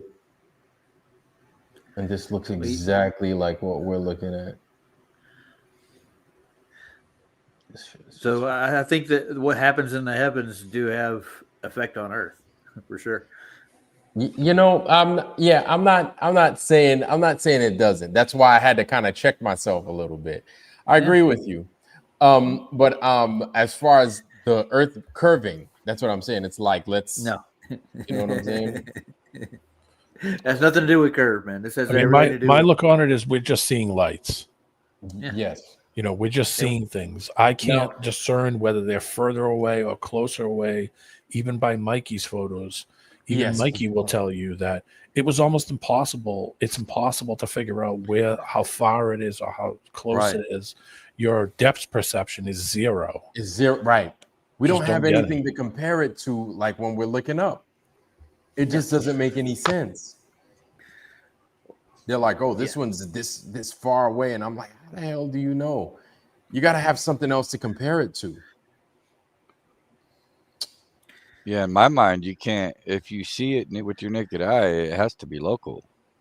Yes. You know, so their claimed distances are nonsensical. And they're guesstimates. They're guesstimates. Yeah, I mean, they're beyond guesstimates. Terrible. They put them so far out of reach, you can't get to them. You wouldn't be able to see them. Yes, if they they were were so at the far out distance. of reach that you're like, I'll just leave it to them. I don't even want to consider them. They're just nice to look at. They put them that.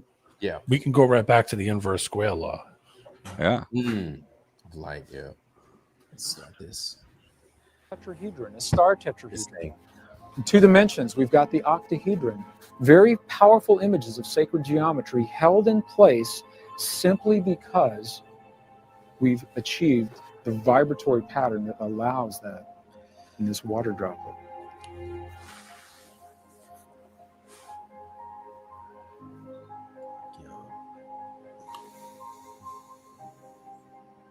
Jeez.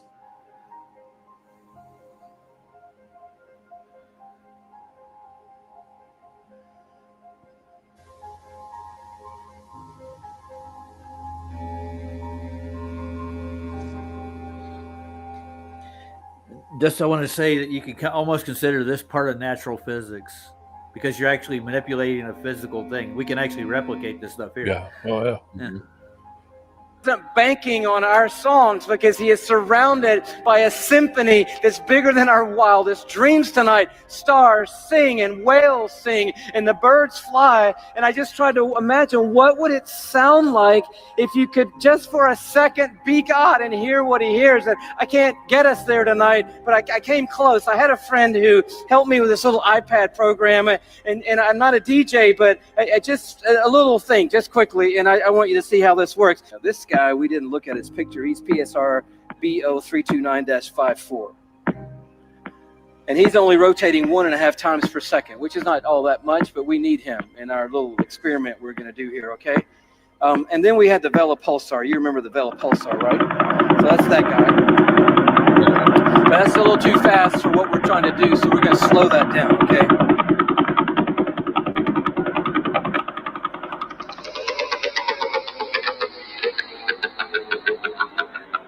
How that light is coming up. Get closer. So we're going to put the millisecond guys in there. The ones you just heard. Here they come.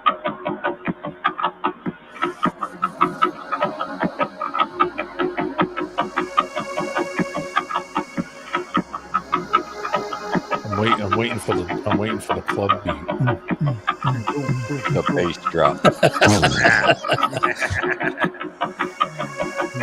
Well, we got a light show to go with it too, so why not? God made a giant nightclub. Some whales. Yeah.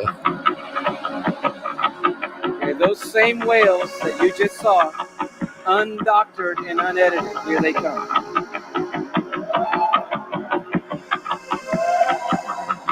It's avant-garde music. Yanni would be proud. Yeah. Frank Zappa put something to this. Sound like Godzilla. We just got 2 pulsars, and then 16 others, and some whales, and we got something going. You get the idea. I just wanted to show that to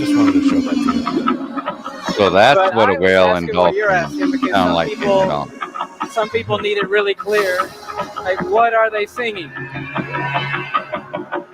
And we tried this, and you just got to know this is unedited. We just dropped this on, and this is what happened. This is what they might be singing.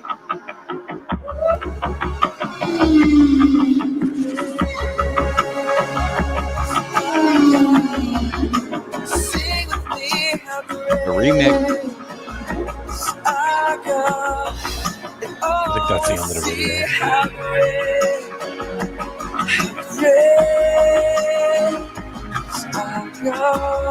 You want to sing along with Stars and Whales?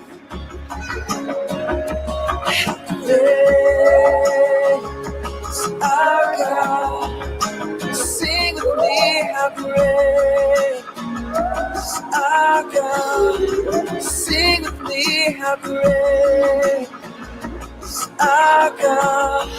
And all will see how great.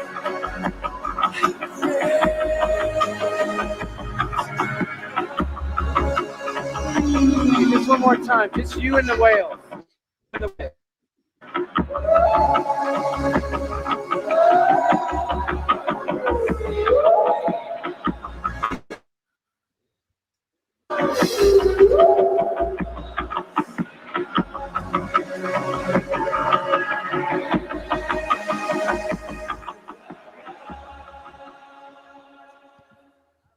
I like the idea that they molded all that together to show you that it isn't just that plate with the sand; it's everything around us.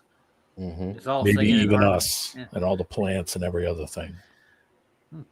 Oh, every shit. little Nature thing. as a And whole. then there were 4. Yeah. We lost Oh, some I folks. guess I got some testimony if you want to hear it. I went into the Circle K about 2 weeks ago, and the guy Yeah. behind the counter, I'm wearing my Eddie Banjo shirt with the 16 flights on it. He's like, Mhm. are you a flat earther? I'm like, yeah. I was getting ready to get berated, right? No, it's like I'm a flat earther too. I'm like, holy crap! It's just like out the blue. I've had that happen to me like 4 times so far. Shit. Yeah. I like that though, man. I like that. Yeah. I like that because yeah, man, it's hard to run into other people that aren't gonna scoff at you. And me, I don't care. I'm loud and proud, fucking flat like a mug. Yeah, I sport it everywhere I go. Yep. But I'm getting at work. I'm getting pushback. Like my boss is making like jokes because I think he's looked at my YouTube channel. Mm. And I mean, we're not fucking with nobody. We don't. No. We put it out there what we're all about. We ain't out there doing the nefarious stuff. Yeah, but you know how people are. Yeah. Yeah. That's why I always tried to separate work with interest or pleasure. Right. I used to see it happen way too many times when people get too chummy with people at work, and then you'd go out drinking, or you'd see how assholeish your buddy was, or he was into things that were real strange, and you would have to go work with him all the time. When you're like buddying up, I always would separate all of that. Yeah. I don't go out with my coworkers anymore. When I first started, I had some decent ones. We used to have like barbecues and stuff, and we get together after work. We had a Friday once a month where we have a community barbecue. Everybody in the neighborhood and everybody at our work that we all had sit around and drank, told stories, made a barbecue. It was pretty simple. Yeah. But we started going out with each other on the weekends and going out to bars and stuff and doing things, and then things started getting weird. Yeah. It's normally what happens. Yep. Yeah, I don't do it no more myself. Yeah, and I don't do it no more myself. Like I stopped all that. Like I don't go out, hang out, anything like that. Like if my brothers are in town or something like that, I'll hang with my brothers, my family. But outside of them, it's like, or when I have my little girls, like that's it. Like, yeah, man. Unless these guys are flat earthers and we're talking flat stuff, it's like, yeah, I'm not partaking in any, of the fun activities on the outside because to me, it's empty. Like there's nothing. Like what are you going to talk about? You're going to talk about the fucking Giants or some shit, sports nonsense. I want to, ain't no life in that, man. I've been in a bar in 15 years. The last time I was in a bar, I ate a pizza. The place next door sold pizza. So I got a pizza, and the guy said, "Were you going in the bar next door?" And I was like, "Yeah." He said, "We ring the bell because they have a cutout on the wall." So he said, "We'll ring the bell, and then I could just slide the pizza through the slot in the wall." And I was like, "All right."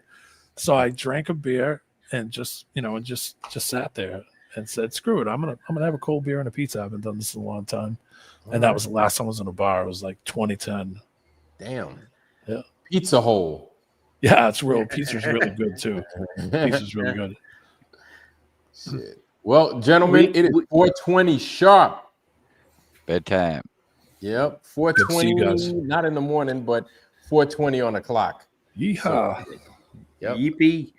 I am going Oh, yeah, Good to see appreciate you everybody in guys, chat. man. And good to see you and Ironworks. A pleasure meeting you, man. Thank you for having me. Man, it's a pleasure having you on, bro. Anytime, man, you got a fucking spot in the foundry, homie. Sounds good. I added you. Yeah, thank you, man. Thank you. Justin, good to see you. Roger, always good time. You too, brother. Yeah, D-man. Night Vlad, thanks for having me on, man. Raj, always a pleasure, homie. Always a pleasure, man. And thank you for joining us tonight, man. Thank you, bro. Anytime, dude. Yes, sir. Yep. Thank you, everybody on the panel, man. I appreciate every one of you. Thank you, Vlad. Thank you, chat. Y'all have a good night and much love. Hell yeah, man. Appreciate you, family. Keep the house clean. Hell yeah, keeping that house clean. Got that We'll duster. get there. Hell yeah. Good All night, right. guys. Good night, gentlemen. Good night. Vlad. Good night, man. Well, family, that leaves me here by me lonesome.